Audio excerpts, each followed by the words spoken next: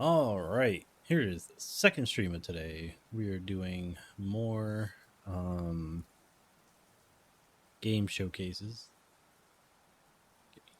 One sec, pull it up.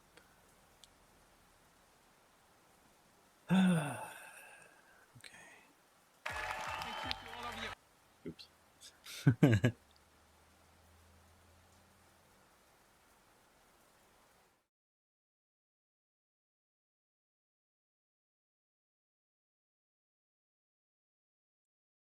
Gonna work the same way.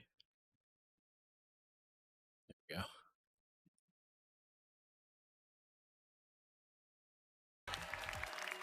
Okay, so we'll start with the Ubisoft forward.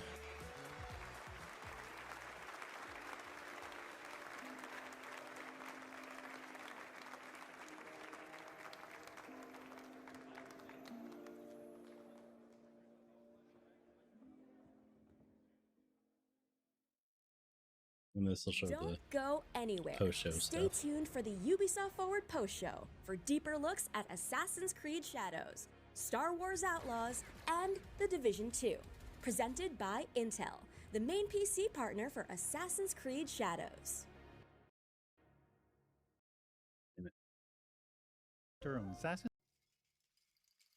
Hello, my name is Thierry Dansereau, art director on Assassin's Creed Shadows. And I'm Charles Benoit, game director on Assassin's Creed Shadows. We are here today to share details on our first gameplay walkthrough for Assassin's Creed Shadows.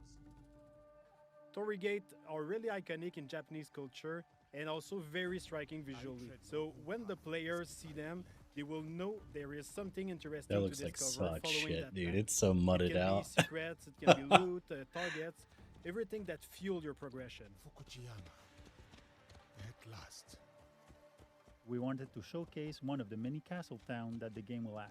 In Assassin's Creed Shadows, you'll be exploring a dynamic and ever-changing open world, all of which is affected by dynamic seasons and weather system. The wildlife is now more than ever part of the game ecosystem and biomes. In Assassin's Creed Shadows, a lot of the game wildlife will evolve and change colors through seasons, and the player will even see puppies, mostly in the springtime. Well, you are a Oh, that's fine cool. beast, are you not? The goal is to have a more natural behaviors and awareness systems. Big ass Shiba. Especially for how big he is. Yeah, see, he's like a shoulder above everybody, which is nice. You're about to see Yasuke in action. In that sequence, Yasuke is going to find one of his targets. What is happening here? Didn't we already We'll see have this? a lot of target to hunt around Japan, and this zip cam and celebration is used to highlight those moments when you find them. We did, okay.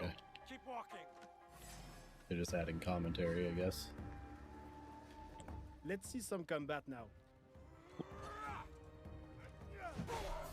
Got The the notion of pizza earlier. dynamism was also applied to our props that are, for most of them, breakable. Yasuke is using a kanabo, so it's a big, massive weapon, slow but very impactful. It's the best weapon to break. I don't know. It enemies' looks armor. kind of bad It's in also the a good tactic light. to remove armor first because blood. it reduces the time to It's like deal with too your bright opponents. red. You But can see the I guess yellow that's just bar a me under the thing. enemy. It represents the armor, and once it's broken, That's 'cause I've seen it's too a much lot blood in real easier life. to land hits and inflict damage. Attacking and defending charge up your adrenaline meter. Once it's full, you can spend all those resources to push back or knock down or inflict damages, and even put the enemy vulnerable. One of the big combat novelty is the You know what'd posture be system. cool? You can hold your attack. Let me pause this real quick. You know what would be cool? All right, so y'all know about the Chinese there's an anime called Kingdom. It kind of goes through the Qin dynasty, which is what, you know, modern China came from. And it's really good.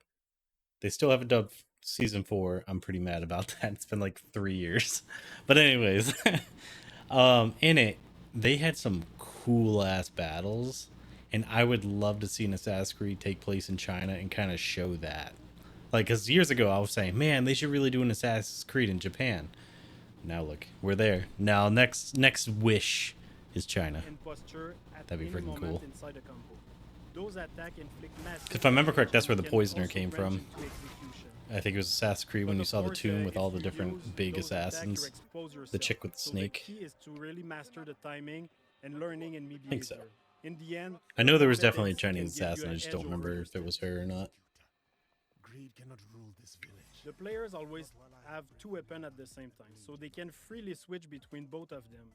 You can see here Yasuke has the classic katana, and he's using one of his unique moves, the sheeted attack. Now you can concentrate on the target. You can see the katana Dude. is a lot faster and versatile. Dude is doing the same shit they do in Looking at the target, you see Ghost of Tsushima, he's just a lot more sliding active forward and while they're defensive. attacking, which doesn't If make you're sense. taking the posture like right now, he's Annoying also as hell. using one of his posture against you, so it creates really distance between the two fighters.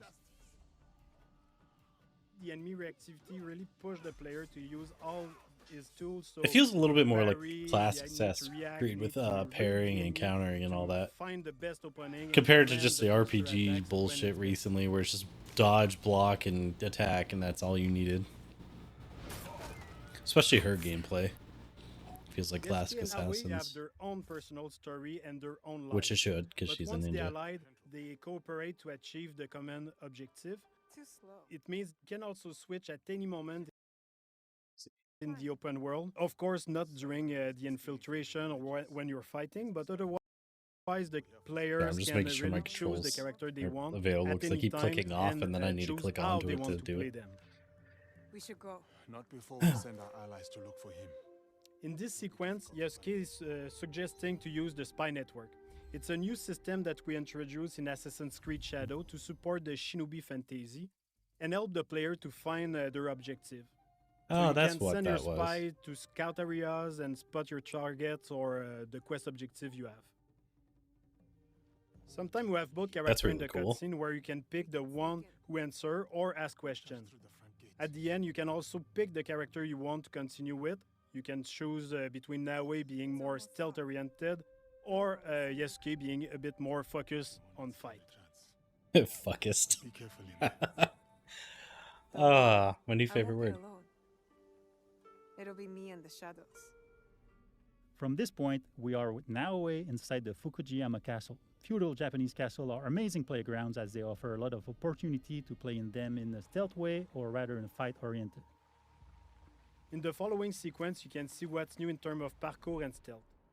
First, our grappling hook. It's fully physics-based, so your speed and direction can affect where you go. You can also assassinate from the grappling hook, as you can see now. We brought back the cover system to sneak Music's and peek, good. so you can use your tool from there. You can also observe your surrounding. You can now use prone and crawl in tall grass, so you can hide. You can go under small openings, so it's really useful to sneak around. You're mine now, Snake. But one of the big novelties is the dynamic perception of the enemies. They are affected by light and shadow.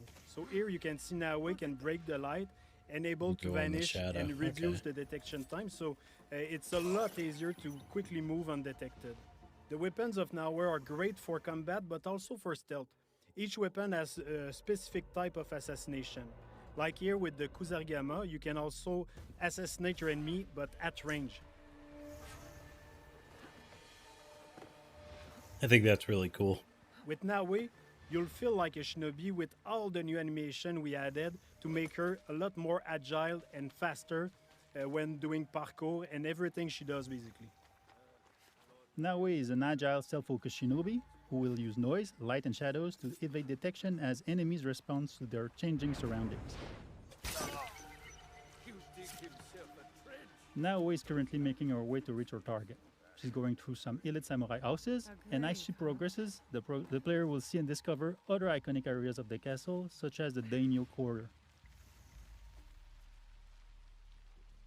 The grappling hook can be also used to grab enemy, which is very useful to move them quickly and dispose of them in the better spot. It's I much like more that. efficient than just carrying dead body, for example. It's giving the player the option to decide if they want to kill or not. We have a couple of abilities, we have gear, we have weapon that can bring down enemies until they are wake up by other people. Oh, Like okay, so you saw can with knock the out. Kusarigama, the katana also have special assassination. You can stab people through shoji door and stay mostly silent. So depending on the weapon you have equipped, you have a different assassination opportunity.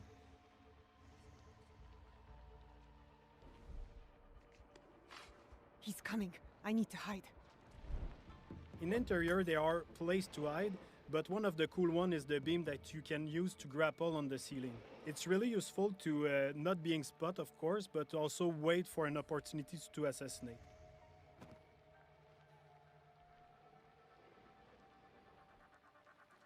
I kind of like the Ghost of Tsushima going through doors better because you just like click, click, like you're through. Here we saw a sudden weather state change that triggered a thunderstorm. The noise and the rain and the wind cover your footstep and also your action. The demo is in spring, but in winter the old pan will be frozen, so you can't use the same tactic. You will have to use prawn in deep snow or use the kunai to deal with the target at distance. Another cool shinobi trick you can see is Naoe using the breathing stick. With that you can stay hidden underwater and wait for the perfect opportunity to assassinate or just sneak around. If you're detected, you can choose to escape to return to your stealth loop or go straight in combat. Now is choosing combat with the Kusarigama, a versatile weapon that can use the cycle in one hand and the weighted chain in the other, allowing some range and melee Actually, a fight sight, not a depending on sickle. your attacks. But you know. In this case, the player decides. Oh to wait, never escape mind. after Seeing the many design, darts that's in the right. That fight. is the sickle. Even if Naoe can be Ignore very me. deadly, I don't know what the fuck she I'm doesn't talking about. have a strong armor like Yasuke, so it's a lot more risky when you fight multiple enemies at the same time. Anyway, thought in they were this called case, she already sides, achieved her hand objective. sides. She killed the daimyo, so all is fine. We just saw the infiltration at night with Naoe. You can also imagine the other option of taking Yasuke and breaking through the front door. Day, night, weather, even season can affect the challenges on your path. Thanks I for look forward to watching. that. We hope that you've enjoyed this presentation. Assassin's Creed Shadows will be launching on November 15. We can't wait for you to play it. Oh god, the end of next month's just covered in games.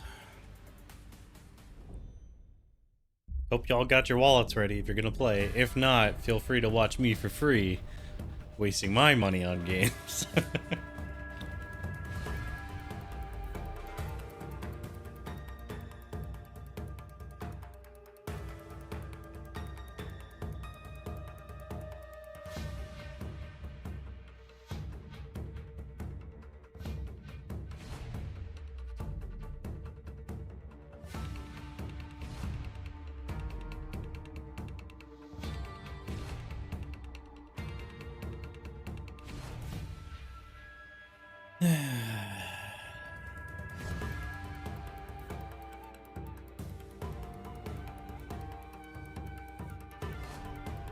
If it doesn't come with the sword, I ain't not putting that much money into it. Like, it's just the handguard. That's lame.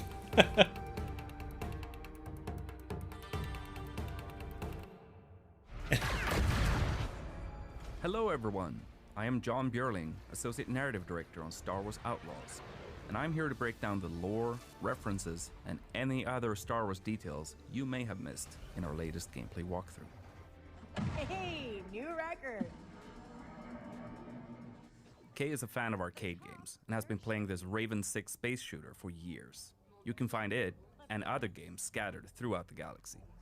Ooh, good. Kay grew up around cantinas and learned from an early age that they're both places to lie low and to find new opportunities. As Kay travels throughout the galaxy, it's always a good idea to head to the local cantina when looking for intel or work. Kowakian monka lizards can be found everywhere in the Outer Rim, and they're used as pets, thieves, and even food. But few are as privileged as Salacious B. Crumb in Jabba's palace. Yeah, Salacious Crumb is great. All he does is giggle. Many merchants will use protocol droids to handle customers from every corner of the galaxy who don't speak Basic or Huttese. Kay can bypass the droids since she's fluent in Huttese, and she can use this to talk her way out of or directly into some tense situations. Okay.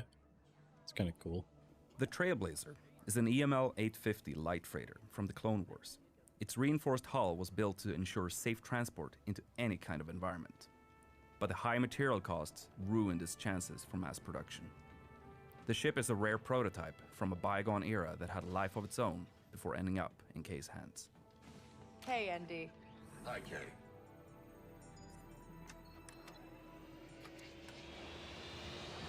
Like I said, the only thing I hope you can do is change your hair, because her hair is kind of lame. But at the same time, it works for Star Wars. Akiva is an outer rim planet that the Empire controls via the local government. Normally, the Empire doesn't have a presence there, but like with many other I'm gonna give her remote like a worlds, mohawk. they carry out occasional audits with support from the Imperial military. Right. This is Kay Bess on board the Trailblazer. I'm coming to help. Akiva is orbited by an asteroid field made up of the remains of a comet called Kinro. Legend has it that several Jedi banded together and used the Force to tear it apart, but most people think that's just a myth. Traveling in the outer rim is dangerous. Feels like Spacers, extended, smugglers, and syndicate freighters are all at extended risk lore. of being attacked by pirates. Most pirates are part of local gangs that operate in a specific sector, and they usually only care if a mark looks valuable or not.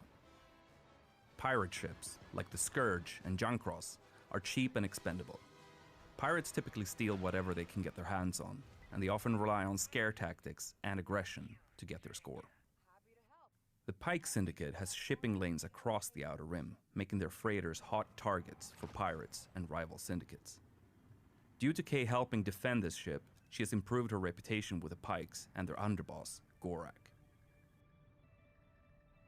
Spooling up the hyperdrive. Growing up in the workers' district of Cantabite, Kay always dreamed of being able to get off-world and travel the galaxy. After taking the Trailblazer and honing her piloting skills, she's finally able to jump across the galaxy in search of the freedom she's always wanted for her and Nyx. Kay is entering the legendary Mos Eisley on Tatooine, but this planet is large with more than one settlement for you to discover. It's been a privilege to recreate iconic locations such as Chalmun's Cantina, while also expanding on the world with locations that are completely new. Room for one more? Here we see Kay about to engage in a game of Kessel Sabak, which is her favorite card game in the galaxy. To win, Kay will need to keep an eye out for cheaters, or maybe even cheat herself. Tatooine is the home of Jabba the Hutt, and after the Hutt cartel faced the surprising loss of their council, Jabba is at the height of his power in the criminal underworld. Following the destruction of the Death Star, the Empire has increased their presence on Tatooine. Oh, but so this is everybody knows after it's Yavin. Jabba's domain. The other syndicates stick to the shadows. Or wait, maybe before Kay's second speeder Death Star, is an S57 Cardinal, but after a first Death multi-terrain Star. speeder bike that's perfect for explorers. This speeder is both reliable and moddable, and Kay can call it from afar using a control module to give her and Nyx a chance to rest their feet. Imperial shuttles are a dead giveaway that there's some Imperial activity nearby.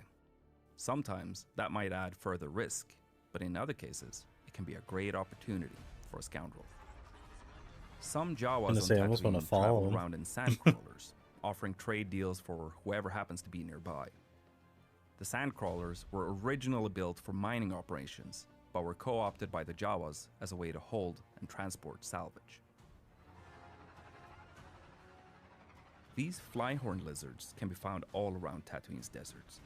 The lizards use their tails and horns to catch condensation and smaller insects while keeping cool by hiding in the sand. Some moisture farmers use the lizards as an indication of their yield.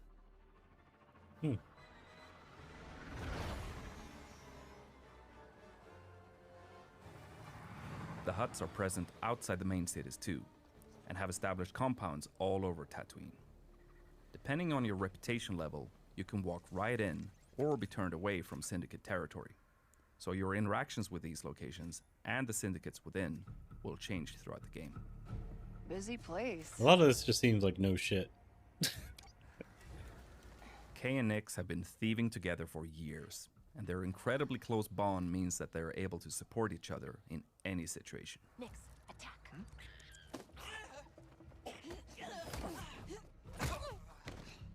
Good job, buddy.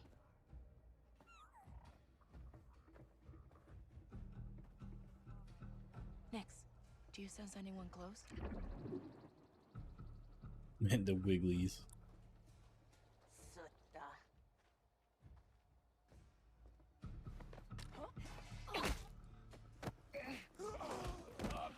Kay is using a well-worn VM-19 heavy blaster with a unique ability to switch modules.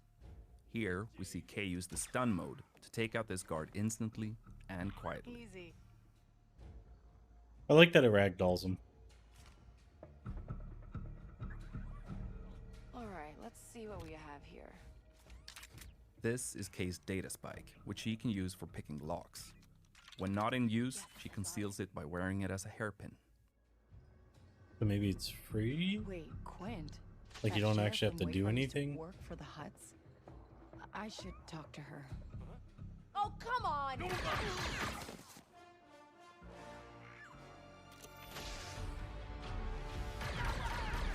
These enforcer droids are widely used by syndicates as cheap and expendable firepower. They are very dangerous, but Kay can use her blaster's ion module to disrupt them, as we see here.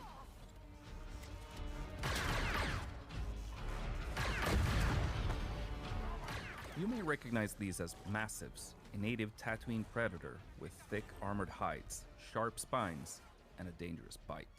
They were first domesticated by the Tusken, but even the Hutt cartel beastmasters used them to guard their territory.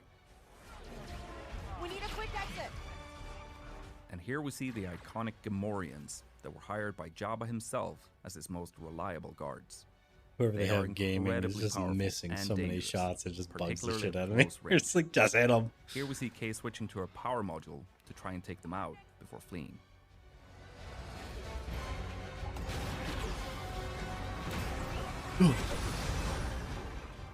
Tatooine will feature its iconic twin suns, and you'll be able to witness some beautiful sunrises and sunsets on your journey across the desert planet. Their stream like uploaded so gross. Next to the sheriff's Like, when office, things are we see slow, it some looks good. banthas, which are typically domesticated But as soon herd as there's any animals used for high-speed their movement, milk, it just meat, muds out. leather, and transport.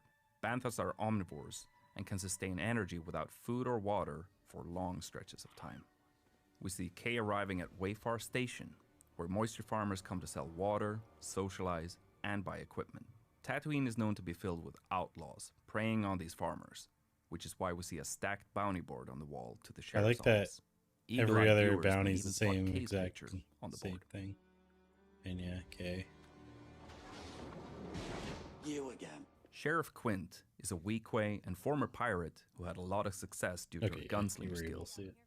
She eventually turned away from her old lifestyle and towards the law, using her skills to help the people of Wayfar. Quint is one of the experts in our game, so Kay can agree to help her out, and in exchange, Quint will help Kay develop her skills. as a Honestly, they blaster. always remind me of like ghouls in a way. Eagle Eye. This is another look at Tushara, the new Savannah moon created in collaboration between Massive Entertainment and Lucasfilm Games. The strong winds on the moon wear down the do you naturally mean? occurring amberine. This can create ramps for Kay and Nix to take advantage of on the speeder. Here we get Wait, let me hear that this again. Lucasfilm Games. Tushara, the new Savannah moon created in collaboration between Massive Entertainment and Lucasfilm Games. Okay, The so strong two winds on the studios moon wear worked down on the it. That's really naturally cool. occurring amberine. This can create ramps for Kay and Nix to take advantage of on the speeder. Here we get another glimpse of the lush, dense jungle planet of Akiva, which has been fully realized visually for the first time. Akiva has a very interesting history, and that's something we were excited to explore with Kay and Nix. Kay grew up brawling in cantinas and sneaking around as a thief, so she can hold her own in combat. We even see her take down a death trooper with an electroshock prod. Yeah, I was looking at that during. And here we see a We range watched of it alien the other species day. being brought together by Sabak. This includes a Galushan, a Zabrak, and Trandoshan. You'll encounter a range of different species scattered across the Outer Rim.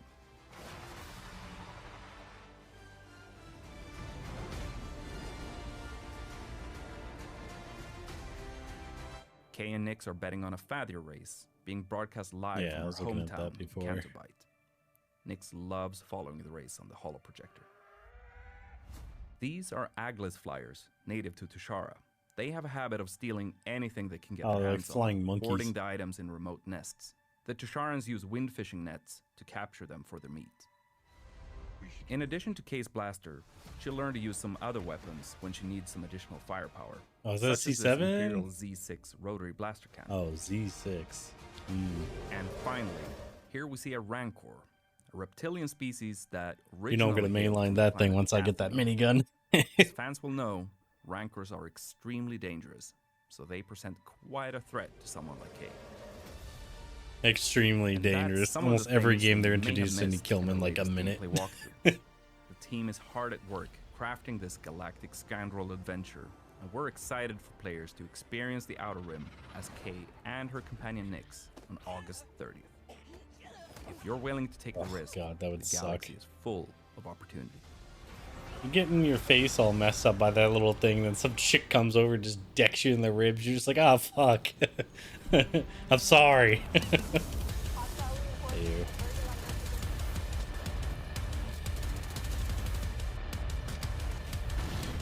I need the Division, is it? Doesn't even look like Division As we're anymore. wrapping up year 5, we want to thank you for your continuous support. During this year, we brought you Project Resolve, a revamp of Project Rewards, a significant boost to global events for playability, various PvP improvements, a major gear balancing pass, as well as almost 2,000 bug fixes. These major changes laid the the Division foundation for exciting updates coming with Year 6 and even more thrilling developments ahead. We are just getting started. All it was bullet sponges and fetch Year quests. 6 is a year of transformation. No as we disease to prepare deal the with, game for nothing. even more content. In Year 6, the Division 2 will feature 3 seasons. Each of them will bring fundamental changes to the endgame and our seasonal model, enhancing the game's The accessibility and shrooms all engagement over his through shirt. heights. It's kind of great. Season, titled First Rogue, is set to begin on June 11th. But yeah, they introduced the original as it was supposed to be like survival RPG type shenanigans or like DayZ kind of shit. However, as is always the case with Skinner, the road to finding him It was the most is paved with boring game dangers, ever. and his true intentions remain unclear. What do you believe, Agent? The only way to make the game Important fun change was that we're overpower your bringing in Year weapons. 6 is one endgame for all agents. All owners of Tom Clancy's The Division 2 can now level up their characters to level 40 without needing to own Warlords of New York and enjoy the seasonal experience. That means that all Division 2 players can continue leveling up in Washington, D.C., and once they reach level 40, they will gain access to all past and future endgame content, including exclusive weapons and gear, seasonal manhunt and events, endgame modes like the I'd almost play it just for the Countdown, and campaign, Paradise but Lost Incursion. at the same time I can't be bothered. We need the Division. To expedite players' access to the endgame, we're introducing a new progression system to offer you more ways to advance and customize your gameplay experience. Seasons 2.0. With Seasons 2.0, we'll bring a fresh twist to the experience, seasonal characters. By creating a season-specific character, you'll be able to experiment with new builds, modifiers and mechanics affecting both agents and enemies, feel getting like a that's kind unique of lame. experience every season. We streamlined the progression to ensure a rewarding journey both for new players and Like, it makes veterans, sense, but without also, requiring extensive playtime to reach level 40. Expect weekly updates filled with fresh activities, improved progression, and rebalanced XP gain, all within an immersive narrative that unfolds through Year 6. See? Alright, that one was kind of good. But like, At the end fuck. of each season, all your hard-earned XP and rewards will merge with your main characters, and your People just seasonal bullet characters sponging. will be added to your existing roster. It ain't fun. Expanding your options and strategies. Like, why are the Year NPCs 6 bullet also sponges? transforms the manhunts as we know them, bringing a new gameplay experience. Say goodbye to targets and lieutenants as we introduce weekly scouts, allowing for a better paced story progression. Each scout will be a project consisting of a few engagement activities for you to complete. Scouts will be available to seasonal characters only and built to complement your overall progression in the season. That's not all. Prepare for a new difficulty level available for climax missions only. Master. Master difficulty will offer an epic conclusion to each season. Alright, the guy in the shroom providing shirt, challenging and I was thrilling trying not gameplay to say anything, but I experiences hope he designed takes for care of 4 his health. players. Like, he looks like he needs some sleep. Later in the year, Eat we're better, excited to like, bring oh, in improved player customization exceeding his experience. eyes. Look forward to improvements and new functionalities Like, he's just going that through will it. let you celebrate your characters and achievements in more dynamic and personalized ways. Like, he probably eats great, so I shouldn't even say that, but you know. Year 6 will culminate in the new story DLC, which will return players to the place where it all began, Brooklyn, New York. Join the Division in the upcoming season and watch the story unfold. We can't wait for you to see what's next.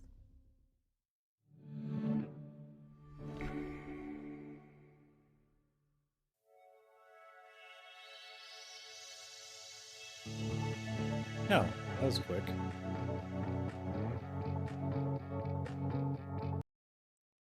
Let's see. What's the next one we got?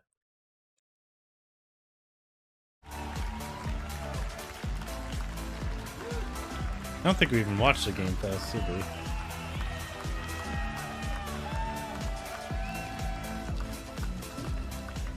Hello, everybody. Welcome to Summer Game Fest 2024. You ready to see some video games? We are so thrilled to be here with you, and this is a showcase of what's next for games live from the YouTube Theater here in LA. Now, if you're watching this show, first of all, welcome. I know everyone around the world is joining us for this special moment. And I know if you watch this show, you don't just play games, you deeply care about this art form and the health of this industry. The good news is that we have a lot of amazing games to show you from creators around the world over the next 2 hours. Fuck. Hope you're all buckled in. But let's also face it, this has been a tumultuous and difficult year with company layoffs and studio closures, which have disappointed all of us. But there's also something else happening. Our industry is evolving and changing. And thanks to digital distribution, smaller teams and new creators are finding incredible success. Take a look at this list from Game Discover of the top 10 best-selling new games on Steam so far this year. 2 of them are considered, big company games, but the other 8 come from indie, mid-sized teams, or solo developers. I look at this list, it's pretty cool, right? And I get inspired that new ideas, new teams, and smaller creators can and will break through. It's a reminder to big companies that they have to treat their developers right, because today there are many paths to sustainability and success, and that's what makes this industry so great. All right, I'll take that. And you'll see that reflected in the show today, because over the next 2 hours, we'll have big franchises on stage like Star Wars, Batman, and Harry Potter, but also smaller titles, including a few games made by single individuals and first-time creators that we invited to be part of this show because we think this platform is important as a way to show you new things that you might not even know about. So when you see a game that piques your interest, please wishlist it, or even better, send it to a friend and get them excited. That's how we together can grow the gaming community. And we are going to do that today over the next 2 hours. Like the gaming community is tiny. To show you, plus Day of the Devs directly after with even more indie titles. So should we get to the games? All right. It all begins right now. Here's our first announcement. Sorry, one sec. Next. Hey, look, this is a hot dog guy auditioning for the lead and unannounced action game. We see you as more of a sidekick. Oh, sure, I get that a lot, but check out my range. Okay. Rage! Empathy. Oh, hilarity! This guy! Strength! What game is this anyway?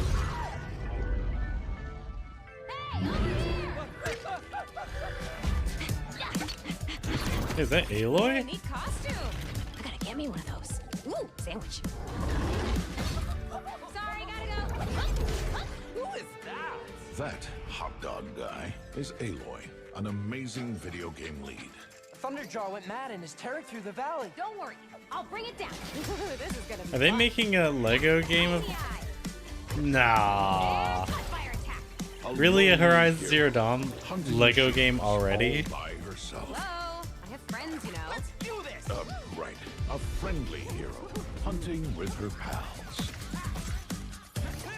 That's so weird. Hey, whose side are you on? Exploring.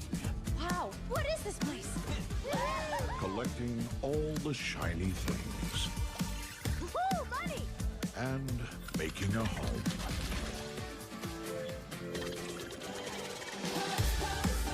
The space dude from the movie. Aloy, the Thunderjaw's back. Oh, right, the Thunderjaw. Ooh, that's a big one. Here we go.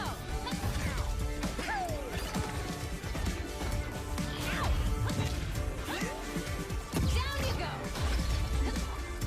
Woo, better get a snack. Oh, you want mustard on that? Ah, is that the button? I'm good.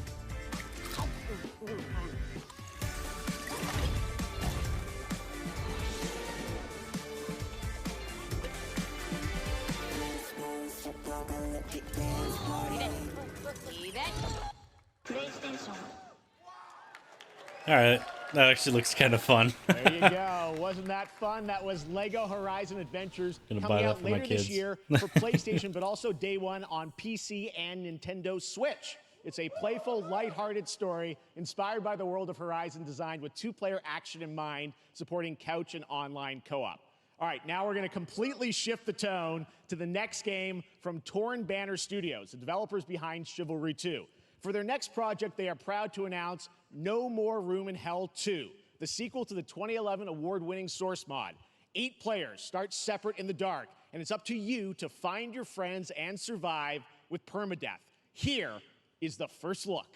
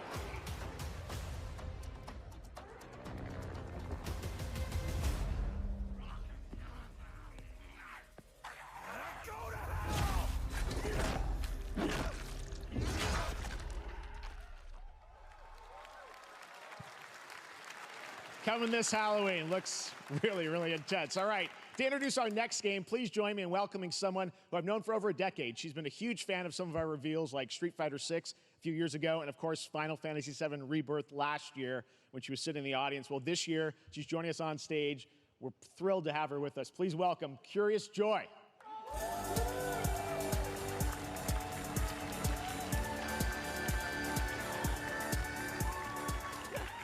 Thank you, Jeff.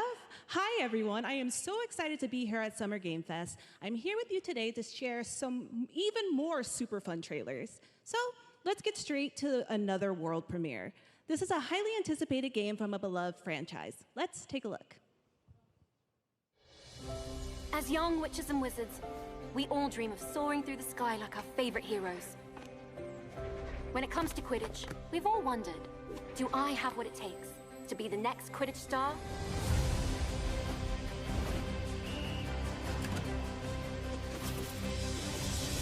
To beat your toughest opponents? To keep your composure in the face of adversity? To chase your dreams at any price? To seek glory for your team? No challenge is too great. No dream is too big. So ask yourself, do you have what it takes? Do you have the heart of a Quidditch champion?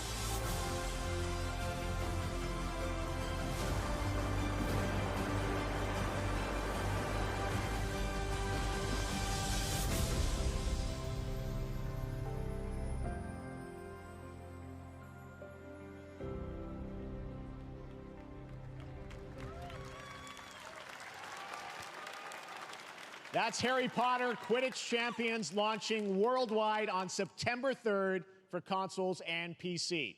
Now we move from the Potterverse to a brand new world. It hails from a single developer, Gavin Eisenbeis, up in Seattle, who has been making games all by himself for a decade. His last title, Choo Choo Charles, was a fan favorite, and he showed me this next game a few months ago, and I really wanted to debut it here. Get ready to backstab, race, or cooperate with up to 20 of your friends in Cuff Bust.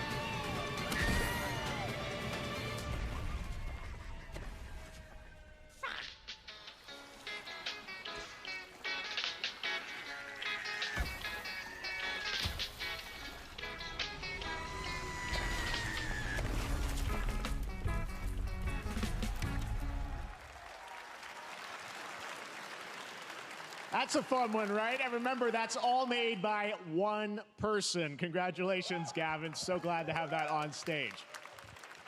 All right, next one of this year's most anticipated games is Star Wars Outlaws, coming out on August 30th from Ubisoft and Lucasfilm Games, the first open-world Star Wars game where you live the life of a scoundrel. On Monday at 12 p.m. Pacific, you'll get to see a full gameplay showcase during Ubisoft's Forward event, streaming as part of the continuing Summer Game Fest events. But I don't right remember now, pressing the button. we've That got was probably like an 5-10 minutes glimpse of ago. the game, just a small taste of what's to come. Yeah, if it's the same stuff, we're just gonna skip through this. A friend needs a little something stolen. Let's raise the stakes, shall we?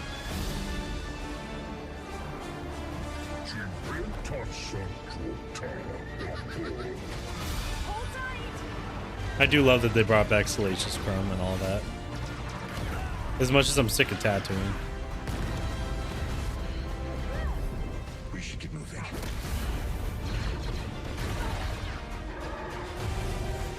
Yeah, I like that you could Shawshank. That was one of the things I was saying in Cuff Bust. Okay. I think I spotted Lando there. So great. And by the way, I'm just noticing everything we've shown you so far, I think is going to be, coming out, this year. Cuff Bust, I'm not quite sure, but it's so cool that there's stuff that we're going to get to play in the next few months here. All right, well, moving back to smaller teams, a few weeks ago, I had a chance to play through this next game, and I have to say, it is really spectacular. Neva comes from Nomada Studio, the creators of the Game Award-winning game Grease. It chronicles the story of Alba, a woman bound to a curious wolf cub. Here's your first ever look at the gameplay.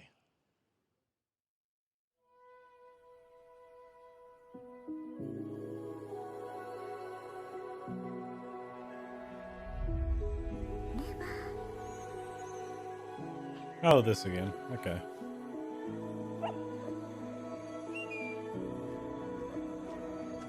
What if you play as the dog or the girl? Or both?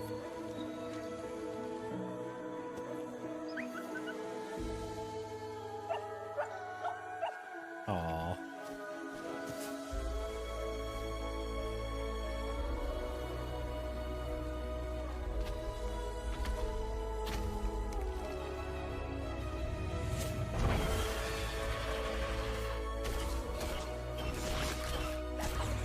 Yeah, she's rocking that rapier.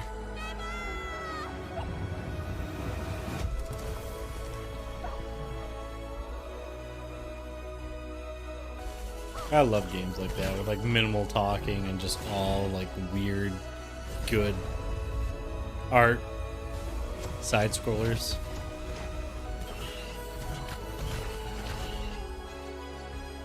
Oh, he got bigger.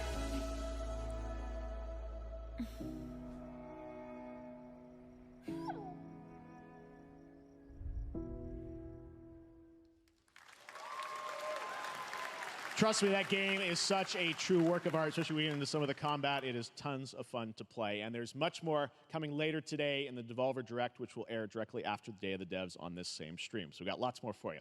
All right, next, it's time for our next game announcement. I think we already did the Devolver, didn't we? Study If the not, we'll past, watch it. if you would define the future.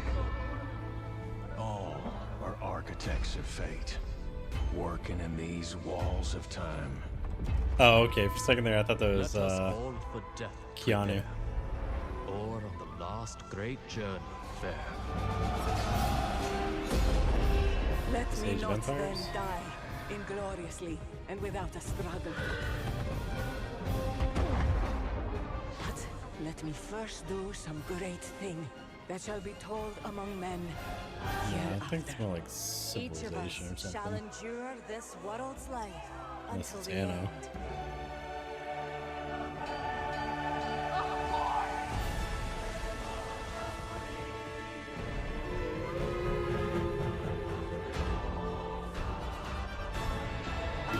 Your names shall not be lost. So it shall be. So it shall be. So say we all. It is Civ. Okay. Still not that much of a fan of Civ. It's already a long-ass game. Why do I gotta take turns? Hello, everyone at Summer Game Fest.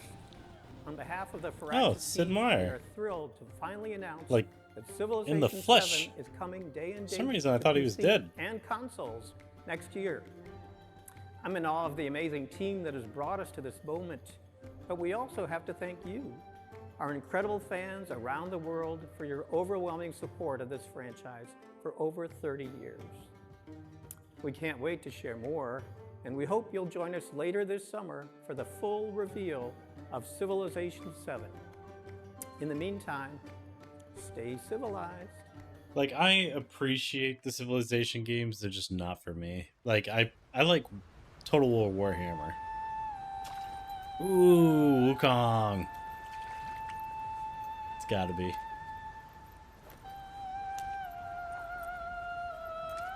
A little bit of Black Myth.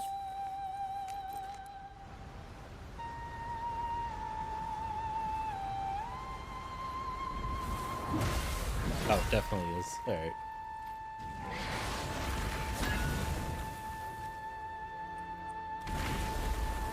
Another one of the few Souls like I would actually like to play.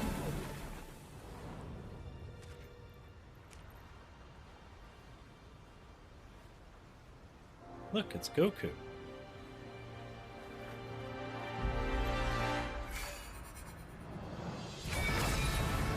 just keep it in your ear, bro? Like,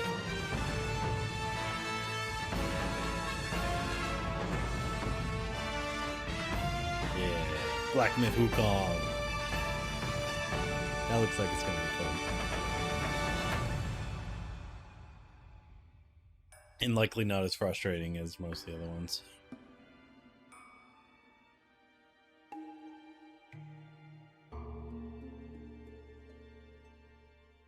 Honestly, the digital side of the stuff looks pretty good. The other stuff doesn't as much for me.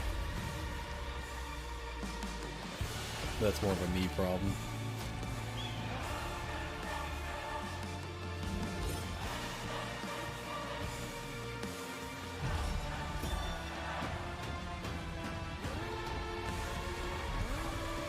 Looks familiar. Oh, never mind. Asgard's Wrath. Never heard of it. Perhaps humans were fated to build the monoliths, reaching heaven and returning with a gift. Stardust. But mankind was given more than it wished for. Not progress, but chaos. Every new height brings a terrible fall. Almost thought that was Tomb Raider for a second there because of her. Even in the depths of the unknown, like mayflies. Oh, shit's weird. We die to live again.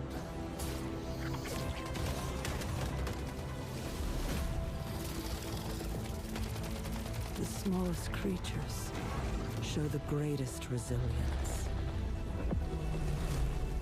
Wherever we remain standing, we stand together. Oh, once human. Okay. I heard the character creator for it was really good.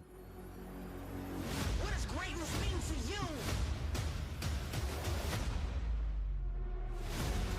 Born great. I was made for this. Born great. I'll make a pay for this. You don't have to wait. Say hello to fate. I was born great. Born great. I was made for this. You in?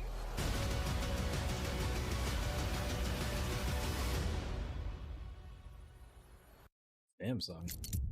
Have any of you faced Tyranids before? Only these past 2 days. Ah, Space Marine 2! After 10 years or more.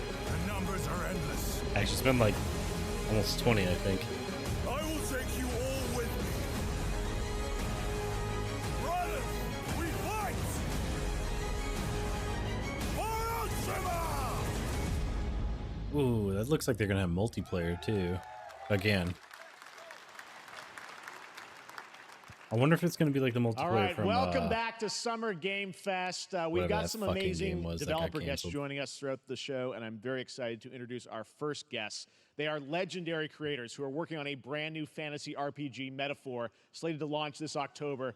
Please welcome the director and art designer of Persona 3, 4, and 5, Katsura Hoshino and Shikanori Shojima.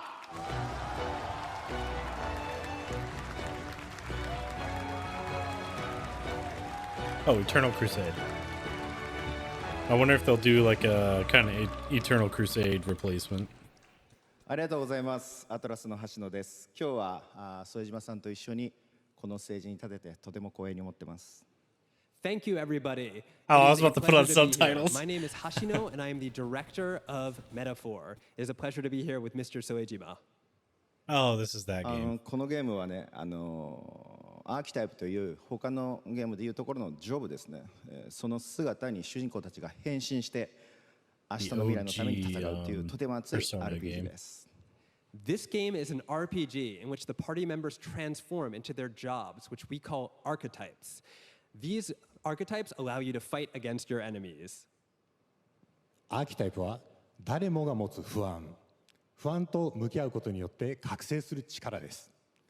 すべてのアートワークは力強さとオリジナリティを意識して描いています。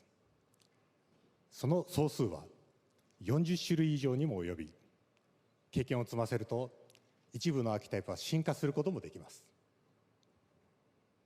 Archetypes are the embodiment of power born from the will to face your fears and anxieties. We gave it our all to instill each and every archetype with a feeling of strength and uniqueness in each of their designs. In total, there will be more than 40 types of archetypes available in the game. These archetypes can gain experience and even evolve. Some of them can evolve into stronger versions. メタファーはアトラスの RPG、我々が作ってきた RPG のノウハウをすべて結集させて作っています。とても大きなボリュームのゲームです。今日はこのアーキタイプをテーマにした最新のトレーラーをお持ちしました。ぜひご覧になってください。ありがとうございました。So we are pouring all of our acquired expertise into this game to make it as exciting as possible. In fact, we've even brought our latest trailer today, which is centered around the topic of these archetypes. Bro is 100% reading a script. We hope you enjoy it. Like he's definitely reading like a teleprompter or something like that. Heroic virtues deep within us. The reality is, we oppress, we fight.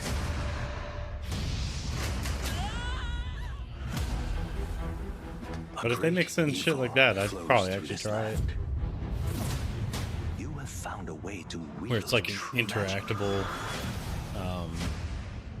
anime.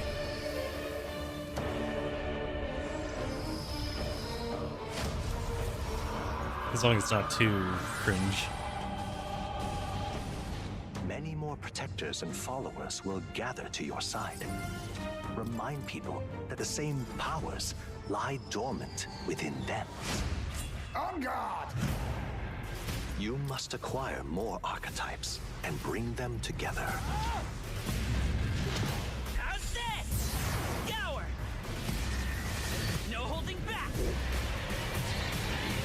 Now you've acquired a most interesting power, an archetype whose existence was only theoretical. You wield power now.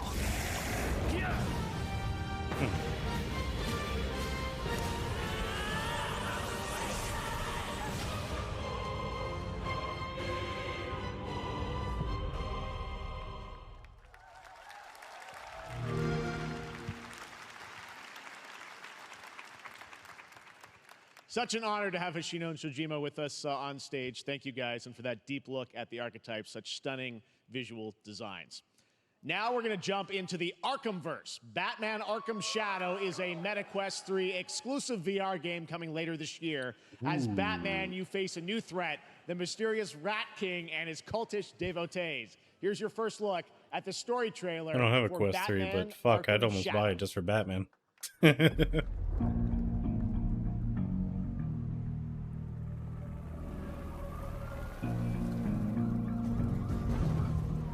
There's a new darkness overtaking Gotham, driving the city mad.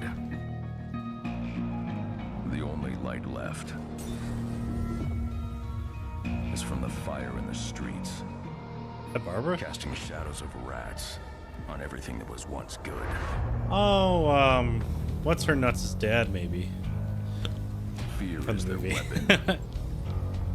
Probably not, though. But they're not the only ones who can use The it. Rat King, yeah. Alright, I might be right. Good song for it. The Rat King will stop at nothing to destroy my city. How far will I go to destroy him? Do I get to beat the shit out of people in VR? Just littering. Do. Just hammer fist, hammer fist, hammer fist. Go to sleep, go to sleep, go to sleep.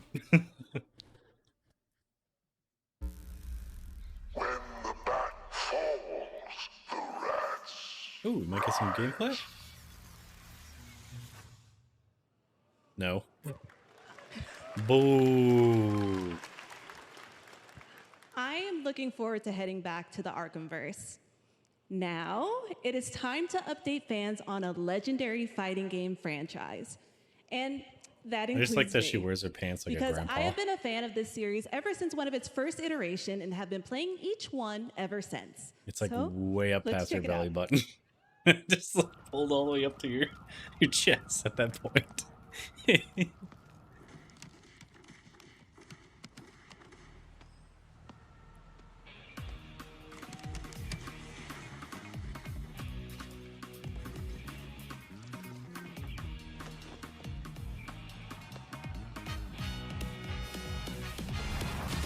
Street Fighter? Oh, yeah. Not Street Fighter. It's that side scroller.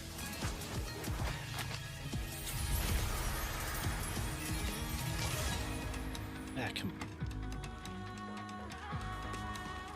Still getting used to the new headset and where to pull it to get the side off.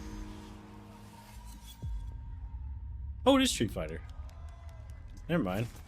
Thought this was that new side scroller that was coming out.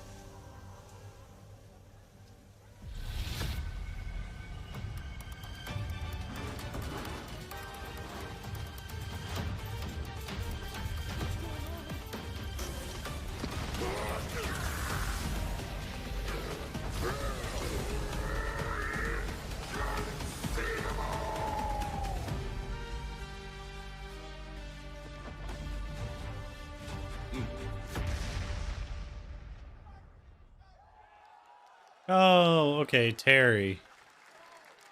I feel like he's an old school fighter, but I haven't seen him forever.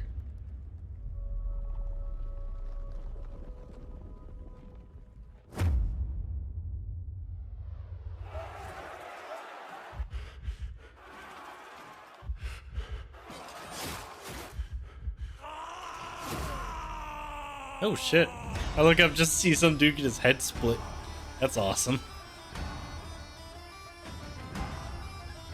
Oh, is this gonna be like Dynasty Warriors, but like your William Wallace's short cousin? Oh shit, or you could just get fucking head split.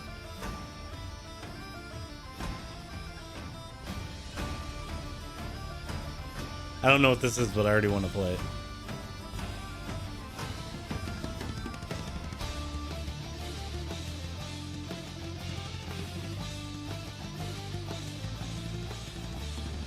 Especially because it has that like comic style kind of going on. Yeah, there you go.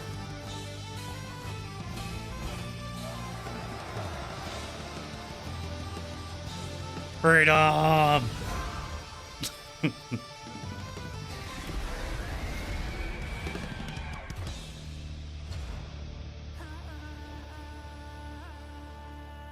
Tears of Metal.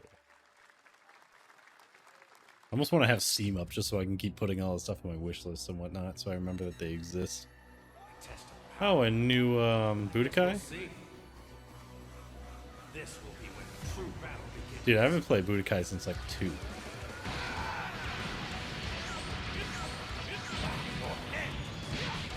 Oh, they look so much awesome. Like, they look so much better now, but like, at the same time, I don't know.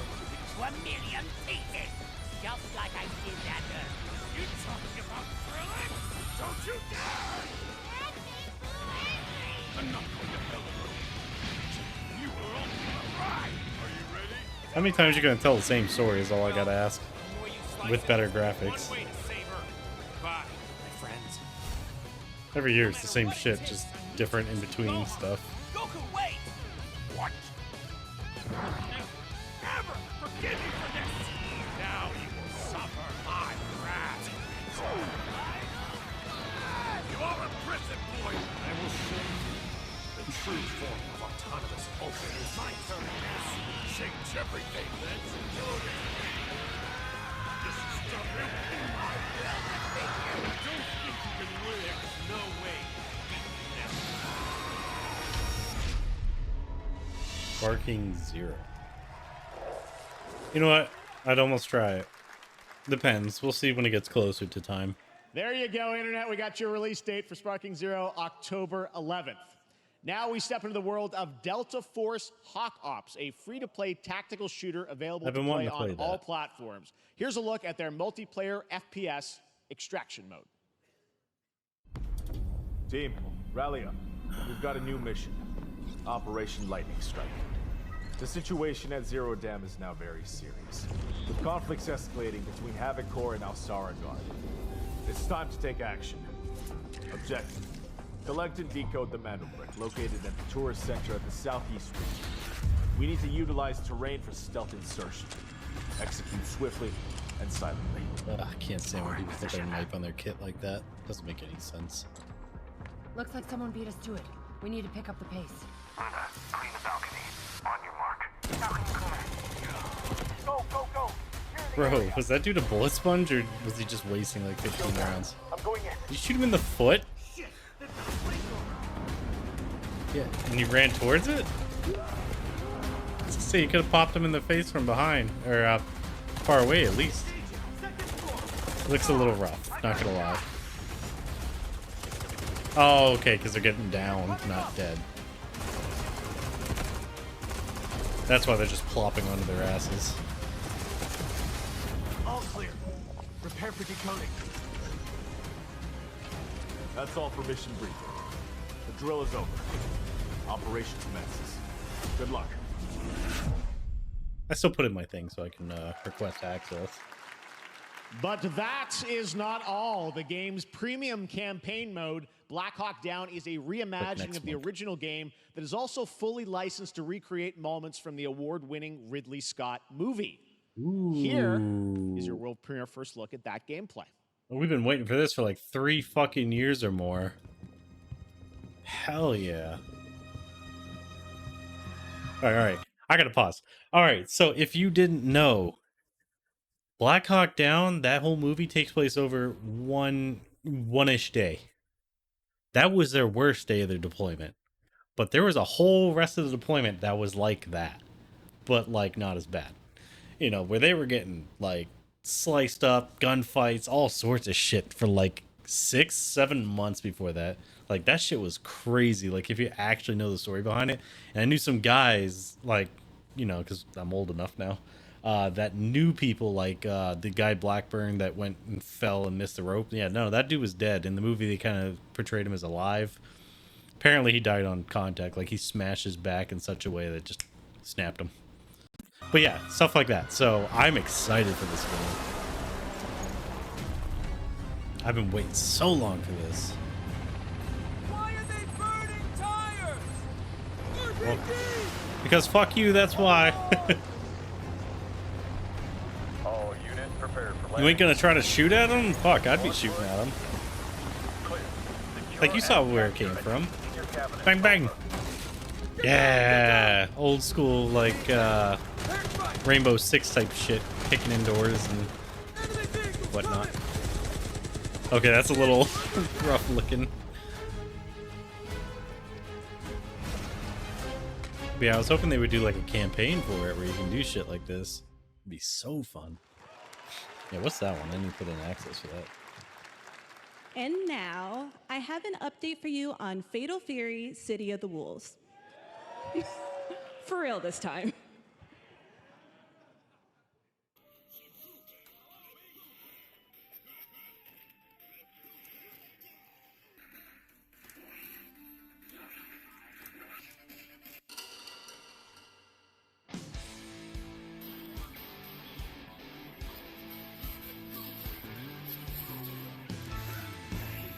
Oh, this is what I thought we were looking at earlier.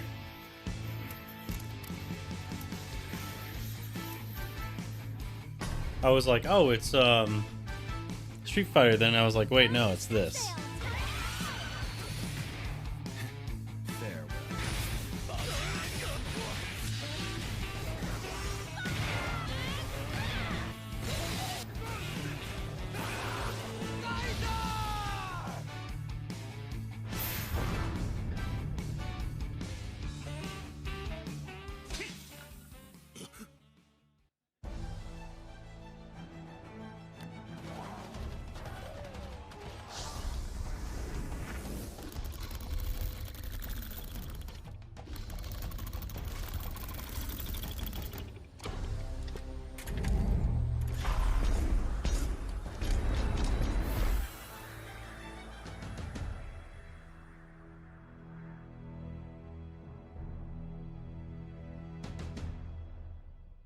That just about sound?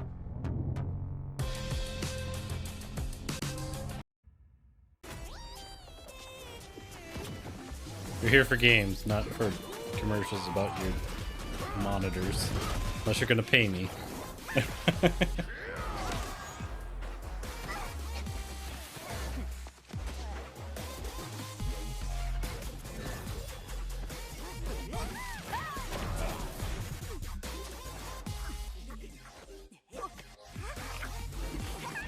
Oh, it's part of Hawk Ops. That Black Hawk Down. Okay, cool. That was 2 separate games from them.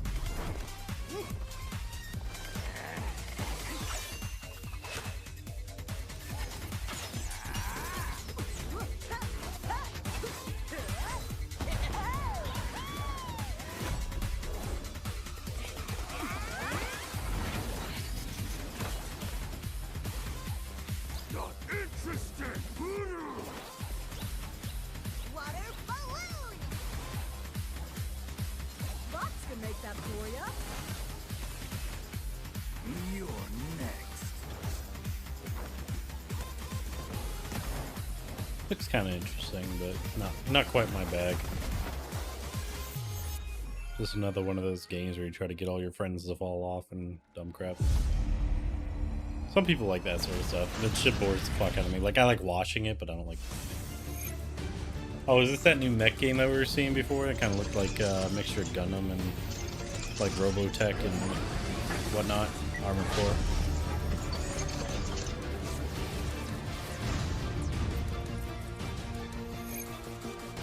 Like, sign me up, dude. As soon as I see Max, I'm like, yes, please. Just put it in my mouth. Feed me well.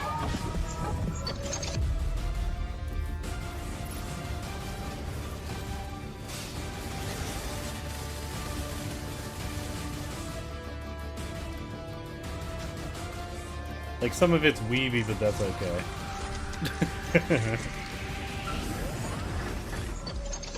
All they're missing is waifus on the freaking, like, outside or something. Yeah, Mecha Break. It looks so good. We're back here at Summer Game Fest, and that was a look at Mecha Break with its immersive aerial and ground combat with lightning-fast maneuvers. Next, Jason Blum and his Blumhouse banner have become synonymous. Once it's like in my hands, I'm gonna be like, this is too slow.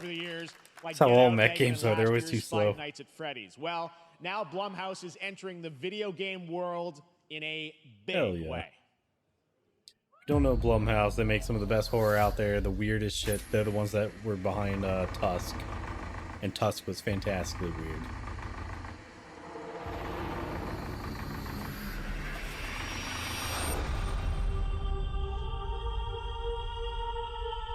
Oh, this. I saw a trailer for this a little bit ago. Dark times await us. It looks fun. Vengeance will take shape. It's like Five Nights at Freddy's and whatnot.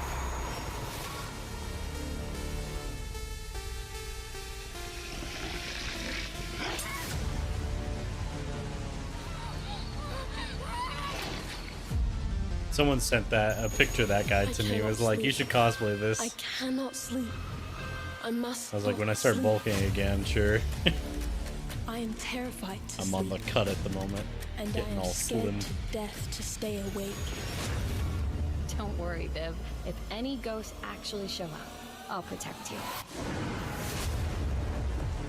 Amy? I'll save you, no matter what. Just go home, Viv. Amy!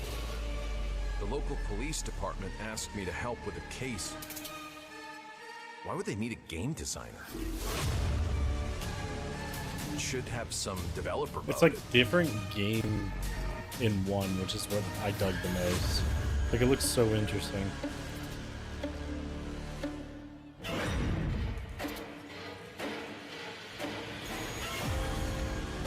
Dark times await us.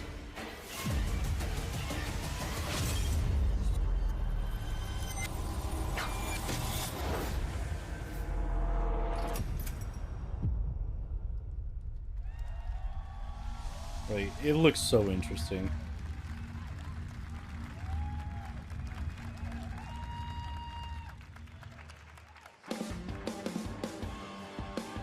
Please welcome Jason Blum, CEO and founder of Blumhouse, and Luis Blaine, creative lead at Blumhouse Games.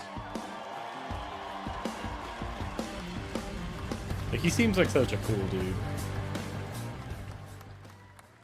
Hey guys, so we got ourselves a full slate there. That's incredible. So Jason, tell us a bit about why did you want to get into games like this? What are we doing? Well, we've been very, very busy. I'm very happy to be here. Thank you for having us. Thank you guys all. Great to hear the fans out there.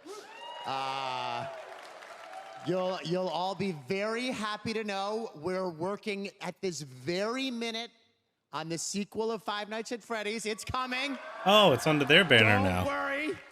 It's exciting. Anyway, horror is, to my great I didn't relief, realize that. getting more and more popular. Our movies are working. It's working on streaming. It's working in live events. And we wanted to try and take our approach to movies and apply it to games. And that's what you see here. We're going to do independent games. We're going to look for creators and give them a platform and encourage these creators to be weird and subversive and find the most effed up, scariest things they can and put them into really cool games. Yeah, it was one of the first movies they put out was Tusk. They look great. Like, It's a really towards diverse, the beginning cool of them slate. even Luis, tell being us a bit thing. about, we saw a bunch of games there. What can you tell us about If you haven't the seen overall Tusk, lineup it's of games? fantastic. Well, as you just saw from our slate, our horror games are a lot looks like so familiar Blumhouse to me. movies. They come in many different flavors of fear, which means there's a horror game for everyone. So maybe you're a fan of I think I've seen her around. nostalgic 90s experiences with a bit of a twist, intense first-person shooters, or maybe, Jeff, you just want some bonus murder in your otherwise very cozy farming sim. I think, you know, we as horror fans, we know that there are so many different subgenres to explore, and our independent development partners, they feel the same, and they're just as excited, which means we've got psychological nightmares, we have Also, she sounds like, supernatural scares, we have cosmic horror. What's her And our nuts from team Brave? has worked really hard And I to love work it. with global, creative, Just wanted to talented read a partners. dictionary to me. And that means for us that I wanted to say bear. we really want to,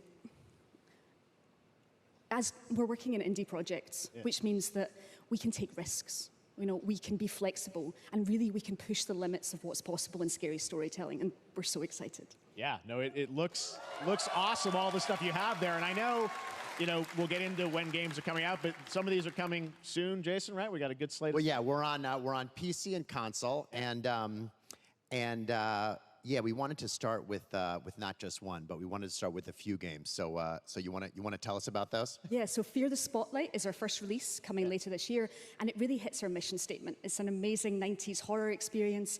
It's got great characters, a compelling narrative. It's also super creepy, and I think people will be big fans of it, even if you're not normally into horror. And quickly, actually, Fear the Spotlight is getting its first trailer as part of the Day of the Dev showcase, so stay tuned after the show. Directly after. Awesome. Well, I know this is just the start, so we'll probably be seeing you in future years with more from Blumhouse Games. But guys, what do you think of the slate? Pretty amazing, right? What these guys are pulling off. Jason, Luis, thanks so much for being here on Summer Game. Thank you, guys. All right. And now here's the world premiere of a brand new Power Rangers game with a retro feel. Oh yeah, this looked kind of fun. Like, I saw clips of this where it's all over the place in a good way. like took what we love about 80s games, like, you know, Ninja Turtle franchise and whatnot, and just mixed all of it.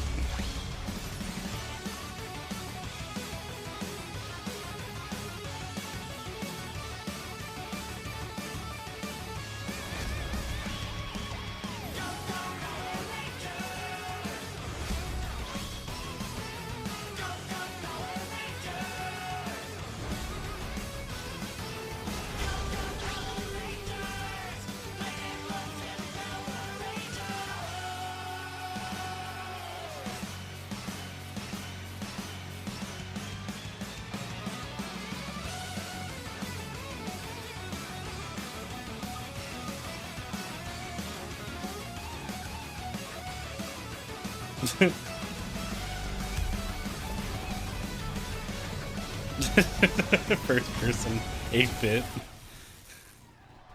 Rita's Rewind.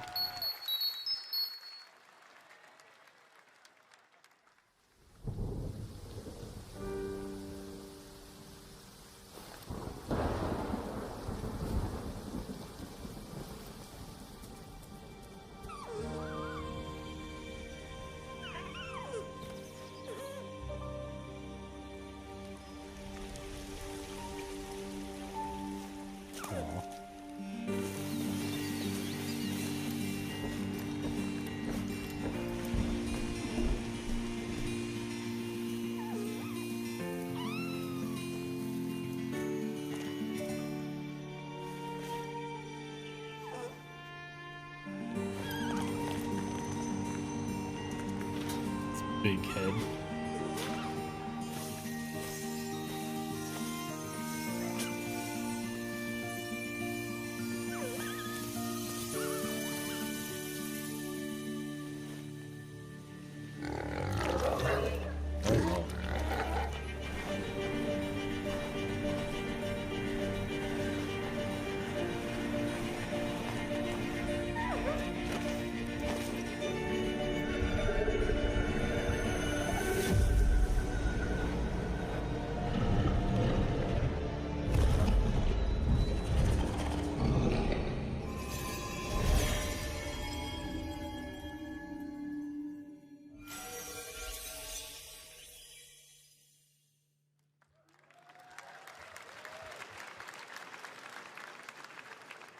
What a beautiful game, Dear and Boy, which comes from first-time developer Jason Houdet in Paris, who started that project alone in 2020 during the pandemic and now has a team of 8 helping him realize his vision with financial aid from the French government. And games like that are why we do this show, giving first-time developers a chance to show you what they're working on. All right, next, after a long wait, Kingdom Come Deliverance 2 is arriving later this year. This is a first-person open-world action RPG from Warhorse Studios. Here, I never got to play the first one, but I watched people play it. The best laid plans it was too expensive at the time. Don't always come to fruition. Man proposes. Mass graves, that's a good sign. God disposes. And then boots you right in the balls. These 2 young fellas, I need to find them. One's a smart-ass Smith, and the other's a blue-blooded fledgling. You behave like a spoilt brat. How dare you speak? Gentlemen, praise be to our Lord Jesus Christ. Our Father, there are many sinners in this world. But in the end, we all face your judgment. How they're putting in tomfoolery in that one? But lacked the courage to do. The last time I ran away, I lost everything. I'm never gonna run from that fucker again. Kiss our asses! God, is this retribution for my sins? To the task! Ooh, okay.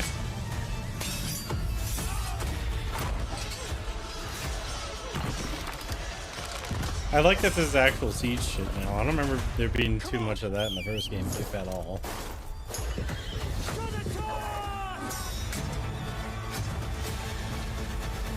To the fucking task.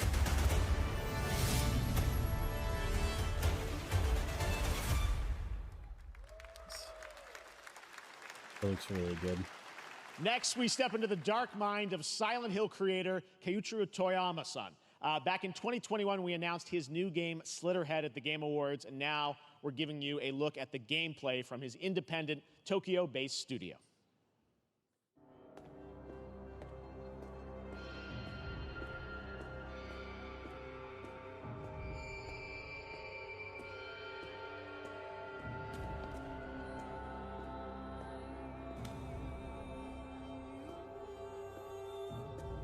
Ugliest salute I've ever seen, but alright. Now there's trash everywhere. I was gonna say, guarantee there's gonna be a head in there or something. Nasty. The fuck's up with the dude with the light on his forehead?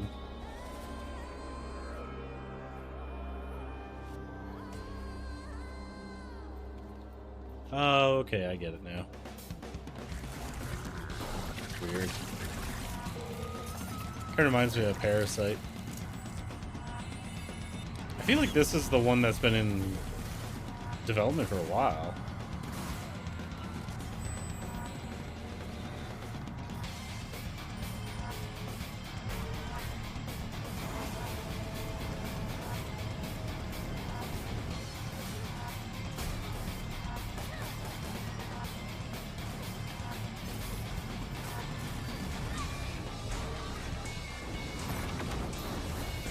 Yeah, cool. I always liked the power of blood for that sort of shenanigans. Like make your own blood sword and all that junk from like what was it, Dead Man Wonderland and all that shit. Always sounded like fun. Oh, what the fuck? Oh. Alright, that's kind of cool. I like that.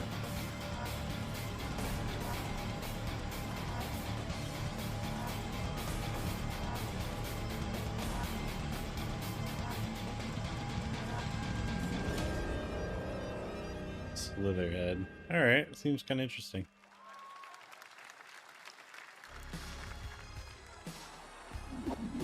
Oh, Killer Bean. I thought this was a joke when I first saw the trailer for this, like way back. It's like a couple weeks ago, I think it was. Maybe even longer. That's what I call a dramatic entrance. It's like Hard Boiled and Max why Payne. I'm called Killer Bean. It's because I'm good at what I do. Really. Really. Good. Unnecessary. I used to be an assassin for the Shadow Agency. An international organization powerful enough to shape the world. Until they lied to me and tried to kill me. Now, I'm gonna destroy them. You're the gosh darn idiot who wants to take down the Shadow Agency! Well, it is sure nice to meet you. Before you die... Oh, damn. Straight out of the Matrix. Yeah, I think they showed the multiplayer for this like way back and it actually looked really fun. Like where, of course, there's single player stuff, but there was some kind of multiplayer shenanigans. And it looked super interesting.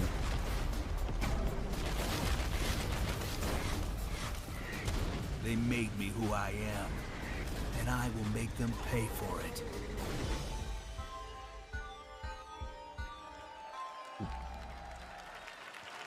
So soonish. Glad you like that one. That was Killer Bean, a third-person roguelike shooter made by another single developer, believe it or not, right here in Los Angeles, Jeff Liu, who previously worked as an animator on movies like The Matrix Reloaded. Makes so sense. fun. It's amazing what can happen in this industry. All right, to introduce their brand new game, please welcome from the Game Bakers, a small independent studio in Montpellier, France, Audrey Leprince and Emmerich Toa. Hello, Jeff, everyone. I'm very happy to be here. When we created our studio, Emmerich and I, we promised each other to always come up with something new. So after Fury and Haven, we're here to introduce our new game, Cairn, a survival climber. When I was a teenager, my dad prepared an expedition to Mount K2, but half of his team didn't come back. And I've always wondered, why do alpinists risk their lives in such extreme conditions? This is something we wanted to explore in Cairn. Cairn is a game about what it takes to go beyond your limits. You climb a mountain to reach a summit never reached before. And the climbing gameplay is the challenge. It's very intense and realistic. It's a face-off between you and the mountain. And what you're going to see in the trailer is not from cutscenes. It's the actual climbing gameplay. Oh, wait, I think I saw this. You can see more later today during Day of the Devs, but now let's have a look. This was the one with, like, the chick with the foot wraps. And I was just like, why? Why would you climb a mountain like that? Why do you hate yourself? Yeah, barefoot.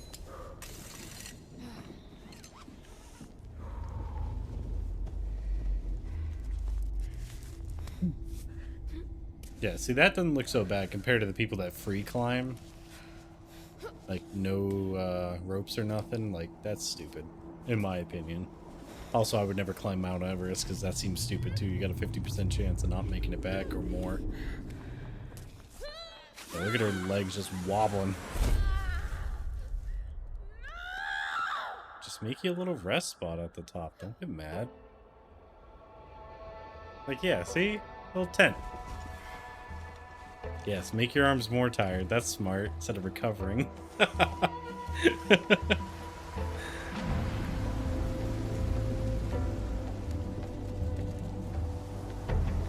really wonder, though, what is the point of this?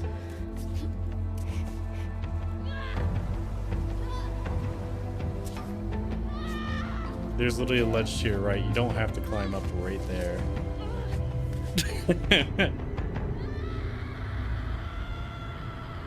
Why is she so mad, though? It's Cairn.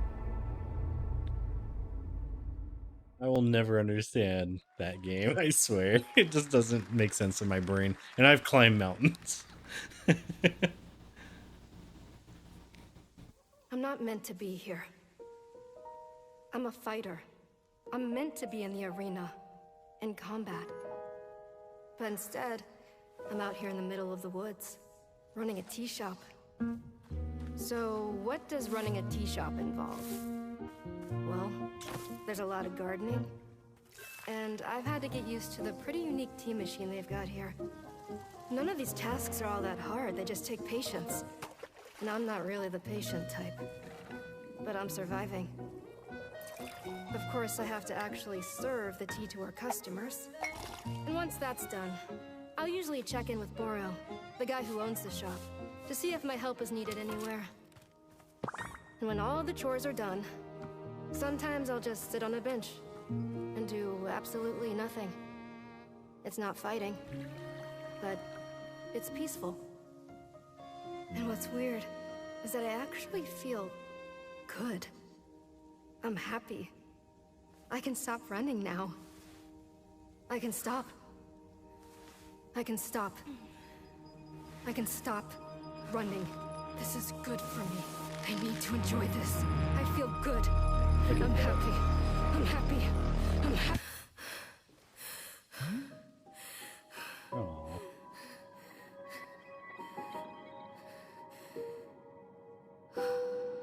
Like, when I got out of the military, I'm like, but it's the only thing I'm good at.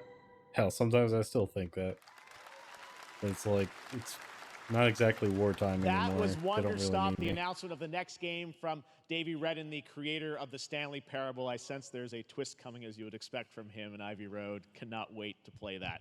All right, now here's a look at the story trailer for Unknown 9 Awakening, a narrative action-adventure game that tells the story of Haruna, a young woman born with the ability to venture into the fold, a dimension that overlaps our own. If you didn't see that there was a twist coming in that last one, I'd be Do you surprised. feel it? I do. Your progress is impressive lately, Aruna. Who's literally These are saying she's a incredible. fighter? They called themselves the Sahin. 9 among them were chosen and shielded from death. The Unknown Nine. Does this have anything to do with why Vincent is here? Humanity has lived for eons at the mercy of the Nine. It's time we took I don't know control if this is, of but our it looks own fun. destiny.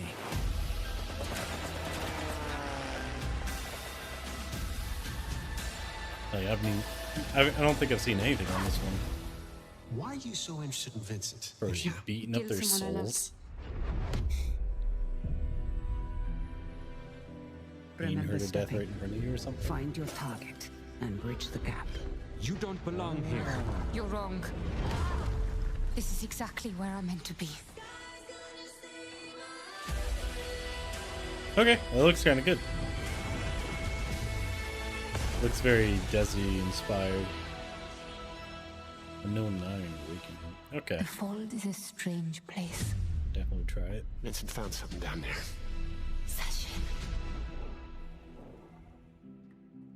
Damn, yeah, everything's coming out in a couple months.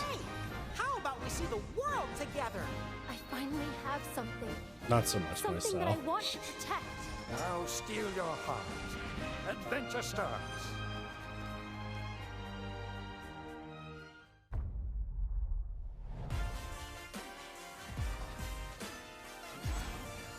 Still not a fan of Monster Hunter's stuff enough to buy them.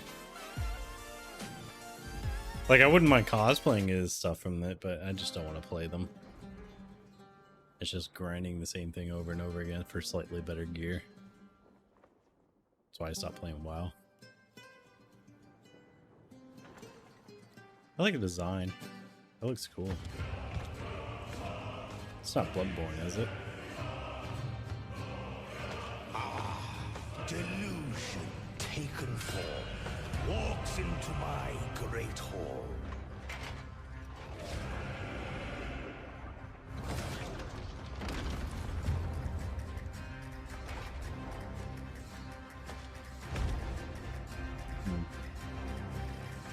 Rip his soup and mask off.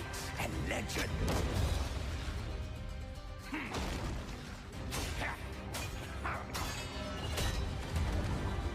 Yes, poke him in the butt.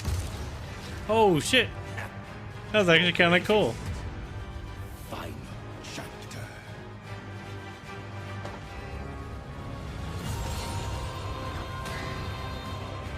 All right. A jester with a giant hammer sounds awesome.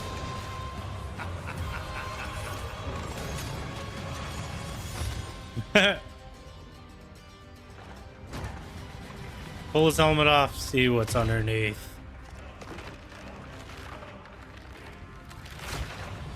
That was a crown. Oh wait, he ripped off his face that I guess was the mask. That's great. Ew. And you're wearing it? There is but one certainty in the cosmos. Change. Inatria. Last song. Alright, that's kind of cool. All right, we're back here live for more Summer Game Fest. The first Descendant, powered by Unreal Engine 5, is a next-gen looter shooter with dynamic cooperative gameplay, including a grappling hook mechanic. It is finally set for release, and we're very happy here to debut the new trailer and the reveal of the release date.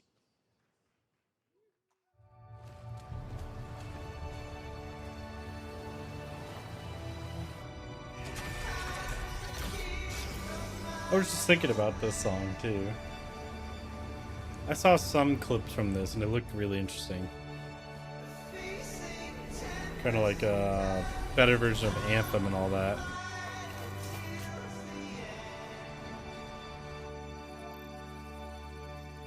Just depends on what they're going for exactly.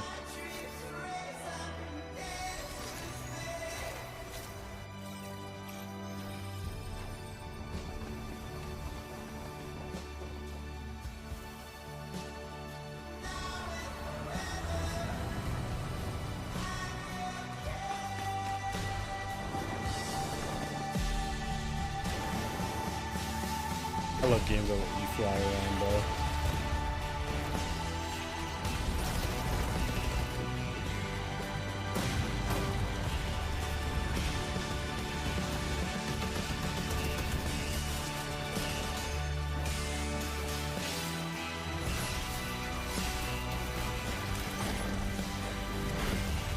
Hopefully it's not another like Destiny or Anthem kind of thing going on. Oh wow. That was kind of cool.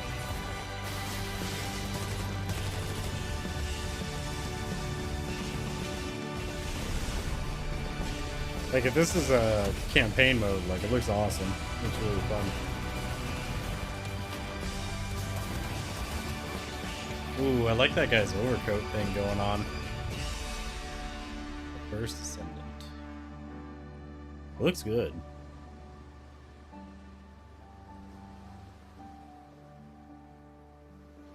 You all that sand getting up into the neck part of your helmet? Nope. Would never. I always put my helmet when I put it on the ground upside down. The First Descendant will be available across PlayStation, Xbox, and Steam. Wishlisted now and prepare for the release on July 2nd. And now, please welcome two developers whose hit indie game, Among Us, took the world by storm and a couple of game awards. From Inner Sloth, here are Victoria Tran and Forrest Willard.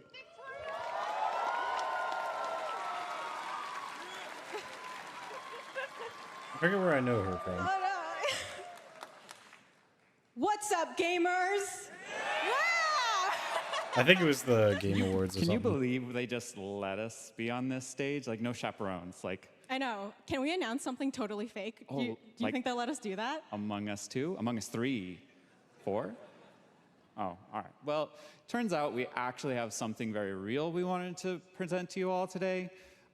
He's so There's been so nervous. many great indie games in recent years, but it's also been no secret that it's kind of a rough time in the industry. Some devs don't really get the chance they deserve, so we thought we could help out a little bit. That's why we're excited to announce our side project, Outer Sloth, an indie game fund we made that offers the kind of deals we would have wanted back in our less popular Among Us days. This is our way of saying thank you to our crewmates, players, peers, by helping some games and devs have the funding and freedom needed to ship their games. And then we all get to play them, which was the real plan. I really want games. Outer Sloth is our passion project and dream for a better, more sustainable industry. We are really excited and incredibly nervous to reveal it here and show you the current lineup of games we've managed to fund because of you. And don't worry, Jeff, it has your favorite, a ton of world premieres. Enjoy!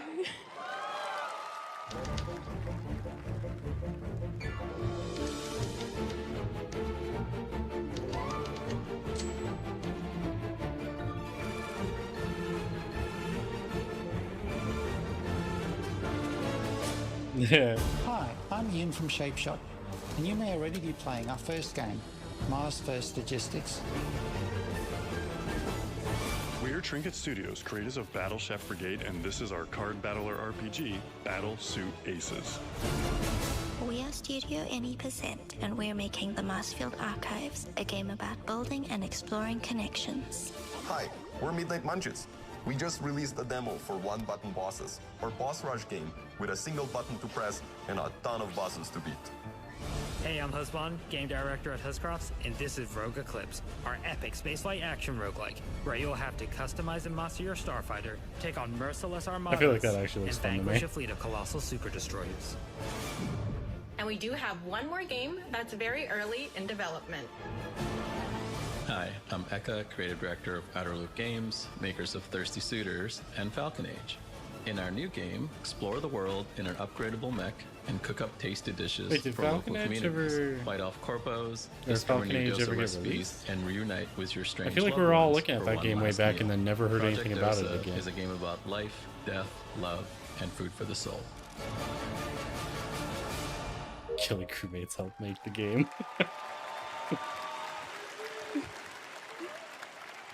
Thanks, Victoria and Forrest. Those all look fantastic, and I cannot wait to play them. But all of those amazing indie games aren't the only thing coming out of Inner Sloth.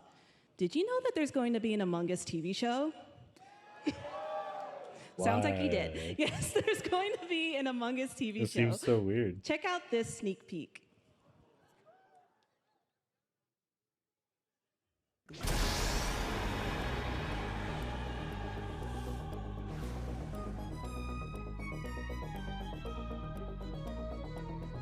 Oh, like animated. Okay. I thought they were doing like live action. I was like, that just seems like such a weird thing to do.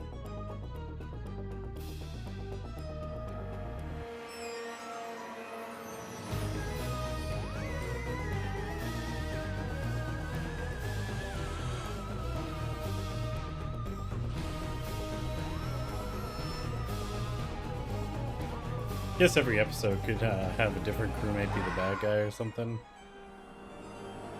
Or maybe over like a season.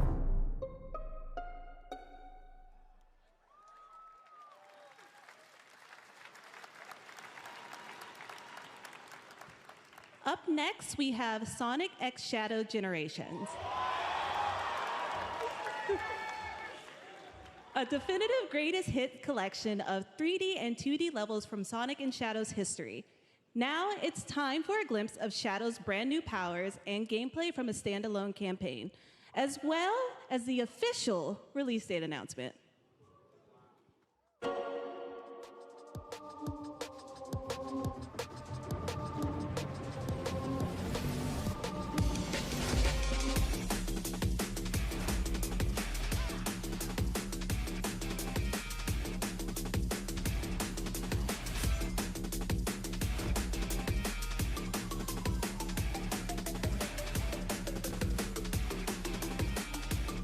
Interesting.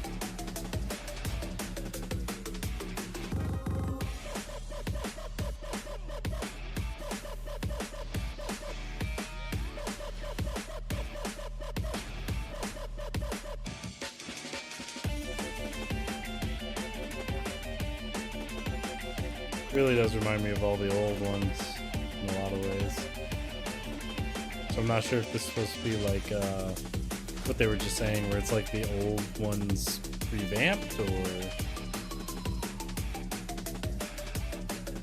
give you like a rundown of the stories and how they know each other. The fuck? Generations, okay.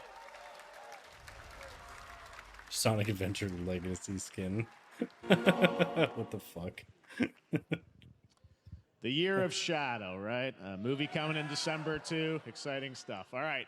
In the upcoming online survival game Dune Awakening from Funcom, there is one small decision that unleashed a chain of events game was coming. which set the stage for the story the player will experience. Let's find out for the first time what that is. The only peace I find is a future that never happened.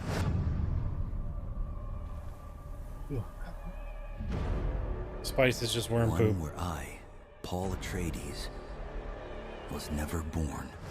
Spice comes from them, the worms eating the sand and pooping it out. Until it created me. If you didn't know that, now you do. But I see a narrow way. A path that might have been.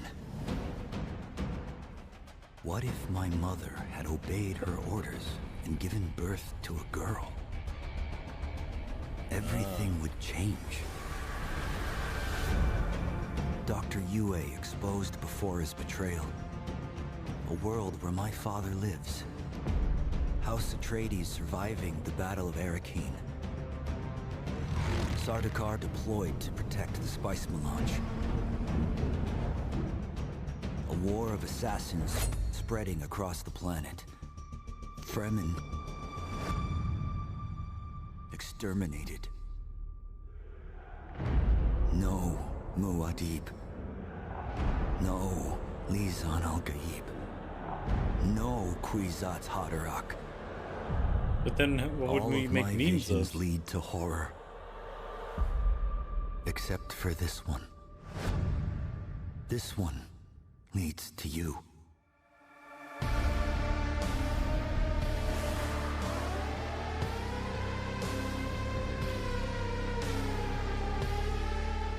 Oh, MMO. Okay. More You know Dune what? Awakening coming at Gamescom ONL in August. Now I might it is have to time try to an see the MMO for the announcement first of time in another new like a game decade. from a brand new development studio.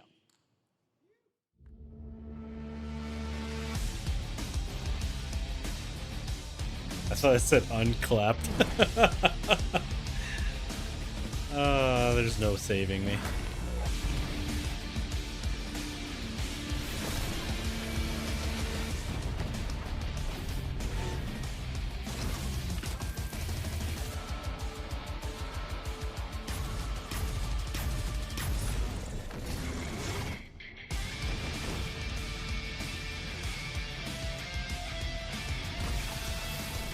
Cool, but let's see some gameplay.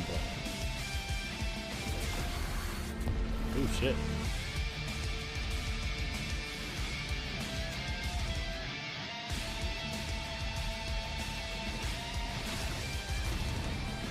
I feel like this is gonna be a humanity fuck yeah type thing.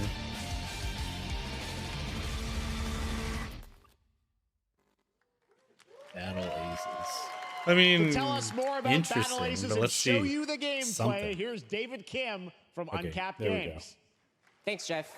Yeah, uncapped, not So Battle unclapped. Aces is the RTS game for everyone. It's for players that are brand new to RTS as well as RTS veterans. We really want to bring the core fun of RTS to everybody, kind of like how games such as I World feel of like I'd be Warcraft bad at did it for because it looks like MMOs Command and or Conquer. Hearthstone did for card games. So Battle Aces is an action-packed army versus army game that has a high emphasis on the strategy. We want to bring this type of very specific Just Command and RTS Conquer fun and to whatnot. players in two major ways. First, we want to amplify both the in and out of game strategizing through unit decks. And what makes unit decks very cool is not only will players be able to define the exact way that they wish to play, but also players will be able to experience an endless possibility of strategies. Second, we want to eliminate the tedious clicks required to play in RTS as much as possible so that players playing Alright, I'll this give them that. game That does are sound a little bit better. experiencing only Faster the fun pace. parts of playing an RTS game. So, if you want to learn more about Battle Aces, Just or grab if the you want to cheapest sign and up most for our numbers you beta can test and that's coming up Zerg. very soon, then please make sure to visit our website at playbattleaces.com. Thank you. Thank you, David. That was fantastic. All right. Our next premiere unveils the exciting new destination for a game that shadow dropped at the Game Awards last year, the Finals, with its unparalleled destruction wrapped in the world's most deadly game show. Now, after dozens of updates and 2 seasons, we're unveiling where contestants will be going in the all-new season starting next week on June 13th. Sharpen your katanas and welcome to Season 3 of the Finals. If they hit that reset button, it can take us anywhere.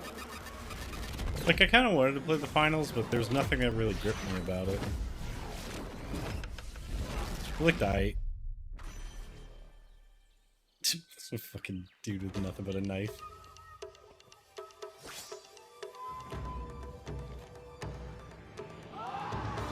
Yeah, you got guns. Just shoot him in the face.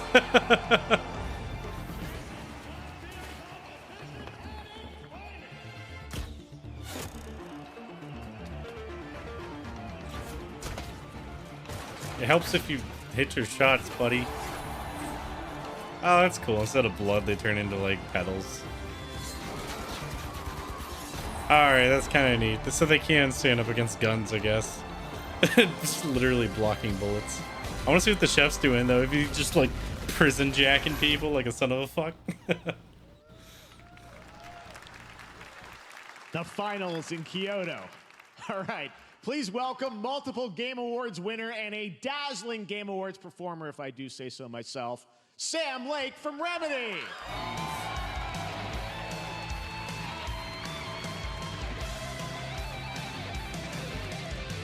I couldn't care less about Alan Wake. But that's just me.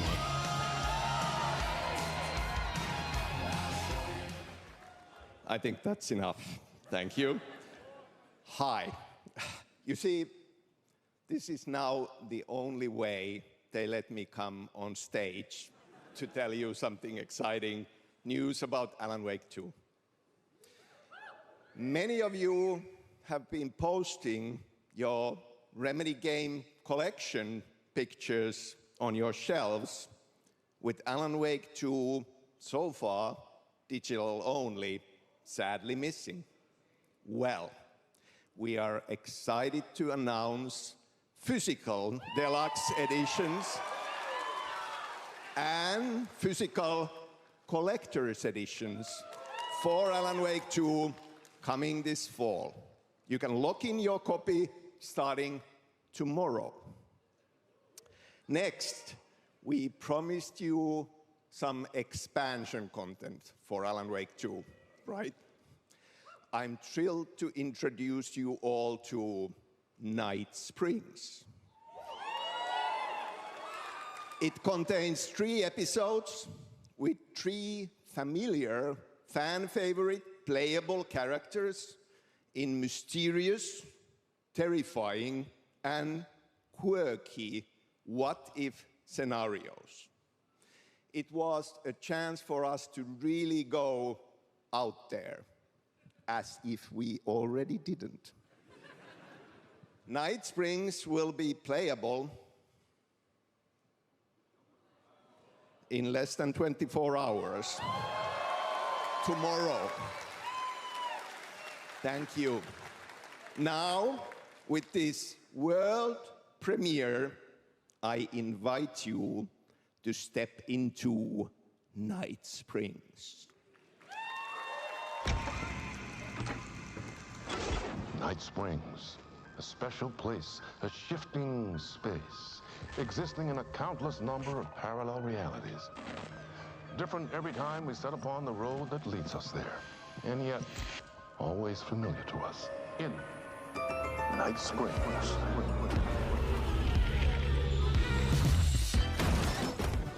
I'm in danger. Please, my #1 fan. You're the only one who can save me.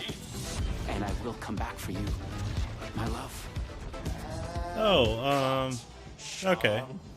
I'm really happy. This is gonna get It's time night. I was the only one who could save the writer and the very soul of literature.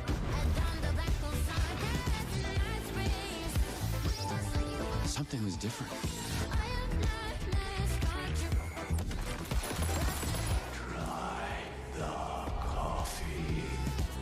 I have a What the shotgun. fuck? Well, I gotta... Wait, that's a real shotgun?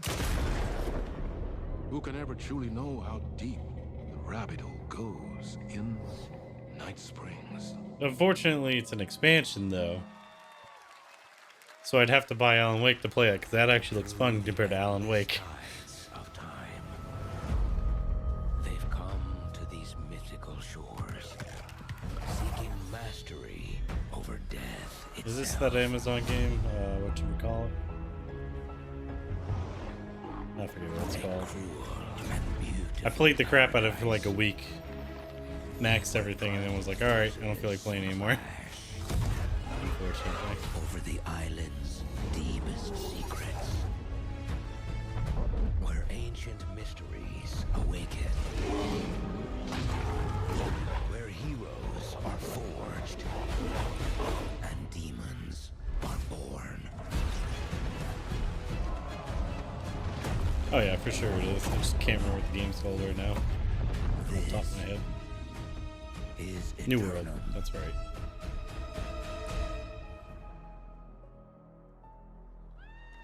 Death in Eternum on his helmet. That's right. New World Eternum will launch on PS5, Xbox Series X and S, and PC on October 15th. And now you can play the game start to finish as a solo player or play co-op and use crossplay as well. If you're watching SGF on TikTok Live right now, you can comment HSR in the chat to claim a special in-game bundle for Honkai Star Rail of Stellar Jade from TikTok Game Rewards. And speaking of Honkai Star Rail, Hoyoverse's latest space fantasy RPG just concluded its version 2.3 special program a few hours ago.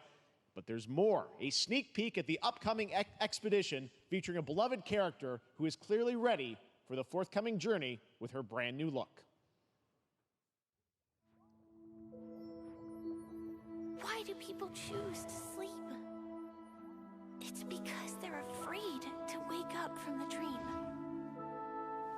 You see, everything is possible in this land of dreams.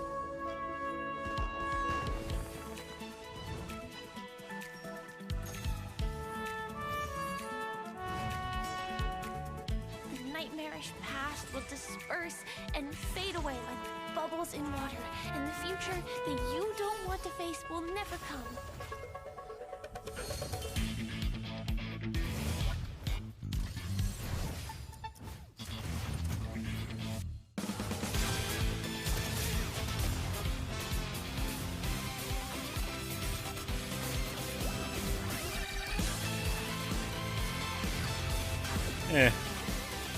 Doesn't look like it's for me.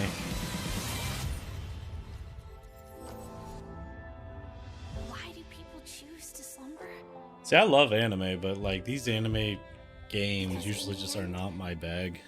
We will wake from our dreams.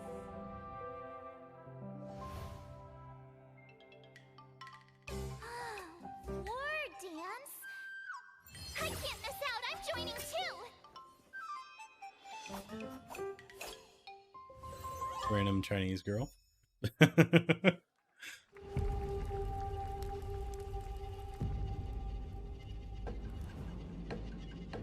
What's this?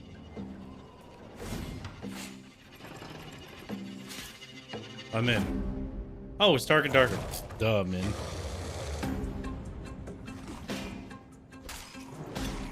Still weird that the skeletons bleed, but you know. Guess I'm never gonna fix that.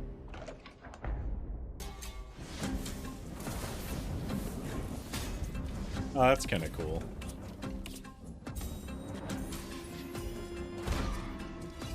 I think Bard's new since I last played.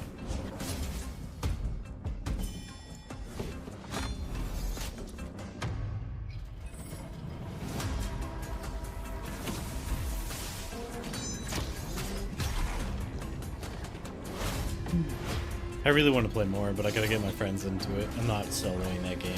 Like, it used to be, you used to be able to solo a little bit. No, not at all. You have to go in with a team.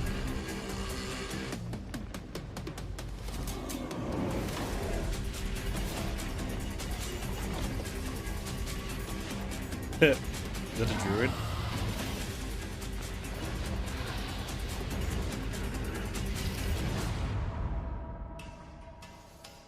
Oh, okay, so now it's available on Steam. There you have it, the unforgiving fantasy install FPS that. dungeon PvPvE adventure, Dark and Darker, is now live on both Steam and Epic Games Store today. So play it this weekend. All right. 'Cause before they Lots took of it fans off are joining Steam us for a here while in there. person at the YouTube Theater, and we thank you for that. And ahead of the show, 4 lucky fans were upgraded to our VIP section thanks to the Discover Orange Ticket upgrade. With Discover, you don't have to be a VIP to be treated like one. All right, now here's the announcement of the release date for Capcom's upcoming Kunitsugami Path of the Goddess. Some people still cover their face with the mask. That's cool. I'm guessing they're the kinds of people that still have compromised immune systems and whatnot. Trying not to even get a cold.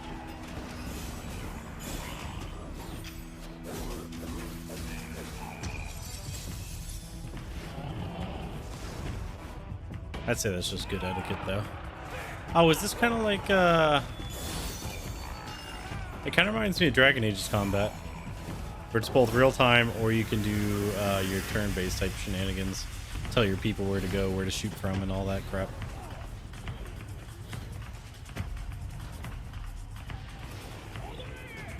Huh. Creepy little baby things. The hell's a Batsu? Path of the Goddess. I don't know, that could be kind of fun. Ah, man, I wish I was back to being full-time streamer. Like, life was so much easier when I had 10 hours a day to play games. Like, I could actually get through games, like, within 4 streams and be on the next thing. And nowadays, there's so much coming out, and I don't have time to only do 4 hours a day.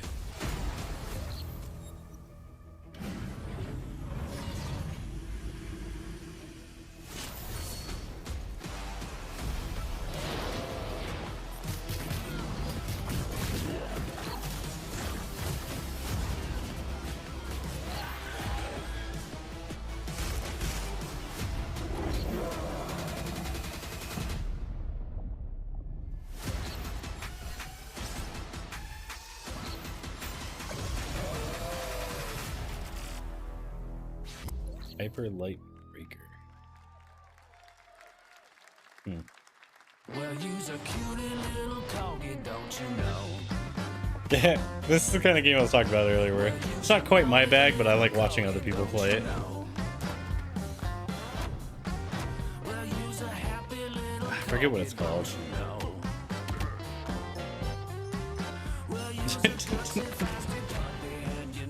Yeah, I could watch it all day, but I feel like if I played, I'm just gonna get frustrated.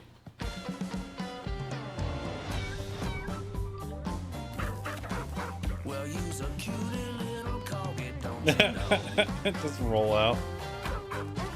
Well, you's a fluffy little kitty, don't you know? Well, you's a crazy party animal, don't you know? Yeah, get him in there. Oh, they got like Uno? That's cool. Yeah, Party Animals was always a very interesting game, but mostly it was just you throwing your friends off. We know you may have heard the stories about the fine Oh, people it's here that at guy. M-Corp, so we wanted to take this time to dispel any of these completely unfounded rumors and allegations and reassure you that things here at M-Corp and the city of San Amsterdam have never been better. Things are going great here. We have absolutely nothing to I was hide peeing from on the the wall. citizens. Everybody here at M-Corp loves this town. We think this town rules. Why would we hurt a town that rules? I can't stop thinking about how you're saying we're selling the city for scraps. That makes me sick. That makes my whole family sick to their stomachs. My wife hasn't been on the toilet for weeks because of what you're saying about what M-Corp's doing to this town, all those lies. Everyone at M-Corp is really good. Stop crying, all right? This is business. Look around, pal. This is how businesses are run. Now, you should have known that when you were hired on, okay? Jack, tissues. Come on, pal. Ah! The fuck is this? That's not about this. That's a father and son. That's actually a home issue. We love it here at M-Corp, and we are not going anywhere. We'll be here a long time. Fine. Nobody panic. Just immediately sprints out. I feel like I should know what this is, but I really don't. I just like that actor, so. All right. What was that? Welcome back to Summer Game Fest. And now let's head to Sam Vansterdam for a new look at Skate from EA. Hey, Jeff, how you doing, bud? Oh, crap. Some really bad stuff's happening out there. They're gonna need a lot of help cleaning that up. That's bad.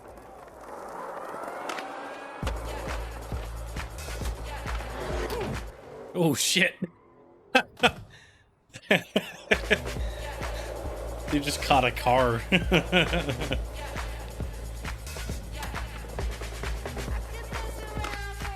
It reminds me of those skateboarders in Dread. I don't know if anyone remembers that scene where they're on the half pipe and get locked outside on the half pipe. They were stuck out there for like 12 hours.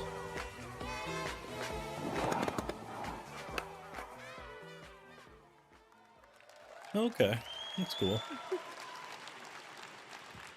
Very exciting that people will finally be able to play Skate on console in the near future. Our next world premiere is an indie sensation from Japan that is adorable, deadly, and has over 25 million players worldwide. That's right, I'm talking about Power World. I mean, just look at the giant depresso. Cheer up, buddy. It's Summer Game Fest. Now, here's the first major update announcement. A whole new island is coming. Why? Oh, that's why. So it's a completely different biome.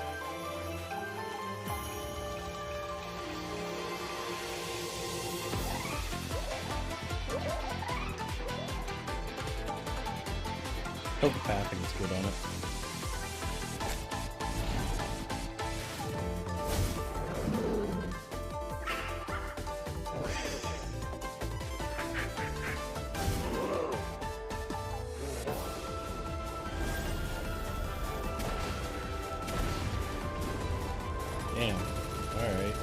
fucking miniguns now.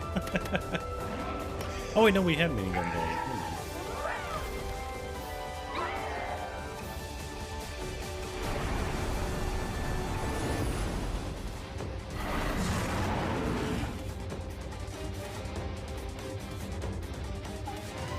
Oh, that's kind of cool.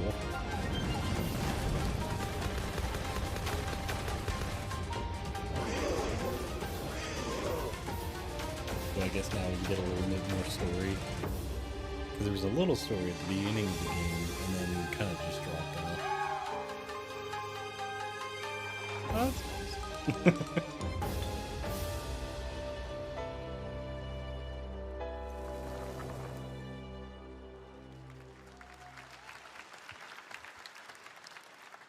That was high on the Steam charts. Congrats to Power World on the new update. Next up, we've got a big announcement from Valorant. Here's Andy Ho and Anar Gilfison from the Valorant dev team. Guys. Thanks, Jeff. Hey, everyone. Since 2020, we have been fortunate to serve players in their pursuit of what we call the Valorant moment. The big plays and clutches you make while all eyes are on you. Millions of players all over the world have earned their own Valorant moments on PC. And today, the stage is set to welcome a whole new group of players. Let's take a look.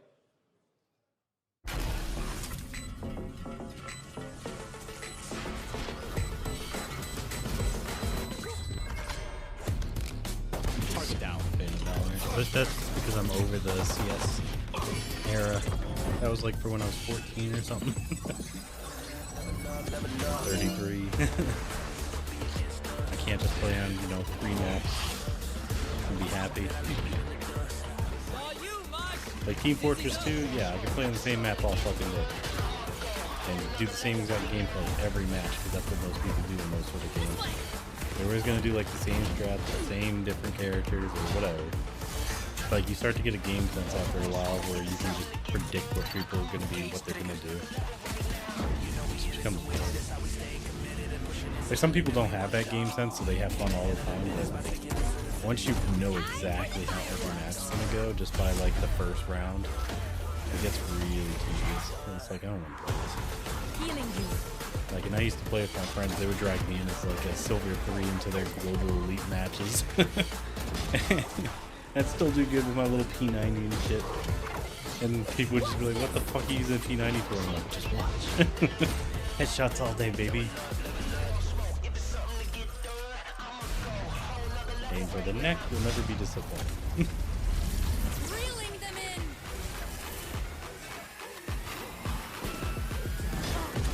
Everyone else trying to play the objective and get good, and I'm sitting there just slaughtering fucking people for funsies, because that's what I find fun in those sort of games. I just like the high KD. Then you have, if you ever get stuck with like one random in your team, they're just like, oh, you should buy me. And it's like, get good and buy yourself, dude. I ain't buying you a weapon. Stop being bad. Just because you spend all your money on dumb shit and don't actually do good at the game doesn't mean I should buy you every match. Was Valorant's core every tactical round. gameplay. Everything you just saw was captured on console and with a controller. Valorant is coming to PlayStation 5 and Xbox Series X and S this year. Our limited beta starts June 14th, and you can sign up right now at beta.playvalorant.com. We are so excited for your input to make sure that Valorant plays great on console. And we hope to see you soon in the limited beta. Dude on the left looks so But upset. before we go, here's the head of Valorant He's like, Studio, why am I here? Anna Donlin. Thanks, guys. Hey, everyone. One of my favorite things about Valorant has been seeing the community build the game and the sport right along with us. For the last 4 years, we have been on the most amazing journey, bringing Valorant to players all around the world, most recently to China, where I'm currently at Valorant Masters, one of our largest global tournaments and community celebrations. Seeing the community evolve as new players bring their passion and expression to Valorant has been the biggest joy of the ride so far. And now we are ready and so excited Oh, I like her to tattoo. welcome a whole new group of players onto new platforms. We hope you'll join us, and we can't wait to see where you take us next. It's always that hairstyle. It's the Killmonger once again. Just can't get away from it.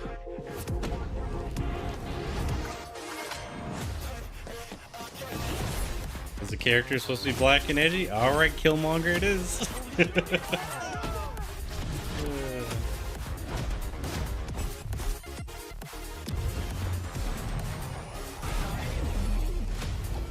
So we just friends. I take no offense. Wanna know what's next? I can't lie, that kinda depends. And if you say it one more time for me, I know you love me best. I love you too. Why don't we play it again? Why don't we play it again? Why don't we play it again? For a second there, I thought he shot the bullet and the casing out the gun. I was like, that's not how that works.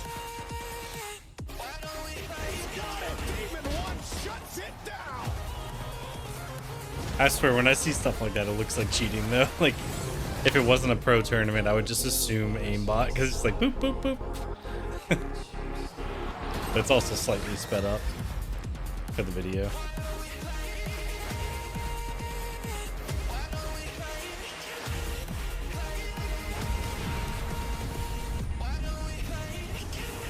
Like, sometimes I almost miss playing in tournaments, but I hated having to use different mouse and keyboard for it.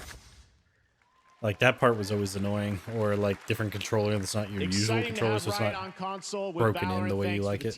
Thanks to the team at Riot for sharing that with us here at SGF. Our next announcement is a big deal from our friends at DoorDash. 5 weeks of deals with Summer of Dash Pass. Sign up for Dash Pass now for $0 delivery fees and get 50% off your next DoorDash order. Now, here in the audience, we've got a guy who is normally co-streaming our shows, Yang Ya, who is also an amazing voice actor, who's been in countless games such as Like a Dragon and God of War Ragnarok. Yep, that's well, my boy. next week, Yang is going to be voicing a character in a movie, Inside Out 2, where he plays a fictional video game character, Lance Slashblade.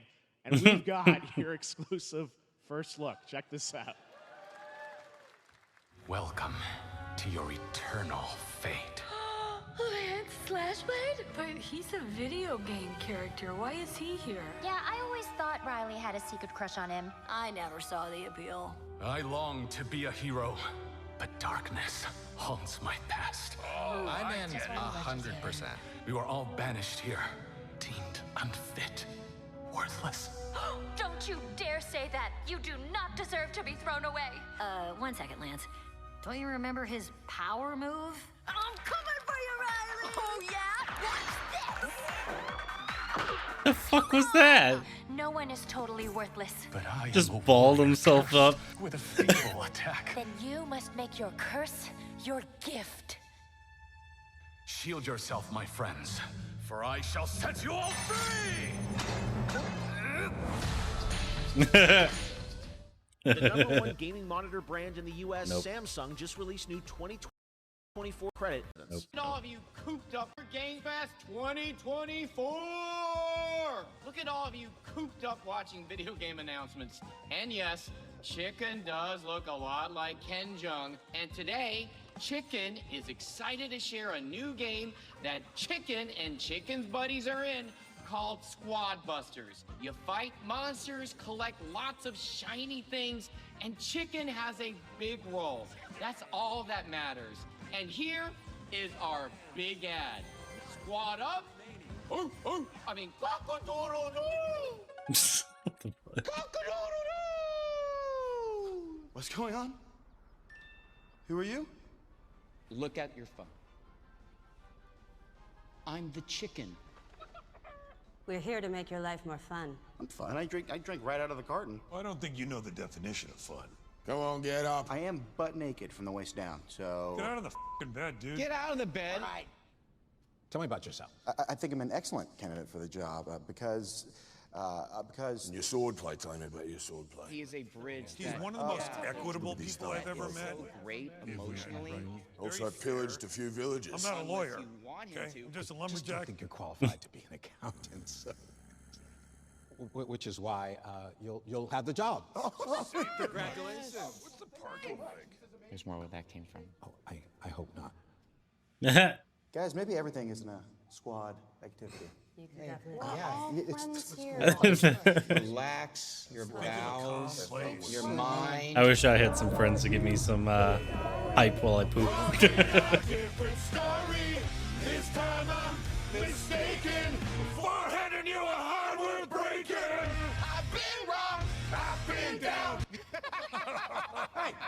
Look at these clowns. I saw this Christina Ricci. The OG Wednesday. Pathetic. Imposter. Jinx. Jinx. Jinx. Flash Jinx. Gordon. You Jinx. You supposed to be a Oh, fuck. lumberjack?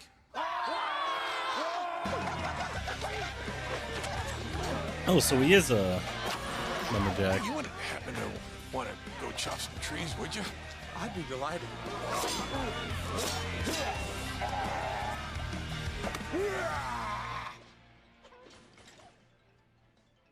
I think our job here is done. Where are you going? You can't leave. Aye. We ain't never leaving you. Good boy. Here. That came from inside me.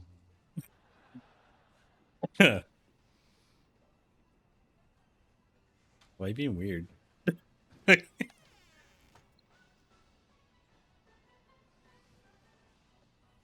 You want me to shut the door, or?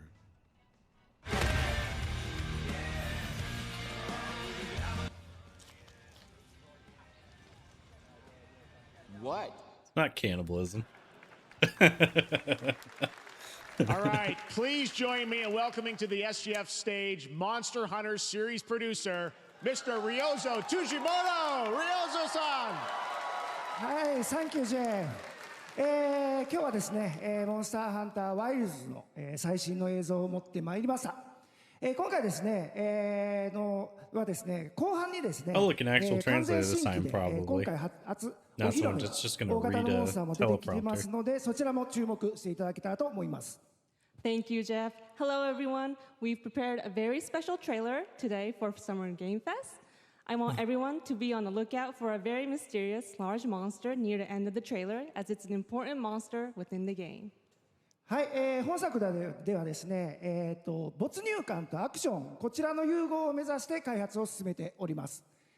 モンスターハンターワイルズは2025年にプレイステーション5、Xbox シリーズ X、 I always love how they say Xbox. そして PC で同時発売となります。また、今回 Alright, I legitimately feel like Microsoft called it the Xbox Series X just to fuck with the Japanese. Listen to how it says that shit. そして PC で同時発売となります。また、今回はですね、プラットフォームの垣根を越えてシリーズ XS、プレイステーション5、Xbox シリーズ XS、そして PC で同時発売と They're な just ります。 fucking with them at that point. また、今回はですね、プラットフォームの垣根を越えて一緒に遊ぶことができますので、そちらも楽しんでいただけたらと思っています。As you'll see, we're working to deliver a gaming experience that merges immersion and action. I hope players look forward to playing with their friends across different platforms when the game launches simultaneously in 2025 on PlayStation 5, Xbox Series X and S, and PC. Her accent's pretty good. 最後になりますが、8 Slipped 月 up a に行 little bit わ on れる Xbox, but ゲームズコンのオープニングナイトライブ、こちらの方でも新しい映像を持っていきますので、皆さん楽しみにしていただけたらと思っております。またですね、ゲームズコンではですね、初のプレイヤブルのできるような形で出展も考えておりますので、そちらもぜひ楽しみにしていただけたらと思っています。Lastly, there will be a new trailer for Monster Hunter Wilds at Opening Night Live at Gamescom in August. And our first public hands-on playable demo of Monster Hunter Wilds will also debut at Gamescom. Thank you. Yay. I like seeing the Monster Hunter stuff, but I don't plan on ever playing them. Like I said, you're just grinding for slightly better gear by attacking specifically its leg or tail, or face, or whatever. Wing. Shit gets old for me. Why are you here? You can't do this alone. Because I'm awesome. Oh shit, it's a lizard. Follow me! Jump! It's like scarier than Tremors when they have legs. There's too many of them. Watch out for that glove! What's your little cat friend gonna do? I feel like it should do something. Cover me! You got it. Be careful. Be ready! If we can make it to the rocks, They're always rocking like the biggest fucking guns too.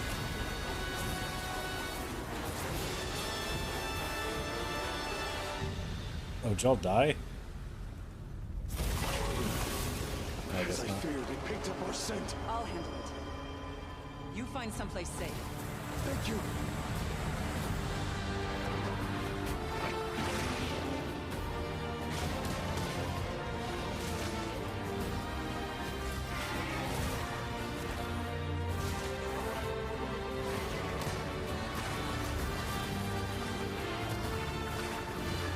Look at such twisty bodies.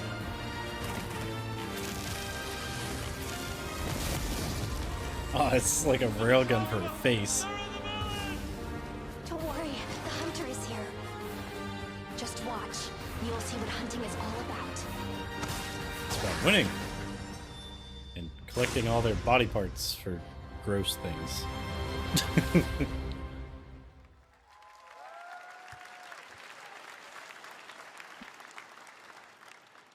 Thank you, Ryosa-san. We will see you at Gamescom in August.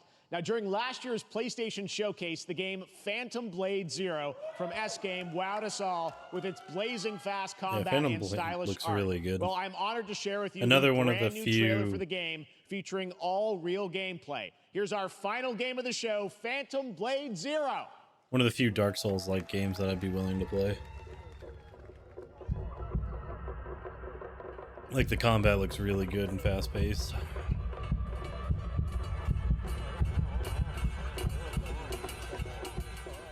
Wake up, samurai. How many days do I have left? 42 or 41? Plus, it sounds like girl. Don't go up there. Turn back before it's How the too fuck? late. Poor horse.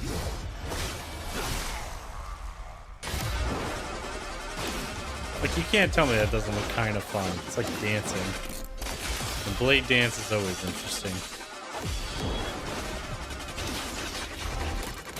Well, not always, but still.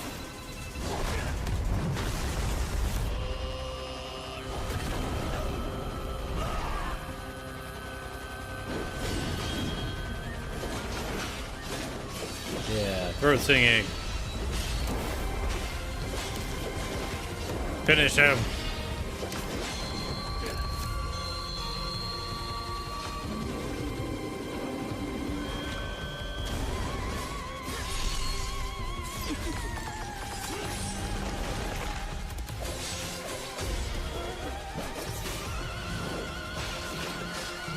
There's a bit with that chick where you see her block with a bunch of kicks while he's like slashing. That's what brought me in, where I was like, okay, that looks really good now.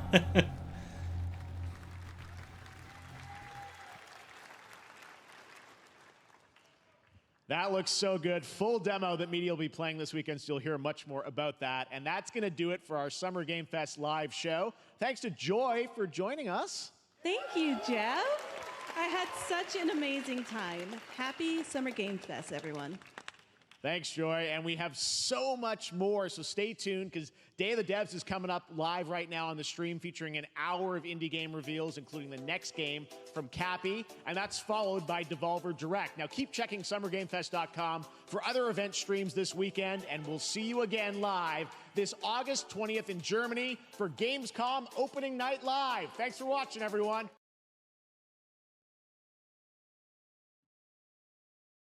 I swear we had the Devolver unless we already watched it. What was it called? Joy for joining us. Day of the Devs is coming up live. All right, Day of the Devs. Let's see.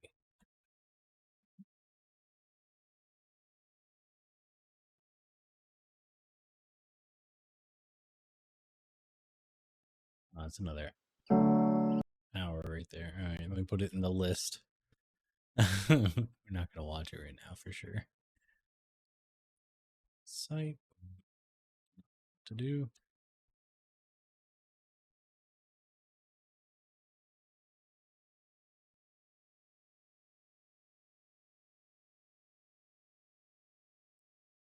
All right. Just did this one, so I can go there. This one.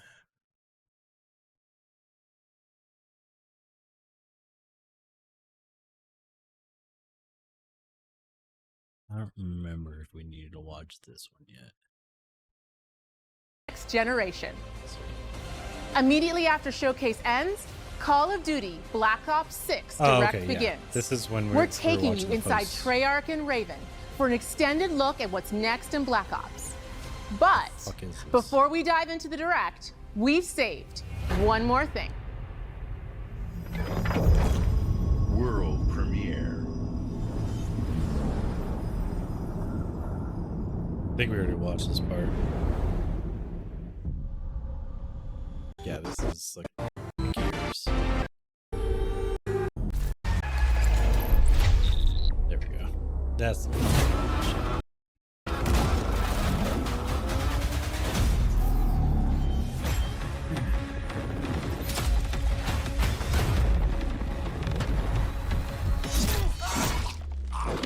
yeah, with how many of these there are, we might have to do a third one tomorrow or something. But I don't think I can because I'll be working until midnight.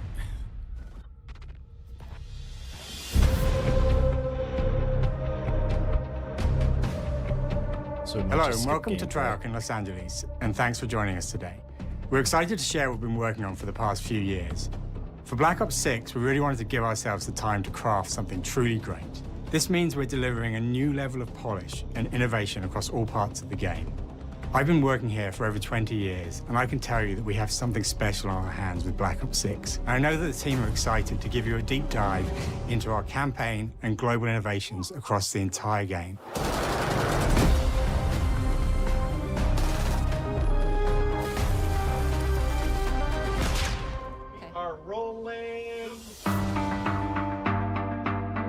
With Black Ops 6, we're taking players to a new but familiar era, the early 90s. In true signature Black Ops fashion, our story builds on real history, thrusting players into a conspiracy where a shadowy force has infiltrated the highest levels of the US government, branding anyone who resists as traitors and forcing players to go rogue for the first time to fight the very machine that created them.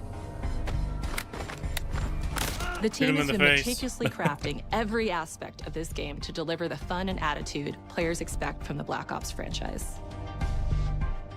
Multiplayer is of course here and brings the Black Ops style and provides a playground for the brand new Omni movement system. New way to push beyond your limits and move like an action hero. You'll see a sneak peek of that later today. Round-based zombies is absolutely back and better than ever, and you can be sure it's full of surprises. With that, let's step into the mind-bending campaign experience we've been crafting with our partners at Raven.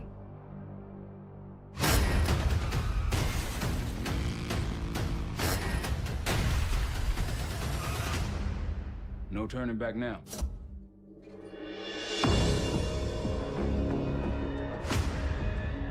So I'm all for the campaigns of Call of Duty. I don't really care about the multiplayer multiplayers much. When we set out to make Black Ops 6, we were focused on delivering missions so iconic that they stick in your memory long after. We are bringing that action-packed blockbuster feel to every step of the narrative. We are giving you more variety, more dynamic moment-to-moment gameplay, and more options to finish each mission. We can do this loud or quiet.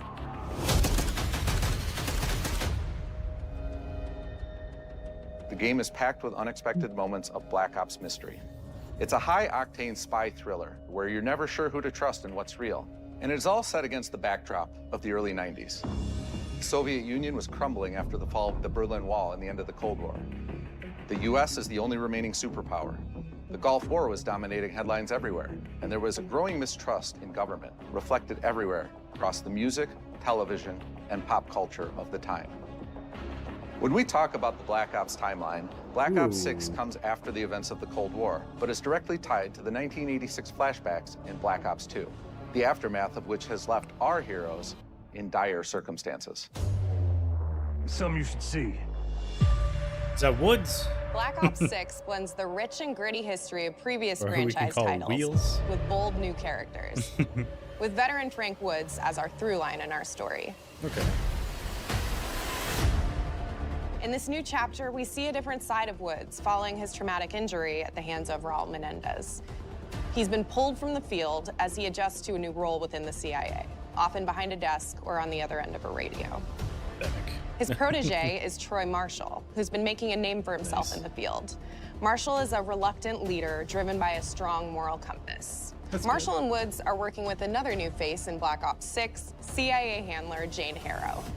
She's a born leader, fearless and brilliant, and helps manage their relationships within the agency. Woods' ability to operate in the shadows has always been hugely valuable to the CIA, whether they want to admit it or not. No. And Marshall has the ability to make tough calls in the field, ones that Harrow trusts him to make. But when an operation goes wrong, Woods and Marshall are suspended and ultimately forced to go rogue. They soon realize they have to trust each other to get to the bottom of what's going on. Without any of their usual resources, they have to build their own team, recruiting 2 exciting new characters in Felix Newman, a technical genius, and Savati Dumas, a mysterious assassin.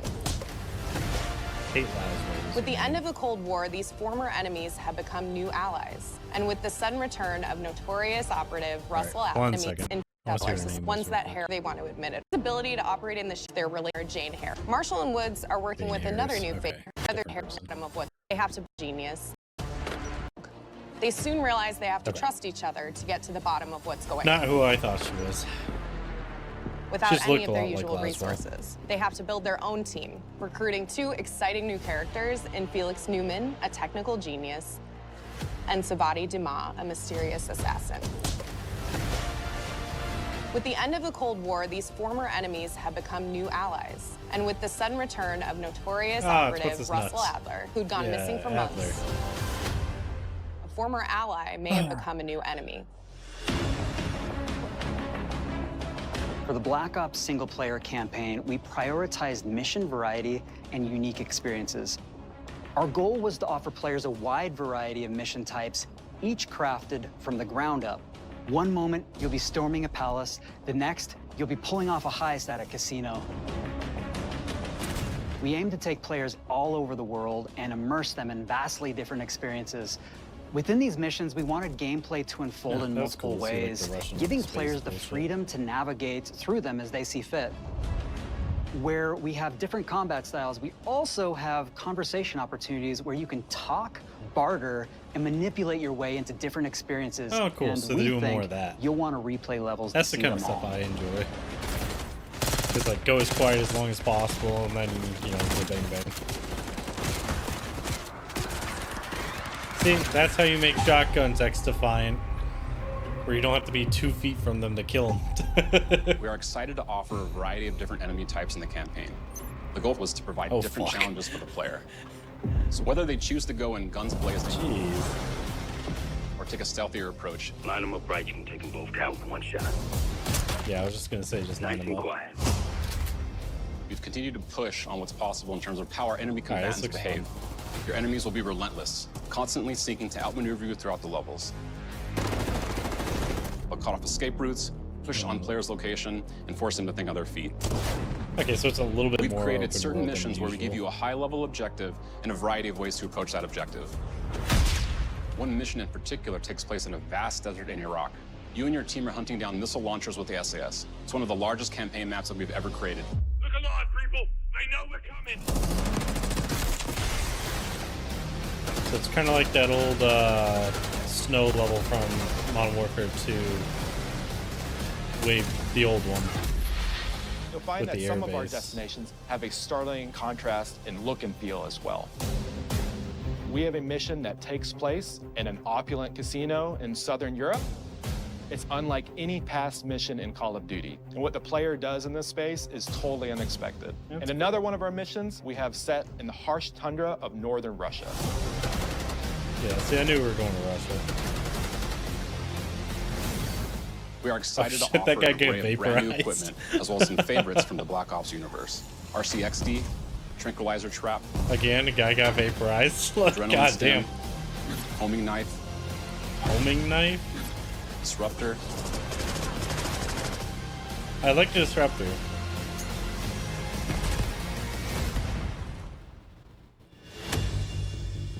The campaign is grounded within an expanded campaign hub called the Safe House. You might remember we also had that in Black Ops Cold War. But this time, we wanted to think a little bit more broadly about the environment. We chose to have our team's hub located in a more naturalistic setting. So, It's in an abandoned manor by an ocean cliffside. That's cool. What's most unique is that like it used to be a KGB place. black site, which was operational during the 50s and 60s. This brings a lot of intrigue to the safe house. It also reminds me and of will that allow mansion players to from explore and discover secrets from Modern the Warfare past. 2. The team is Where also Ghost bringing died. back the evidence board, which is still the centerpiece of the safe house experience, but with brand new upgrades. Players can view the campaign outline, gain deeper insights into missions, and analyze evidence collected throughout missions. What on the same, please? Okay. Capture. Okay, the attacker comes in. I'll go. 3, 2, 1, go! Oh yeah, so we saw that clip yesterday. That actually happened to me before. We had got here. Let me do this real quick. See if that fixes it. Okay, good. We had gotten our gear on and stuff like that, and some of us were trying different things to, like, you know, take down a fully kitted out guy. And one of my buddies just sneaks up behind me while I was watching other people, like, you know, grapple and fuck around. Dude grabs me by, like, the back. We have, like, the drag strap on the back where it goes from, like, right to left. Grabbed me by that shit, dropped his whole body weight, and threw me over. I landed legitimately on my neck and went like that. And I was like, am I okay? Because I landed like this guy does when you see him, like, his ass up and his, like, legs in front of him. Yeah, so I landed like that, heard a crack, but it wasn't like a bad crack. I was just like, I think he adjusted my neck chiropractic like, and then I got up and I'm like, all good, okay. And then I promptly like drop kicked him. Whoops. That was sick. Great. I think we got it. Oh, I guess they're not going to show 6, him. Our goal is to create the other a more clip you see him land where his that like keeps ass is players in the air and immersed shit. across every single mode. We've pushed ourselves at every corner to innovate and craft the most signature Black Ops experience for our players. From like old Max Payne's Movement and shit. has been a consistent area of So this focus would be and really innovation cool. for Call of Duty. And with Black Ops 6, we're redefining Give you a lot movement more across the freedom that entire game. For the first time ever, players can sprint like in any holding down the direction stick and while move like a sprinting true would be Black annoying Ops as fuck. action hero with an entirely new global system we call Omni Movement. This unlocks the ability to move like never before and seamlessly chain combat maneuvers like slide, dive, and our Yeah, so you enhanced can actually, supine like, prone in full do things 360 the way I would degrees like range to. of motion. From the beginning, we started with, you can't do this thing, why? And then realized people actually move that way. What happens if we get rid of that construct? And then instantly it opened up like, oh, if you can sprint in any direction, then you can dive in any direction, you could slide in any direction. It's which literally then the led Helldivers to movement all the or on the ground like Max movement Payne. and everything else chaining together. It's just so much cleaner. This is fucking off. It's really been something that changes how you think and play the game, whether it's campaign, MP, or zombies. We truly believe that once you experience Omni Movement, there's no going back.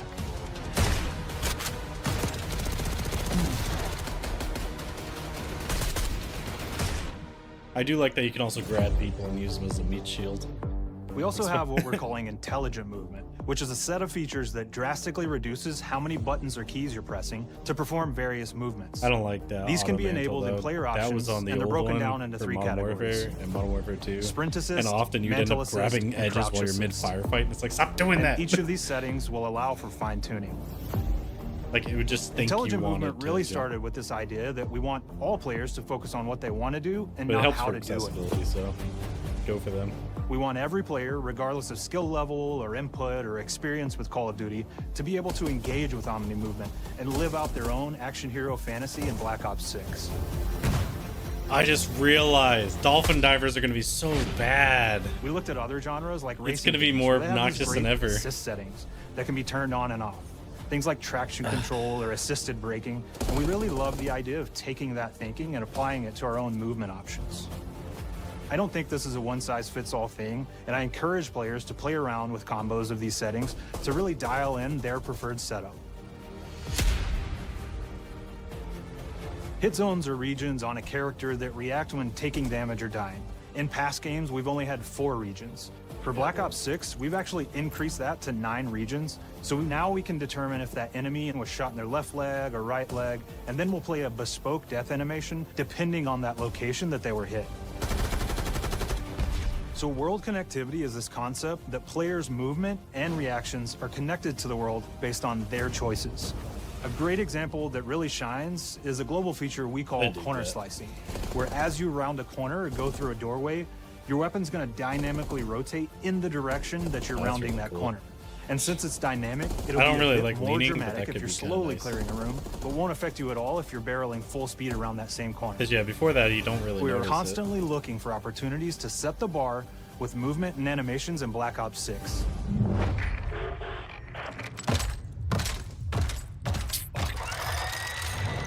Bro weighs like 700 pounds. Just throw all the grenades. Our team is super thrilled to show you the best looking characters that we've done. I've always wanted to do stuff for them. The process of photogrammetry geared was acquired, scanned, and incorporated onto each of our operators. I know they got dudes way cooler than me doing that For shit. faces, a dynamic real-time analysis of spontaneous performances was captured and processed to make every emotional, impactful moment true to actual life. That made like sure complete shit to have special attention to the cuticles and make sure that they don't look like they're just freshly cut. There's dirt in between their nails, the oils on their palms as they're sweaty and running through situations that they're in. We're paying attention to every detail.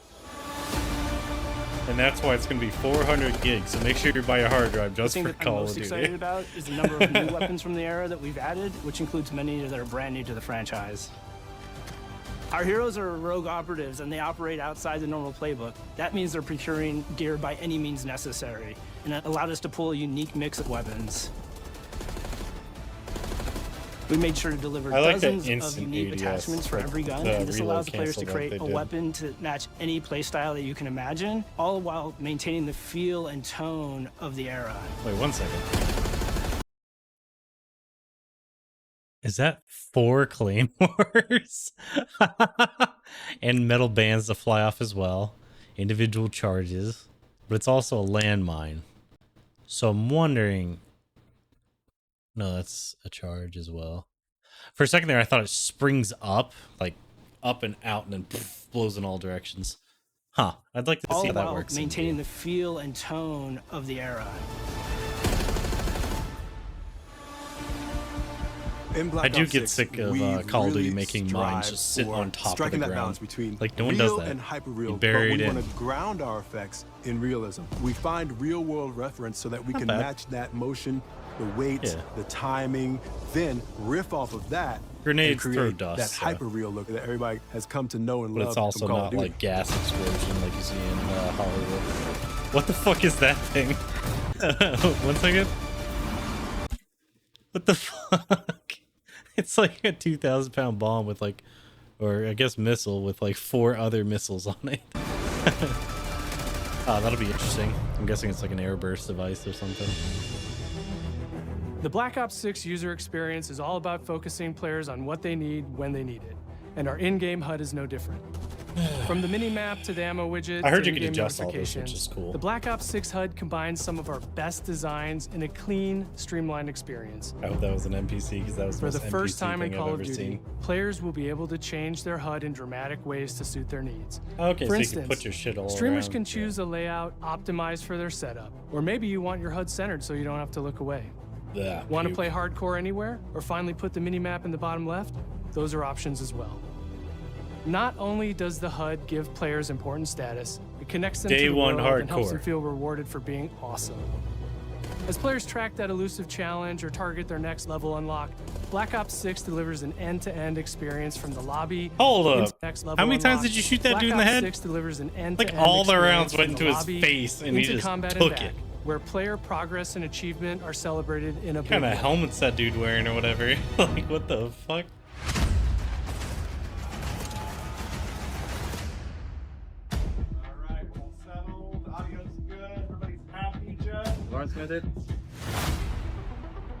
Early on in Black yeah, Ops they're 6's bringing back development, we set a classic, goal to make leveling and XP matter more than ever, Looking back through the Call of Duty and Black Ops catalog, there's a lot of love, both internally at Treyarch and that we see in our community. I was never a fan of Prestige because I'm like, oh man, I'm going to lose all my shit. Traditional Prestige is back in Call of Duty with Black Ops 6. We've pulled the best of the best from past Call of Duty Prestige systems and are going bigger and more rewarding than ever. Players who reach max player level will have the choice to enter Prestige, start fresh with relocked gear. Man, they're really blurring out anything that would give Black Ops Leakers 6 a will chance have to do 10 something, which is good, prestiges, each with a valuable set of rewards to earn and equip to peacock your status. Players who make it through Prestige 10 aren't done. Instead, they'll graduate into Prestige Master with 1,000 additional levels to climb through and a classified reward to uncover for anyone dedicated enough to make it all the way to the end. I mean, you got nothing else to do. The full Prestige system is available on day 1 in Black Ops 6. Good. Yeah, I know Jeff's gonna take 6 months to like get all the prestiges and get the mastery skins. We know how many of our players look forward to multiplayer, and we will be providing a deep dive on it later in the year. For now, here's some insight into our development of Black Ops 6 multiplayer.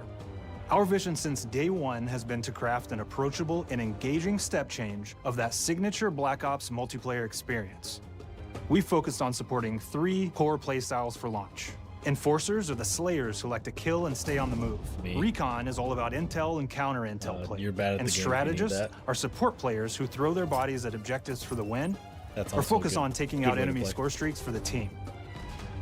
All of our weapons, gear, and gadgets in multiplayer have been intentionally designed through that lens of supporting these play styles. And of course, it wouldn't be a Black Ops game if you can't relive those action hero moments in theater mode, which we're happy to announce is returning with Black Ops 6.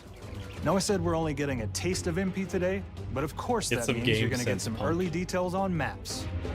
Like, I only use UAVs just so I get the assists. We're happy to announce that we will be launching with 16 all-new MP maps. We've got 12 core 6v6 and 4 strike maps, which can be played as 6v6 or 2v2.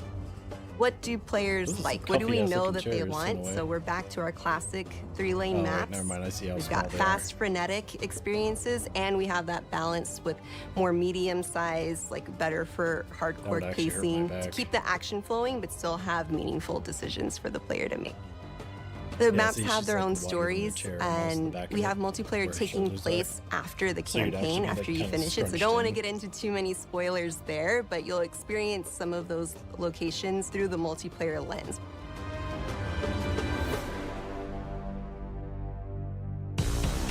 Maybe I'll play the multiplayer. I haven't played Call of Duty multiplayer since Modern Warfare 2. I got all the skins in that, and I was like, all right, I'm good.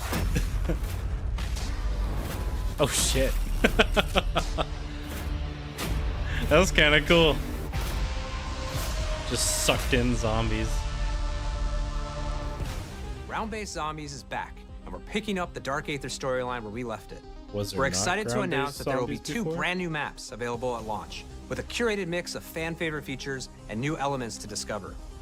For those new to Zombies, it's our unique take on the cooperative horde mode, where every map is packed full of powerful weapons and upgrades, deadly enemies, and tons of secrets to uncover. The legacy of Zombies is incredibly important to Treyarch, and we are so proud of what the mode is bringing to players in Black Ops 6. As you've heard today, the innovations in movement systems will also be coming to Zombies. Plus, there are many additional zombie-specific features, both new and returning. This is going to be a truly epic return for round-based Zombies. Be on the lookout for more intel coming later this year. Like, the stories are interesting, but I don't want to play it. AB, Mark.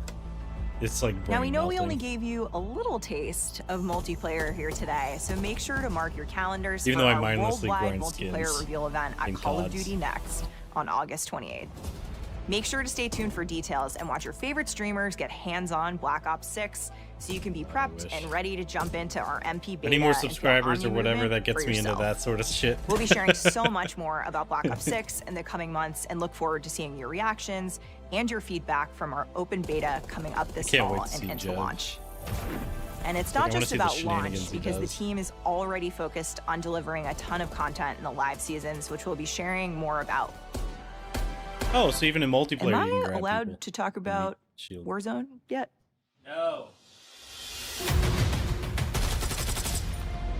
Our goal on Black Ops 6 was, and still is, to make something that is the best work we've ever done, and frankly, the most fun to play. To do that, we deconstructed all of our gameplay, our systems, and content plans, and repeatedly asked how something could be better. Oh, okay, I see how the cornering works. In some cases, that led us to huge innovations like Omni Movement, where we're now allowing players to move how real people and operators move. Yeah. It's starting to look like In other cases, it led us back to some of our classic systems like Prestige. Then taking that classic system through the ringer and making updates and improvements. Across our weapons, gear, operators, maps, and more, a huge push has been to hit the highest visual and audio fidelity possible.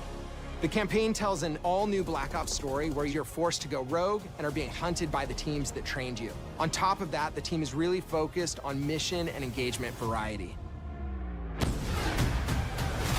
Multiplayer is a key ingredient in the DNA of Black Ops, and hopefully, in this sneak peek, it was clear that every single part of the MP game loop will be improved and better than ever, from movement, to shooting, to footsteps, to engagement systems, to death. And last but definitely not least, the triumphant return of round-based zombies.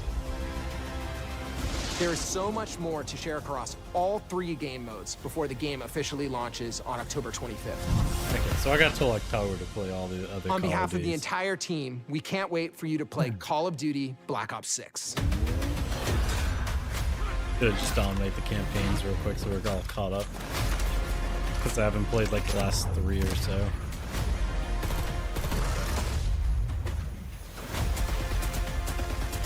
Which I heard Modern Warfare 3 was more like a DLC. It was like 6 hours or less.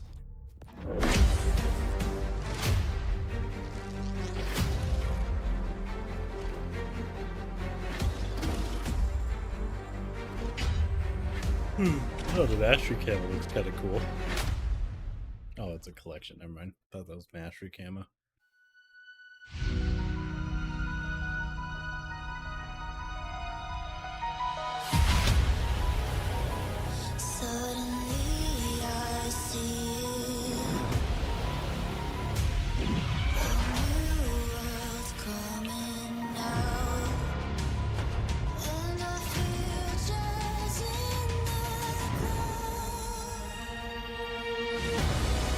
I'm gonna let this play. I will be right back. I'm gonna do it.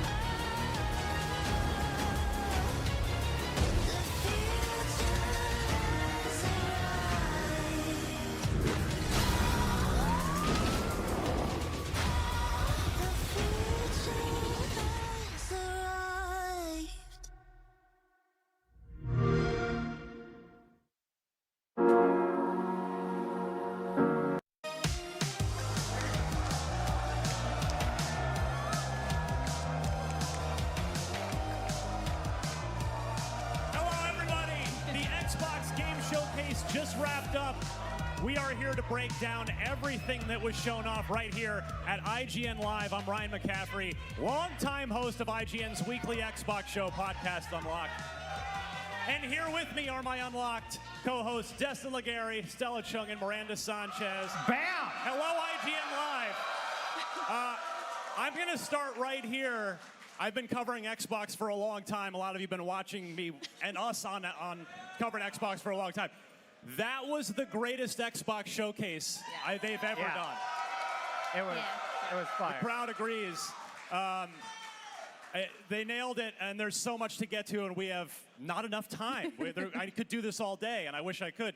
Miranda, I'm going to start with you because the one more thing after Sarah Bond, started to wrap us up was the very thing that you hoped and desired for. And I should have been filming her so I could have posted that. But Miranda, Gears of War, you got it, but not how you thought you were going to get Gears of War. Talk to me, please. When it was announced, when I saw like the TV with logos we know from Gears, I just slammed my hands down on the table. I was like, I'm so sorry. I'm so sorry, everybody who's working near me.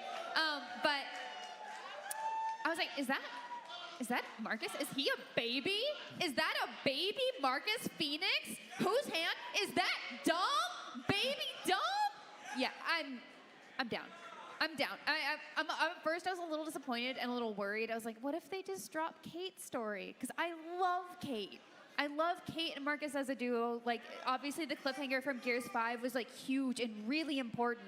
And I'm like, are you guys leaving this behind? And Microsoft put up a post on Xbox Wire kind of going in-depth a little bit more on why E-Day and why they chose to go back to this. And it's like, for fans of the mainline series, which very clearly states that this is in addition to what they do. So Kate's story will continue as far as I've read into this, which I'm like, yes. Then I was like, I'm not trying to get up because I don't want to disturb camera settings, but it's like, I'm sold. I'm just giving you We'll have to wait a number of years longer to find out which branch, the cliffhanger resolution I think it's going to be a while. That means to me that storyline's going to pay off in like a really cool way because I trust them to get that right. So I mean, the idea of the E-Day prequel has been floated for a long time, and I love that they're actually doing it because it means Dom is back. The return of our buddy Dom. Okay, I have to ask, who cried? Cute. Who cried when Dom? Yeah. I like every time. I'm just like. Anyway. And I love John DiMaggio back to the forefront as, of course, our fearless leader in Marcus Phoenix. Baby Phoenix, he's so little. It's awesome. Stella, your thoughts on going back to the beginning here with Gears? I think that's great, especially for new players, right? They're going to be like, ooh, I can enter in now. It's the perfect time. Also, I hope this means they bring back their esports because I want to see some competitive Gears, right? Oh, yeah. It's about time. So I'm personally very stoked on so many different levels. Destin, you've been on the ride with the Gears crew, with the Delta Squad for a long time. Were you surprised that it wasn't Gears 6 continuation? I gotta be honest, I was just losing it while the trailer was going. I was like, it's Gears, they showed it. I was so freaking hyped. This whole showcase was basically Xbox saying, we're gonna do E3. They had reveals from across the industry. It was just awesome. And capping it off with that Gears reveal, heck yes. Absolutely loved it. Yeah. We didn't get a year. We don't know when yet, but we know they've been working on it for a long time. So, I mean, I think it's maybe safe to extrapolate that it won't be next year, because otherwise they probably would have said 2025 like they did for a number of other games. But yeah, maybe, 26. If all goes well, hopefully that's going to be the time that we're all playing Gears of War. They brought back the Of War. Of War. Of War to come back for a long time. Thank goodness. There can be two GOW franchises. It doesn't matter. They're both great. It's fantastic. So, I'm thrilled. I love, and Coalition's going to bring it on Unreal Engine 5. Oh gosh, it's going to look gorgeous. It's going to be insane looking. So that was huge. So, a little quick inside baseball for the people watching at home. We had a watch along upstairs in our panel room at this venue, and we were in our editorial area across the way, kind of hiding in a corner, and we could hear the crowd erupting. Losing they're going rightfully nuts. so. What are we talking about? And the thing that had the most raucous reaction in that entire phenomenal showcase was Perfect Dark. That was the game that everybody was going nuts for, including myself. Now, Destin, I believe you had made that one of your predictions on the way in here was Perfect Dark. So I'm going to start with you. What was your reaction to seeing gameplay of Perfect Dark? It looks freaking awesome. Yeah. It looks exactly like Yeah, you were Perfect Dark talking looks about really good. parkour elements. Yes. They introduced parkour elements. I played the OG The Perfect gameplay Dark. looks It interesting in was that nothing Perfect like Dark this, way so where you're using it's a like good thing. stealth mechanics. You can go loud when you need to go loud. There's some puzzle mechanics in there. I'm really, really interested to see how this plays out when you have the controller in your hands. But man, what a reveal. Well, everybody I knows feel like how we don't much I actually need to love watch Mirror's this Edge. because they're just I'm a re-talking member about the old stuff. Let me see. after the person For this other Just look, and they just keep going to those Okay, stuff fan- we've already here at Del seen. Miranda. They're just how- kind of talking about that it. people, instead of just declaring a release point, but we Doing here. Perfect It Dark. looks like they're doing a lot of Like the showing Wasteland gameplay. Ready Fallout. Perfect Dark stole it. We it's really perfect. You could have. They're just giving their opinions, basically. I will be If you want to back watch with the that, go review ahead. later You can on see today. this. Just go find it. I don't really feel like hearing them just kind of talk IGN about Live it. is presented by We're not here for that. Stay ahead of We're the here to game see with releases. Xfinity's blazing fast speeds and smooth low. Oh God, shut up. IGN Summer of Gaming is back. Welcome back. I'm Max Scoville, and today's a big one. This is incredible. I mean, this is wow. Thank you, Destin. I'm so excited for Fable. God, I haven't played a Fable in so long. IGN is the place for the biggest gaming event. Had it been like Welcome back to IGN Live from across the industry. 11 maybe? IGN Whenever Store Fable has it all. 3 was around.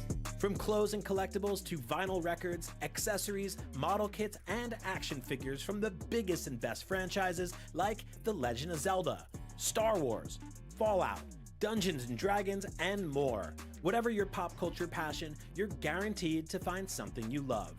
There are new and exciting products hitting the store every week, like the Wasteland Ready Fallout Vault 33 hoodie, which pairs perfectly with the working wearable Pip-Boy. Plus, high-quality IGN store exclusives like Still the waiting on my powerful and Pip-Boy from spicy Star IGN. Wars What the Dark fuck? Side hot sauce by Truff. We've even got merchandise for you to rock while tuning in to the IGN shows and podcasts you love. Or cap off a long day by relaxing to the soundtracks of your favorite video games, like Cyberpunk and The Last of Us. Yeah, vinyls. And the best part, you don't Remember to even thank need Kevin leave the Smith house that to go vinyl there. had a comeback. Just head to store.ign.com and start shopping today. The IGN Store. You deserve it. The Cinefix Top 100. A list so secretive even we don't know what movies are on it or where they rank. What do you mean you don't know? Each episode will reveal one of the movies. Did I rush it? Felt like I rushed. Does it have to do with anything? Hell, I think it's just IGN like jerking themselves off at this point. You're probably. And the cats. What the role you're doing on from their. Can I? This is all this. Anyways. Can I say that I try to help to get them? Fine. Here's what I'm going to tell you. Okay, so we finished that one.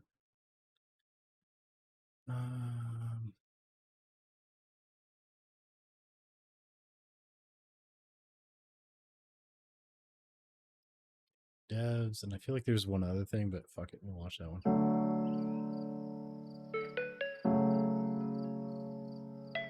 How long is this?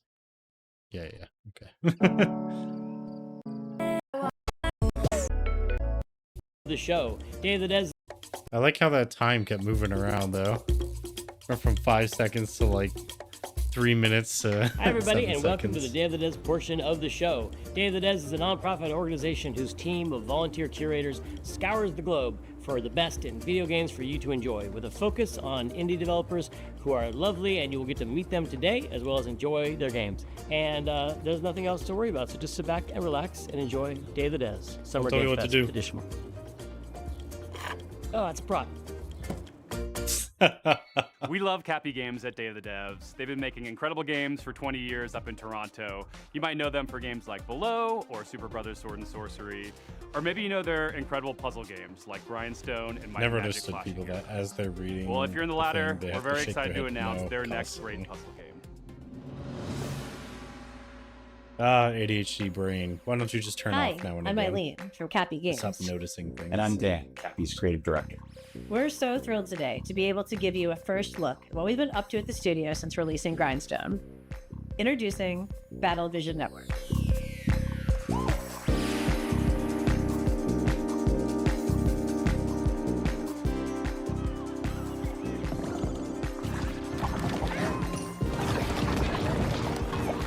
BVN fuses cozy, color-matching puzzle gameplay with deep turn-based tactics to test players in fast-paced online battles. It's a 1v1 puzzle battle in the galaxy's most watched sport. Let's back up again.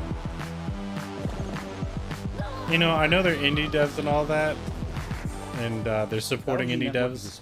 Why don't they support goddamn classic games, Might and Magic: Clash of Heroes? Equalization. Clash of Heroes puzzle combat design, for lack of a better an term, element that we at Cappy felt was one of its most interesting facets. Audio equalization across the board is so easy to do. Over several rounds, take turns launching attacks by creating color-matched formations with your units. Vertical matches create attackers. Horizontal matches create defenders. The rapid-fire matches last a couple of minutes. BVN isn't just about dominating matches. BVN teams spend a season vying for the title of champion, and the player community ultimately decides which team takes the crown. Choose between multiple teams, bursting with personality and characters, each with its own playstyle and home arena. Win a match with the Ragtags team, that win shapes the stats, outcome, and narrative events of the season for everyone. Gameplay is simple enough to jump into, but as you rise in the ranks, you'll unlock new units, each with game-changing abilities, and discover endless new tactics and strategies. Charismatic captains front each team. Captains run the playfield with big personalities and outsized power in the form of tide-turning special abilities.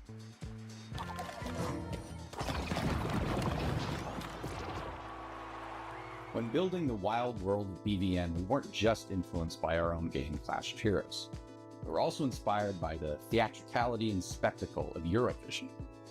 Cappy's art team has outdone themselves with a fantastic roster of hand-drawn and hand-animated characters, fashion-forward collectible outfits. Battle Vision Network is a live, season-based game with new twists, new characters, fresh rankings, and narrative surprises emerging every season. We're also excited to feature a phenomenal soundtrack by our frequent collaborators, the incredible Jim Guthrie and Sam Webster.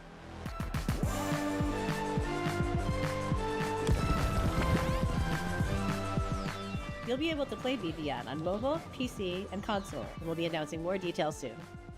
We're so thankful to Data Devs for the chance to introduce Battle Vision Network. I'm grateful to our awesome partners, Netflix. Wishlist the game to join the fun. Battle Vision Network. Our next title comes to us from the Game Bakers, a small studio in Montpellier, France, who claim to make games the same way they cook food, with a lot of love. Their next dish comes to us piping hot, fresh from the oven. It'll take us to dizzying heights, which quite frankly give me the heebie-jeebies. So hold on tight, making its gameplay debut today. This is Cairn.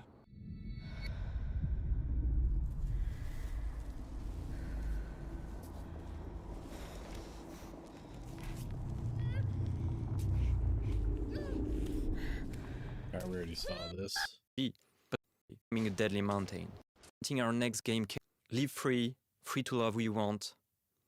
Today I'm presenting our next game, Cairn, the final part of our Freedom trilogy. In Cairn, you play an alpinist who's climbing a deadly mountain. Barefoot. You put your life at risk to reach a summit that nobody reached before. You are obsessed by this ascent, and you are climbing to free yourself from your own chains. Just hit your fucking thingy. Cairn is what we call a survival climber. You have to climb, but also survive in the mountain.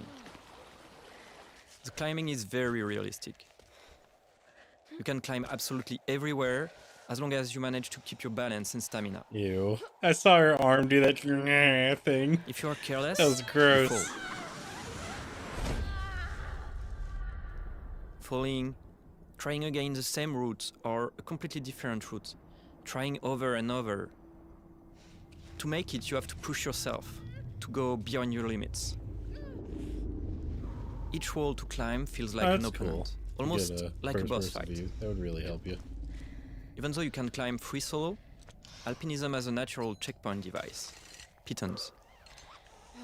But you have a limited amount, and using them at the right time is key.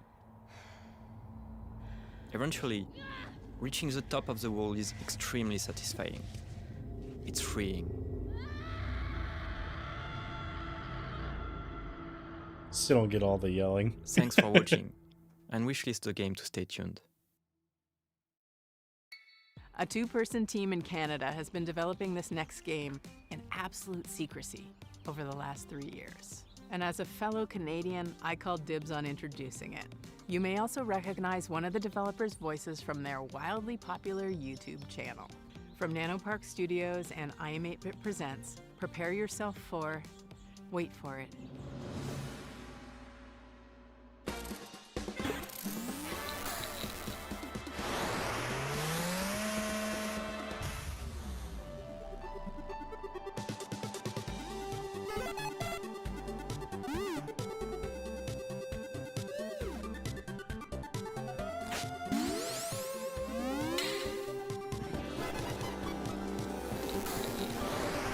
Hello there, my name's Brandon. And I'm Danny, and we are here to show you our game, Pedal Runner. That is not what I thought he said. I didn't think he said pedal.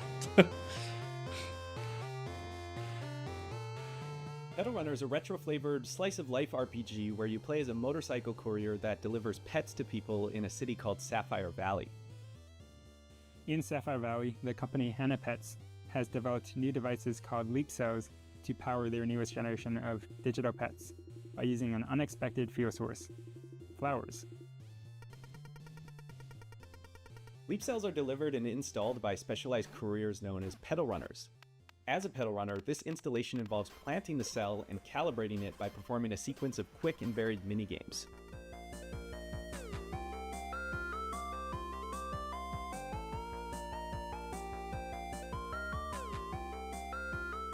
Once that calibration is complete, the new Hannah pet begins to farm.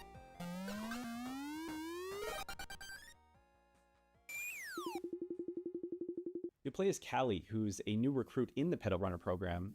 So being new in town and with a bit of a shy personality, Callie does encounter a few challenges along the way, just from the difficulty of dealing with customers or talking to people in general, to their rivalry with a fellow recruit. Fortunately, Callie is joined by their pet companion, Kira. Kira is unique in that he's an older type of Hannah Pets, which is a simpler and now obsolete handheld model.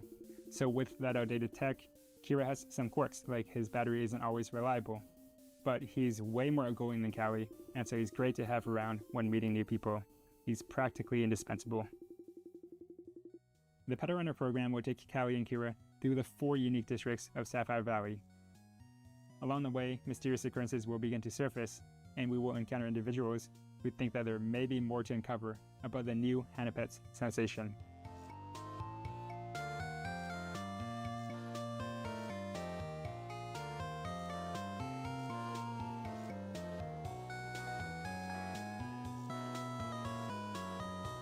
So, doesn't look like motorcycles, robots, there's flowers, there's pets. We've tried to really give the story some heart to it, and we just hope you have fun playing. And thanks for checking out Pedal Runner.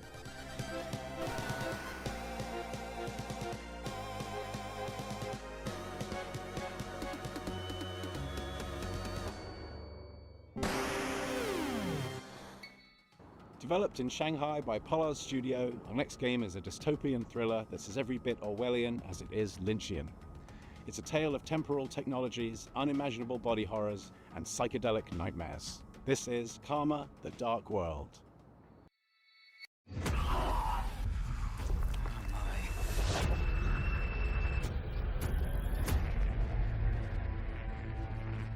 嗨，各位好，我是 Karma: The Dark World 的创意总监王永鹤。我们团队月朗工作室来自于中国上海，团队的目标是带给全球玩家有趣且有深度的叙事驱动类游戏。很荣幸借此机会向各位玩家展示由我们才华横溢的月朗团队所制作的第一款游戏《Karma: The Dark World》。That one actually looks really interesting.《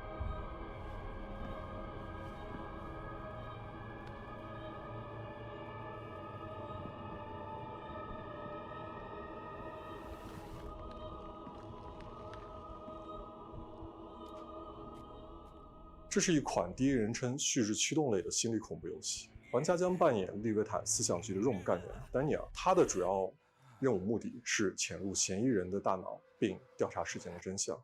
玩家将在2个不同的世界中进行冒险，去体验完全不同的情绪和故事。一个是在反乌托邦的现实世界，你将了解到扭曲、压抑、毫无人性的社会观。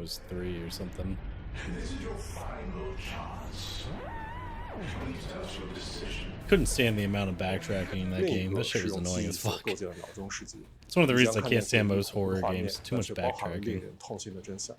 在这个游戏中，作为探员，你需要坚守意志，效忠这座城市的掌控者利维坦公司。但直到有一天，你发现正在调查的案件发生了翻天覆地的变化，你冰冷的心从此开始逐渐融化。What have I done? 这就是卡马的 Dark World， 一个你从没有体验过、带有浓厚电影风格的反乌托邦游戏。如果你想要了解更多关于这个故事的最后的真相，请访问我们的网站 karmadarkworld.com， 我们会第一时间告知你试玩的 demo 相关时间。最后，请大家享受预告片。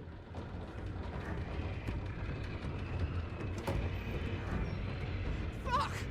My prosthetic! What? This isn't real. This can't be real. It's prosthetic.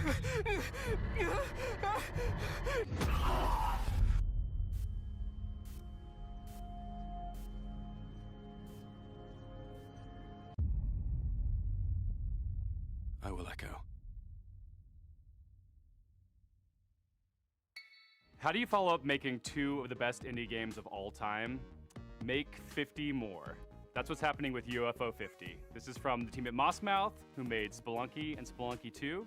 It's as if you took the modern design sensibilities of today and went back in time and made an entire console worth of retro games. And it's coming so soon. Hi, I'm Derek. I'm John, and we're part of the team of indie developers working on UFO 50, a collection of 50 games. You heard that correctly. That's 50 brand new games.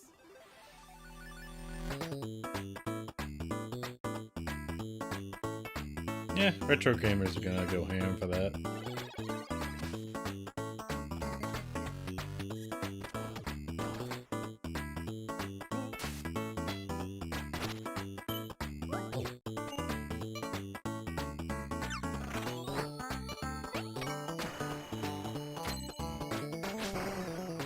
First and foremost, these are not mini games. Some of the games are smaller, like arcade-style games.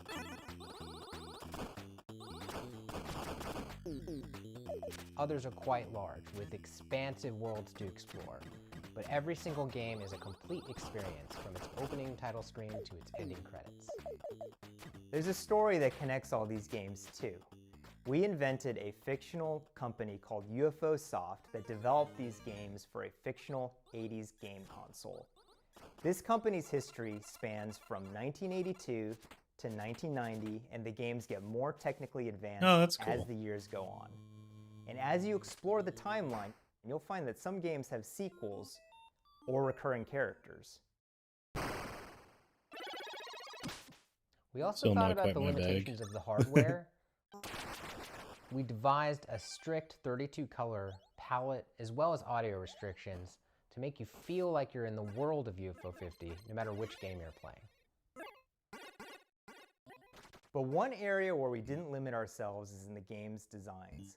We were happy to build on modern game design and genres, and we strived to make sure that each game felt like a unique experience. Our goal isn't just to remind you of a bygone era, it's also to provide 50 fresh experiences. We like to think that Ubisoft was a company that was ahead of its time. All of the games are unlocked from the start, so you can explore the collection in your own way. Every game's not going to be everyone's favorite, but figuring out which games you like is part of the fun. With so much variety, you're sure to find something to get lost in, whether you prefer fast-paced action games or thinky strategy games. And we all have fond memories of going to a friend's house and browsing their game library for something to play together. So half of UFO 50's games have multiplayer, either co-op or versus. Needless to say, UFO 50 has been in development for a long time. But today, we're very excited to finally announce a release date. That's right, UFO 50 is coming to Steam on September 18th.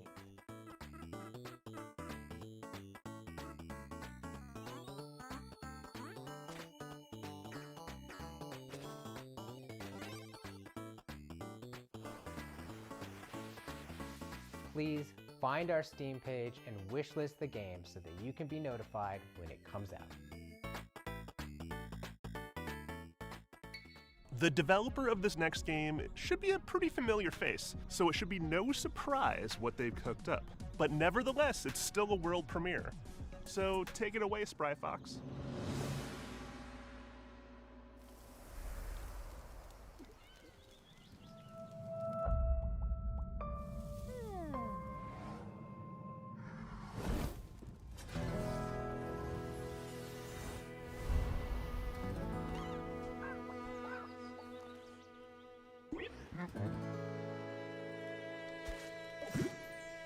Kind of reminds me of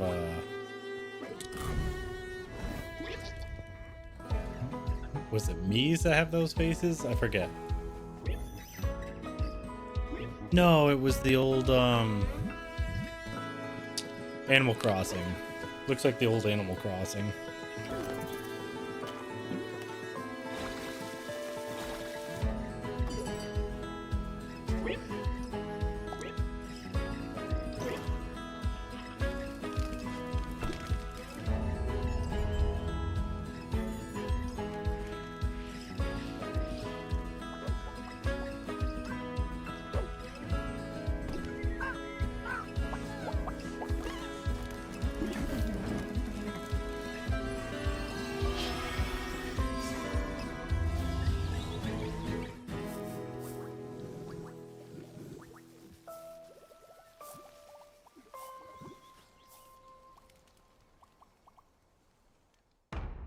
I'm not playing no Netflix games, I'm sorry. When I think of video games, I don't really think of co-founder Netflix. and studio manager of Spryfox. And I'm Jamie Antonese, Most of those games lead look narrative like designer of Cozy bunk. Grove Camp Spirit. We hope you enjoyed the worldwide premiere of Cozy Grove Camp Spirit. Or like someone We're really scammed grateful to be a part of Day of the Devs Netflix alongside so themselves. many creative and inspiring developers. We started Spryfox 14 years ago with the goal of making the world a happier place. This is the first game we're launching since we became part of Netflix. That's allowed us to focus all of our energies on making this game as delightful and meaningful as possible, and to bring it to all Netflix users without any advertisements or in-app purchases of any kind. We feel really lucky. As you just saw, Cozy Grove Camp Spirit takes place on a haunted island where you'll assist an unusual assortment of troubled but insanely cute ghostly bears. Each bear has a unique personality and backstory that unfolds through your interactions with them. It's a spooky but heartwarming life sim game where your small daily acts of kindness advance the story. We want Cozy Grove Camp Spirit to be a game that you can come back to at your own pace for months, if not years to come.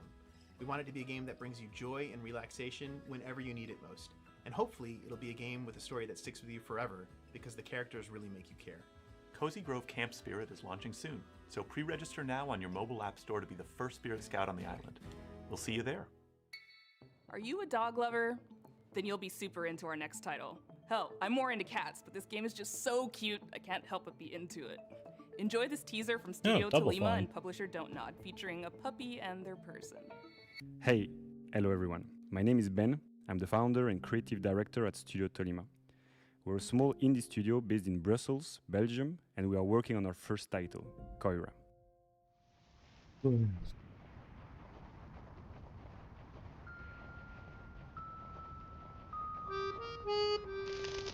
Koira is a narrative game where you wake up in a snowy forest and encounter a small puppy who got trapped. You set him free, and together you go on a beautiful adventure and set out to reach Koira's house. This relationship is really at the heart of our game. In Koira, you go through a musical forest, filled with sounds to discover and interact with. For example, each character and animal in the forest is voiced by a different instrument. And you can use their voice to interact with the world, to activate ancient statues, to speak to whimsical animals, and to earn the trust of the puppy. To progress through the story, you can also manipulate items and use your new companion's unique abilities. With these, you can solve puzzles, but you can also just play together. For example, by playing fetch, building snowmen, or my personal favorite, playing hide and seek. As they journey through the winter wonderland, they encounter obstacles, they share laughs, and they save other woodland creatures. But if winter is magical, it's also dangerous. And they are not alone in this forest. Mysterious hunters are lurking around and following them. Our goal with Koira is to create a universal tale which focuses on the emotional journey. We want to create a game that is as immersive and intuitive as possible. It's a game without any text nor dialogue. The whole story is brought to life through expressive hand-drawn art, frame-by-frame animation, and a beautiful original soundtrack. Let yourself be carried away by the magical and serene atmosphere of the forest. Contemplate and play at your own pace. We can't wait to share more with you. So if you'd like to be one of the first one to hear about what we're up to and our upcoming demo, please head over to our Steam page to wishlist the game. Thanks again, and we look forward to sharing more with you.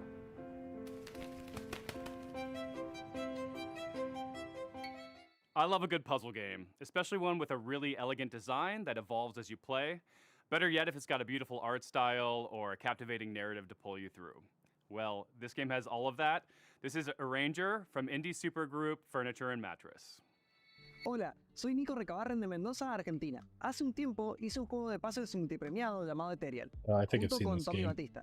Desde entonces hemos estado trabajando muy duro en una aventura mucho más ambiciosa, junto con nuevos amigos. David Hellman, cuyo arte expresivo seguramente The recuerda one por where Brave, you like rearrange the y room Nick and all Sander, that stuff. que con su humor y creatividad probablemente te ha hecho soltar más de una risa con Carto. Con nuestra visión creativa compartida queremos traerles algo que se sienta fresco y ligero. Ojalá les guste este nuevo vistazo a Arranger, a Role Puzzling Adventure.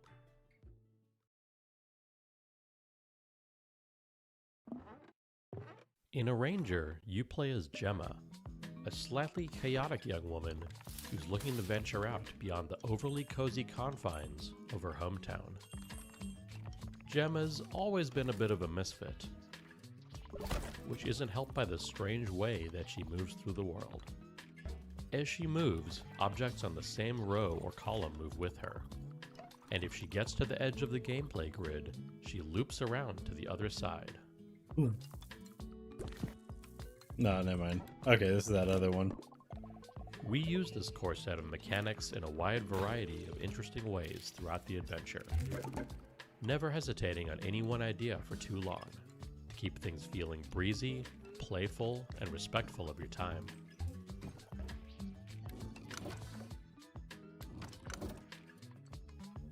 The entire game world exists on a sprawling, interconnected grid, on which you'll find towns full of lovable weirdos to chat with and advance the story. Wilderness spaces to navigate full of optional puzzles and exciting mysteries. And dungeons teeming with monsters to puzzle your way past.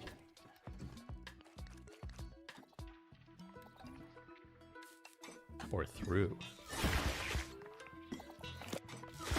Told through expressive comic-style cutscenes. We follow Gemma on her journey of self-discovery. Heading out beyond the walls of her town, she soon discovers a beautiful, inspiring world. But also one ruled by fear and a strange, immovable force called the Static. Can she disrupt a culture of stagnation and find a place to fit into it? Find out in a new type of role puzzling game when Arranger launches on July 25th. There's never been a bigger red herring than the developer name Cozy Game Pals, because their idea of cozy is a little twisted. Here's your world premiere first look at the very first release from Blumhouse Games. Amy? Are you okay?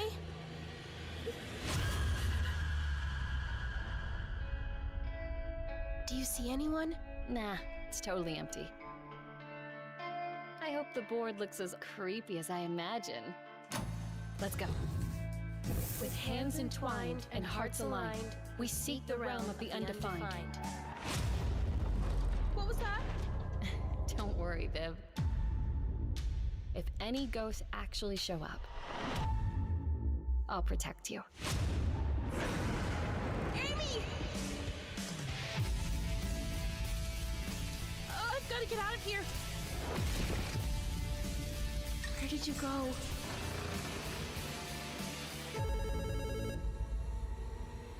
Hello? Amy!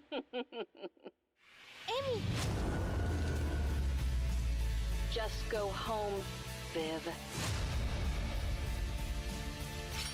I'll save you, no matter what. Don't worry, Viv.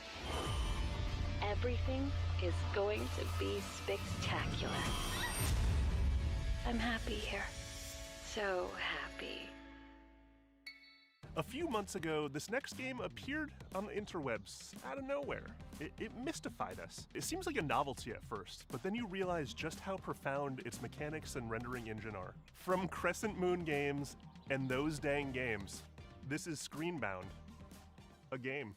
Hey guys, it's Josh Precison, and I'm the game director of Screenbound.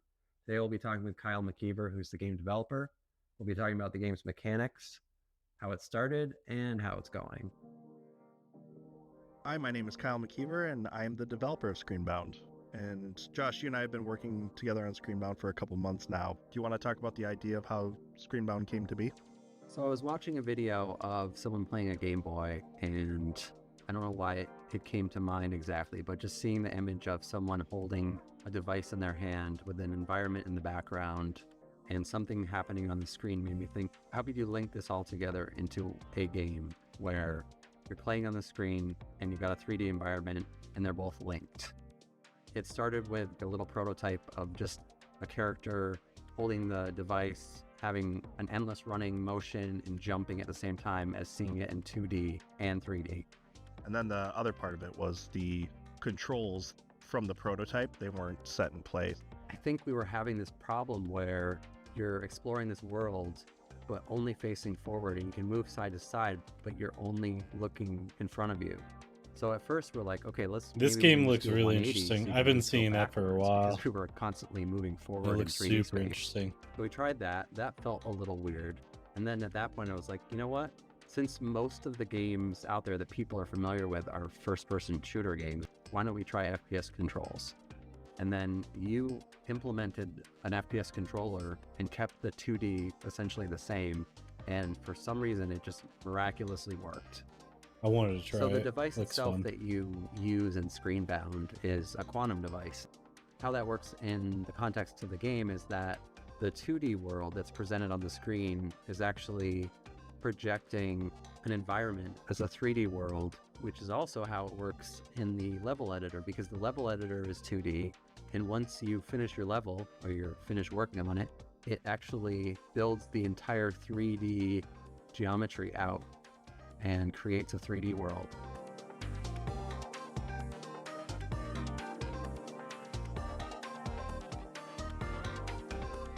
Both dimensions are equally important, and you have to be paying attention to both to get anywhere in the game. Because, first of all, the enemies are in 2D. So if you're walking along in 3D and you're not looking at the screen, you're going to die probably within 5 to 10 seconds because you're going to be hit by an enemy. You're going to see some distortion effect on the screen, and that's where like the two dimensions meet, and you're going to get pushed back and you're going to lose some health from your battery bar. But immediately you're going to realize that you can't play one or the other dimension. You have to be paying attention to both.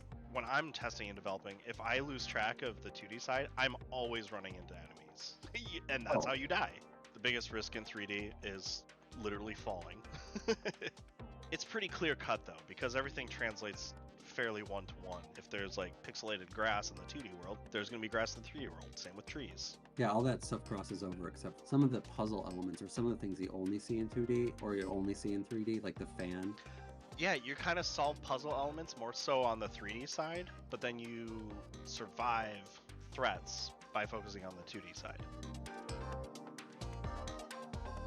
And yeah, that's pretty much it. We'll talk soon. Our next game takes what you might consider a dream job and adds a heap of dread. You play as a zookeeper tending to animals, except something is terribly wrong. Developed by an international team at Clapperheads, this is Zoocosis. And I promise you've never seen giraffes like this before. You think they're cute? I don't. You've all been to the zoo, and each of you has your favorite animals. But do you know what happened here at night behind closed doors? I'm Valentin Shukin, the lead is game that a designer baby of zebra? the Zoocosis game, and I invite you become a night zookeeper. Oh, this game. This one looked really cool. Oh, you finally awake? Good. Get up. It's time to get to work.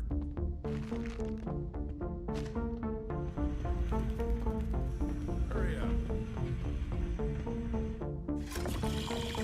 You have nothing to worry about.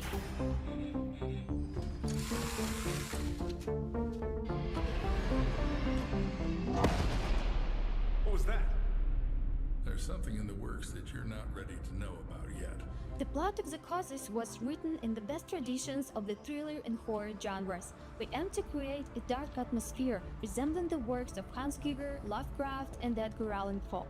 We achieve this through lighting placement, color correction, textures, and environmental props. Oh, I'm like hungry. This is our mobile veterinary station. Here you'll be mixing medications for our animals. Are they sick? Well, they can be. We need to closely monitor the health of the animals. We have some quite rare specimens. The mutation, the parasite, and the infection that's happening to these animals, it's kind of like reprogramming their biology. Ew. It's kind of like the thing.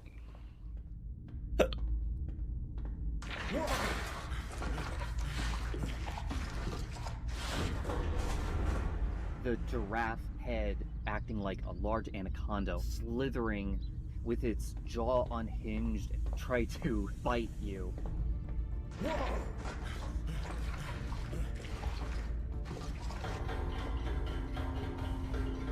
The concept of the giraffe set the basis of each animal having their own unique design in their mutation. This reminds me of Resident Evil There animals. also will be many endings in the game. Each of the endings depend on the choices made by the player during the game. Planning out all the endings was quite challenging. We dedicated a substantial amount of time structuring the paths and dialogues into a unified framework to ensure seamless functionality. Every zookeeper is entitled to a service car. This one's mine. If you perform well tonight, you'll get one in the morning. Is that your wife? Should I tell her you're staying here for the night? Keep in mind, I'll lock you in until morning. Your main goal will be to save the edibles, including infected ones that have turned into mutants. Save them and save yourself. We really hope that you will enjoy the Zoocosis releasing this summer. Wishlist it on Steam and follow us on social media. Thank you so much for the support. See ya. Why are you so jumpy?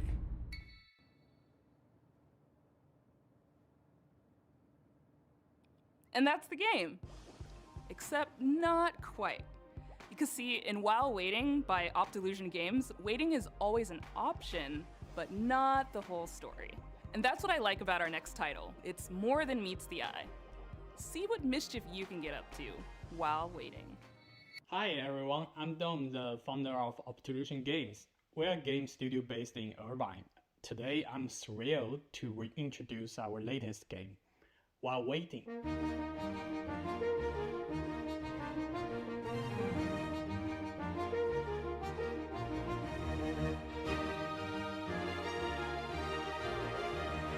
While Waiting is a game about waiting for things to happen. It waiting sucks. For the bus, waiting for traffic. It's literally a thing. All right, so when we worked at Disney, we always joked that we needed to make a line for a line. Like the whole ride is you walking through a line, like, you know, queuing up, doing a snake, and then you get to the end. It's just like, hey, hope you enjoyed your time in the line. Follow our main character Adam Oh, as he waits God. his way through. I'm so the glad I never various worked in the rise scenarios of areas or any of everyday that life. shit. Just helped with security stuff.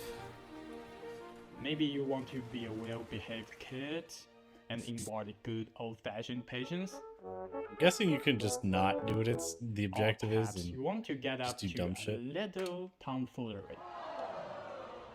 Or maybe a lot of it. Oh, okay. That's not so bad then. For people who really want to do something, you can find your own way to kill the time. We also have prepared a list of meaningless challenges to help you with it. If they're too hard, or maybe not your cup of tea, that's okay. We also have a very helpful fidget button, specially designed for you. Just press it. Explore over 100 hand-painted levels, each chock full of mini-games, fun little interactions, Easter eggs, and things you should definitely not try in your daily life.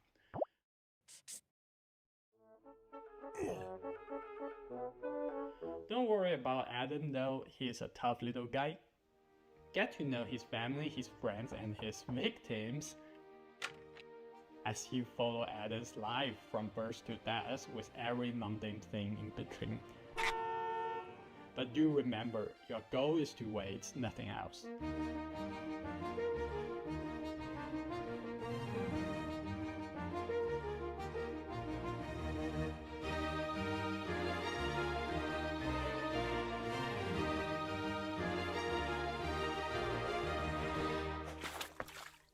Add to waitlist on Steam.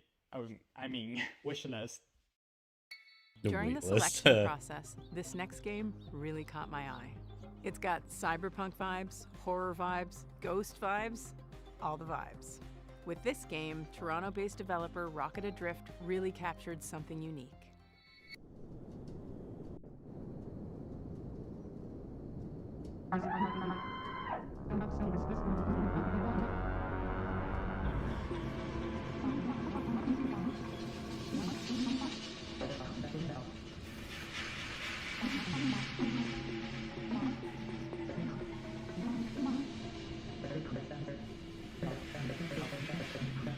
Aw, I really like games with voice acting though. Psychroma is a cyberpunk horror game. One of the concepts that we wanted to really emphasize was identity, what it means to be who you are, and how horrific it might be if that was stripped from you. The protagonist has amnesia. You don't know who you are. The idea of losing yourself, it seems like it should be the one thing that can't be taken away from you. We wanted to set the game into a kind of cyberpunk future. We were really interested in the paranormal concepts and the more grounded future technology. Cyberpunk has a lot of themes that fit well with the story that we wanted to tell.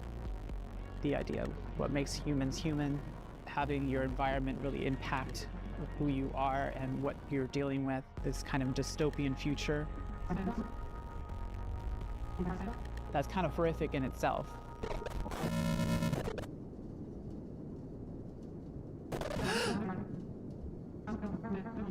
In our main character, Hayes, we also decided to make them non-binary and biracial.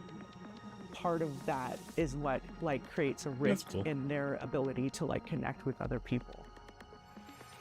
And so Psychroma was a great way for me to explore that part of myself, not being black enough for the black community and obviously not white passing. And I've never really been able to explore that or really talk about that openly until now, I think.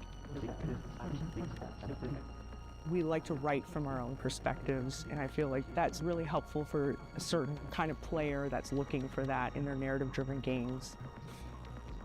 It really is amazing to see people interact with the media you made and get it.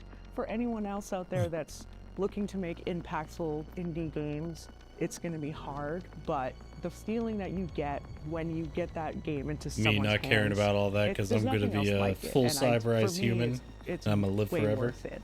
Fuck y'all. I'm gonna be like the major from Ghost in the Shell. I'm gonna live forever. It's time to get cozy, and this game is about Only as part that's cozy gonna as it still be gets. me is It's my about cyber brain houses, and like just spinal not quite in the cord. way you'd expect. By Tenant Games, this is Building Relationships. สวัสดีครับชื่อธนัท บุษยางกูลครับจากกรุงเทพมหานคร and I'm here to Oh, show okay. you probably the most I was like, stupid what game language you'll see is all that? day today. It's a silly adventure game where you play as a house on a Didn't really sound like date, Thai to me though. and it's called Building Relationships. Take a look. Can't be embarrassed of your own game, buddy. Too late to cringe now.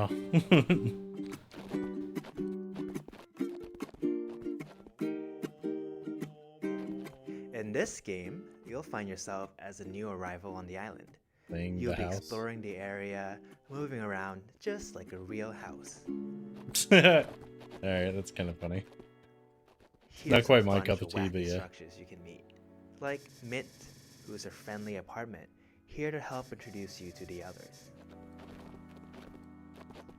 Or Millie, who's this tall windmill that might just step on you if you ask them nicely.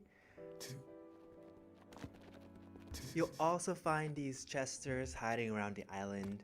They're not looking for a date, they're in a very Gotta go to the complicated bathroom again. polycule. Alright, we'll let this but play. They'll help you unlock Back. new abilities like jumping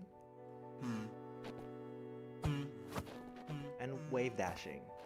Probably grab a snack If you're while I'm looking up. for a break, there's a bunch of fishing spots around the island. Though the local wildlife might not be what you expected.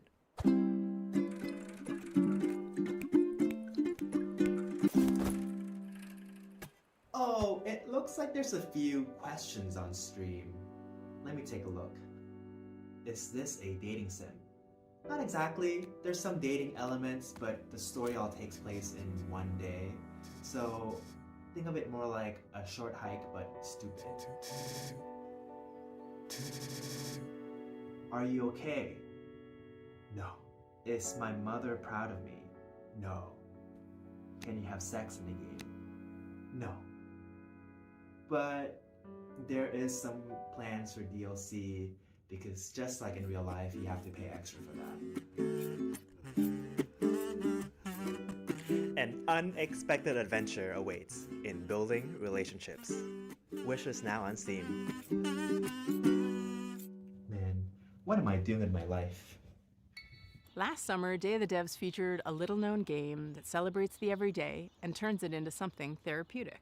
It became an absolute hit, and we're oh so happy to world premiere their latest DLC.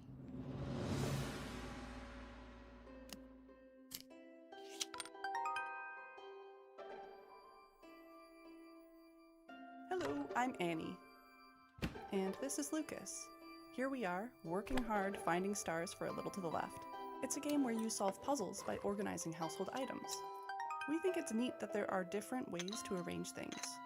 In our game, you find stars with each arrangement that you discover.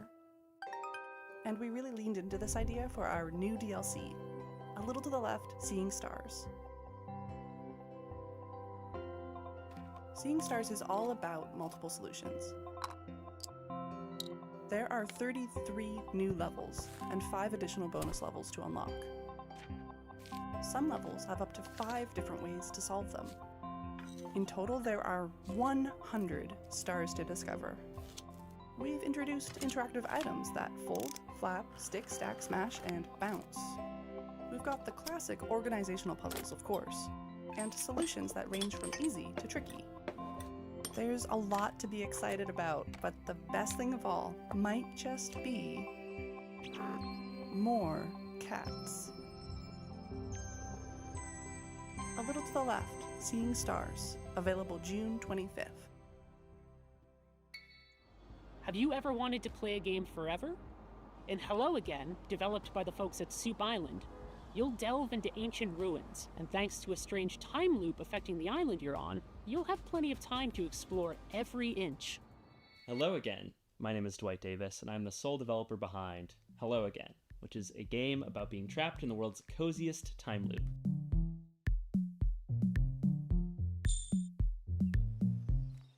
In Hello Again, you play as a diligent postal worker who is assigned the task of delivering a package to a remote island. One shipwreck later, you awaken stranded on the island and trapped inside an unexplained 12-hour time loop. The three core pillars of Hello Again are exploration, conversation, and puzzle solving.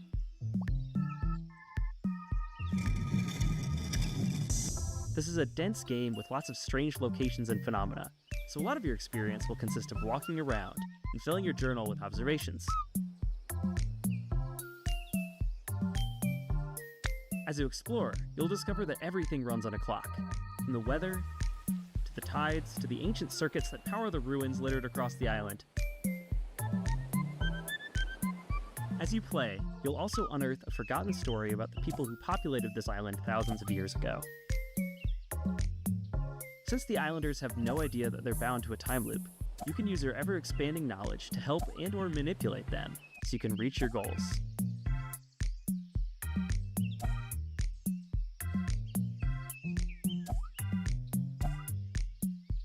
So, in short, what happens when you mix the gameplay and mechanics of Outer Wilds with the vibes of Animal Crossing and the small-town feel of Groundhog Day? The answer is Hello Again, coming in 2025. So our next title, Tom the Post Girl, is a narrative adventure game by Zurich-based studio Oopsie Daisies. And aptly named, as Tom, our main character, has plenty of oopsie daisies of her own in this game. It has a twisted sense of humor and offers choices that'll leave you wondering, should I have done that? Yeah, it's probably fine. If you're looking to connect with your inner voyeur, this is the game for you. Hello, we're the Oopsie Daisies, a small studio from Switzerland, and we are here to present you our debut title, Tom the Post Girl.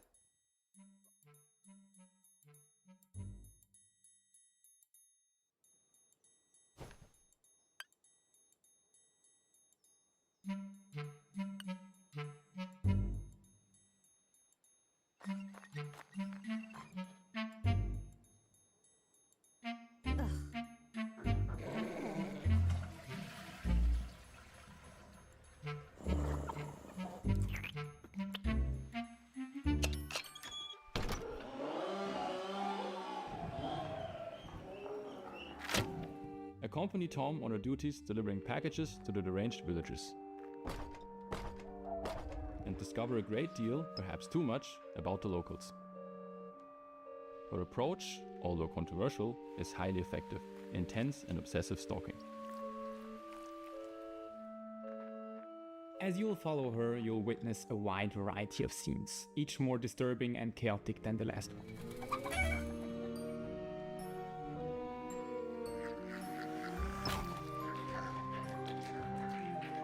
But is that really gonna stop you from continuing to do so? Quite the opposite. We were inspired by the Little Red Riding Hood, which you can recognize in the main protagonist, Tom. We then used her curiosity and exaggerated it to the max, turning her into a stalking post girl. We had a lot of fun creating this very strange, unique, hand-drawn environment for you to explore, and hope that you'll also enjoy stalking around in it.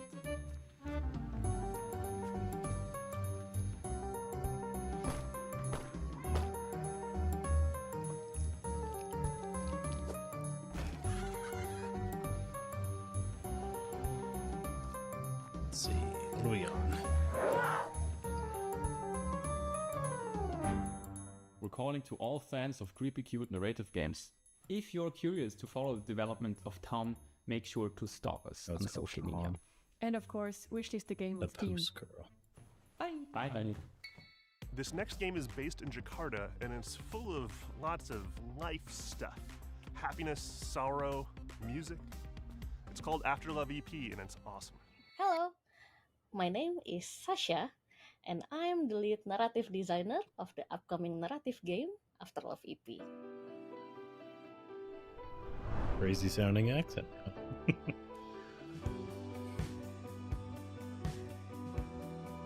Dude, there's like no room for this pizza This box. game is about a musician in Jakarta who hears the voice of his girlfriend after her death. She sounds like that Antarctica guy. I don't know if y'all remember Explore him. the theme of love, dealing with loss and grief, and finding your true self in the bustling city of Jakarta.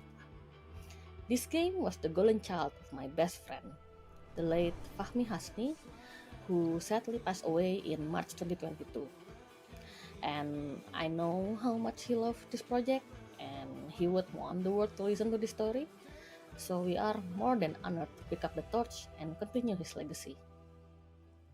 Fahmi loved Jakarta very much. I'm always the introvert side of our friendship duo, and he was always the one who took me to all the wonderful places in Jakarta I used to never know about. And most of those places made it into the game, like the places where he loved ramen, or where he would get his coffee, or like where he would meet his friends, or music. And I've enjoyed exploring those places in the game, like we used to do. We've had the pleasure of working with a Okay, so that's wonderful one way to student kind from of Jakarta, keep your friend going. Alfalfa. They are very brilliant. Sorry, I can't really help fangirling about them. Like, they are so good. And Alfalfa will be making the soundtrack for Afterlife EP, including the music Rama plays in the rhythm game. I can't stand rhythm games. I'm so bad at them. Like, depending on how they're done, I should say. We are also really Like, happy some to of be them really working good, with then our there's some where I'm just main complete dog artist, crap. Soyatu. Like in Soyatu Enter the has really Dragon, dived into our characters with I his was so bad very at in distinctive art Kishin. style, Or and also Ishin. his love for the underground music scene. We don't have the release date yet, but we expect it to be released around October this year. So please bear with us a little longer, and thank you so much for your support.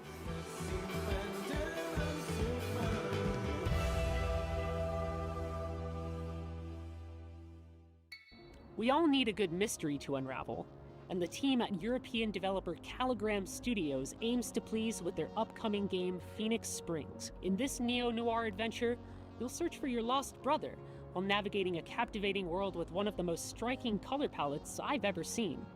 Hi, I'm Jigme Oiser, co-founder of Caligram Studio, and it's my pleasure to introduce you to our mystery adventure game Phoenix Springs. When I finally find him, my brother makes me promise not to go to the Oasis. So, of course, it's where I end up.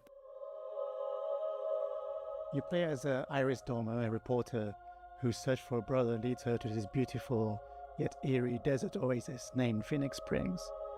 It is a beautiful place to explore. Life is slow. The air is clean. Secrets are kept. But should I stop looking for answers? We call it a modern point-and-click game.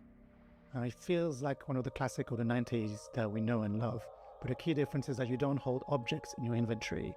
What you have instead are thoughts and concepts and ideas, like a detective pinboard, and you have to connect them with the world around you or mention them in conversations in order to progress. That's interesting.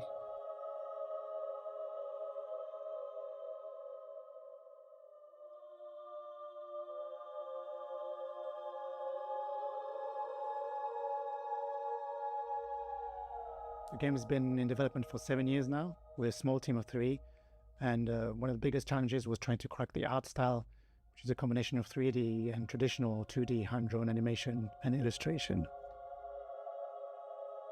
That's the easy part. Over the last year, we've been incredibly lucky to be able to Refuse take the to game on the road. elaborate. Places like South by Southwest Sydney, the London Games Festival, or IndieX in Lisbon, where he won the award for Best Art Direction.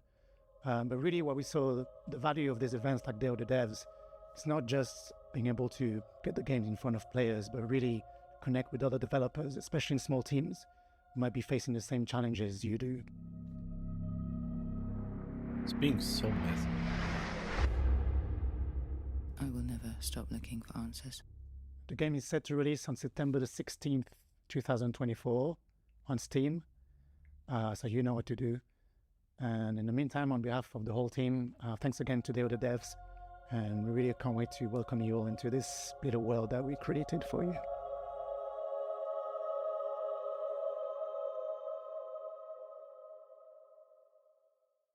Road 96, Lost in Harmony, 1111 Memories Retold. Developer DigixArt out of France has had a pretty prolific run, and we're so very proud to world premiere their very next game. Spoiler alert, it has a lot of water.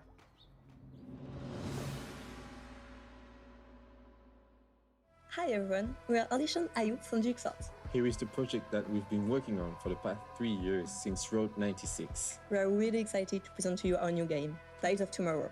So get ready to be surprised and enjoy the show.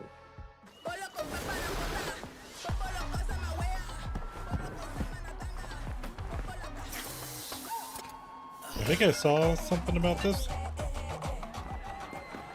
Welcome to Pleasureland, my friend. Best place to... Wait, you look familiar. Welcome to Pleasureland, my friend. I'll introduce you to the joys of this amazing place. You okay? You're not going to die, right? Bastard! You'll learn what it costs to steal from Obin. I hope it's the right one. They have the same clothes. Wait, that's not the thief. But it was your friend who did it, right? I made the mistake. You want to talk to me? Get on your knees first. Bastard! You won't get away with it. Your friend escaped with my Ozen, and now you'll pay for it.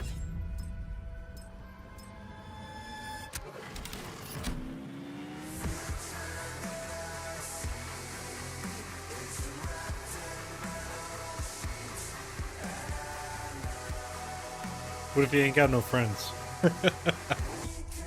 Yeah, it looks really cool.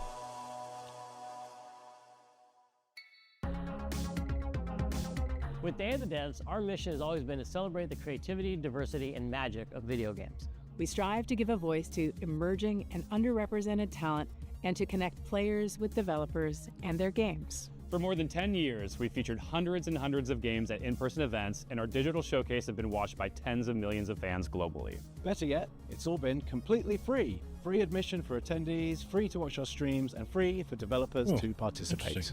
It's common for developers to pay many thousands of dollars to be involved in other showcases and events. But Day of the Devs has never charged developers to participate, and we never will.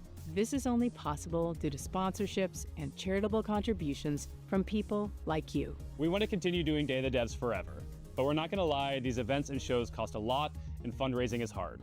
We're so enormously grateful to everyone who has supported us all these years, but for Day of the Devs to continue, we're going to need ongoing support. So please, if you love discovering new games and supporting emerging developers, if you would like for us to keep on shining the spotlight on creators, and especially if you are in a leadership position at a studio, publisher, or platform, and have budgets that you can tap into, then please consider donating to Day of the Devs. Without your donations, without your sponsorship, without your help, none of this can continue.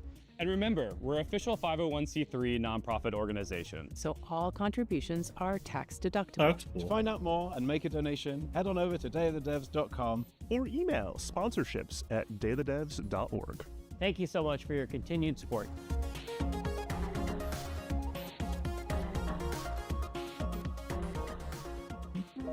Stay tuned for Devolver Direct, coming up right after Day of the Devs. Thank you to our generous individual contributors and corporate sponsors. We could not do this without you. And here's a list of all the amazing companies that have supported us in 2024 so far. You could be on this list too, if you email us today. Founding sponsors, Double Fine Productions and I Am 8-Bit. And our 2024 sponsors, Annapurna Interactive, Bone Loaf, Devolver Digital, Egg, Glum, Idea Xbox, Maximum Games, Netflix Games, Nighthawk Interactive, Panic, PlayStation, Pop Agenda, Sabotage Studio, Studio MDHR, Summer Game Fest, UFO 50, Exola, Blumhouse Games. Thank you so much for your continued support. Do it the fast way. Special thanks to our guy, Dose One, for providing beats, interludes, musical poetry, yet again for Day of the Devs. We could not make this show as bombastic and cool and vibey without your stuff, man. You're a genius. Check out his stuff. Dose One. If you love this program and you want to support us, sign up for Let me see. All the sponsors who help make Day of the Devs. Thanks. Yep. Okay, so it's just this dude making music.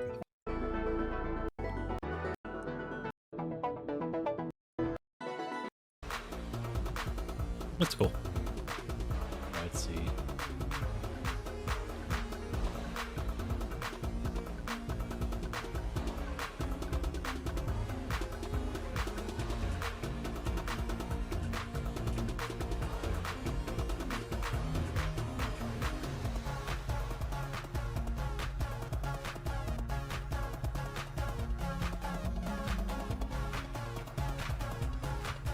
Oh, okay. So yeah, that was that. Yeah, of course we watched that. That shit was great. All right. This one's devs.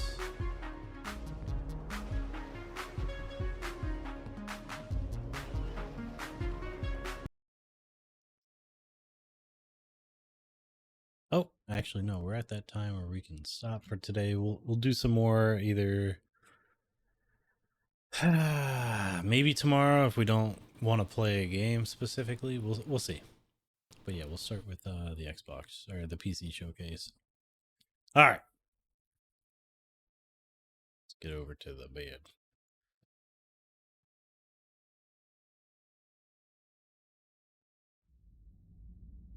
Hope you all had a good time. I know I did. That shit was fucking cool. Seen a lot of really good games coming out. But yeah, a lot of them are coming out like really, really soon. Like next month. So yeah, we'll be doing the Call of Duty campaigns here soon. I need to catch back up with those because there's like 3 games I haven't played, starting with Vanguard on. All right. Today's dad wisdom. Remember, folks, the gods of this world knew we'd be too powerful if they didn't put a crack in our butts. And for today's shenanigans, in a world of billions, be the one who shits in others' pants. Have a wonderful evening. It's been Beard. Later.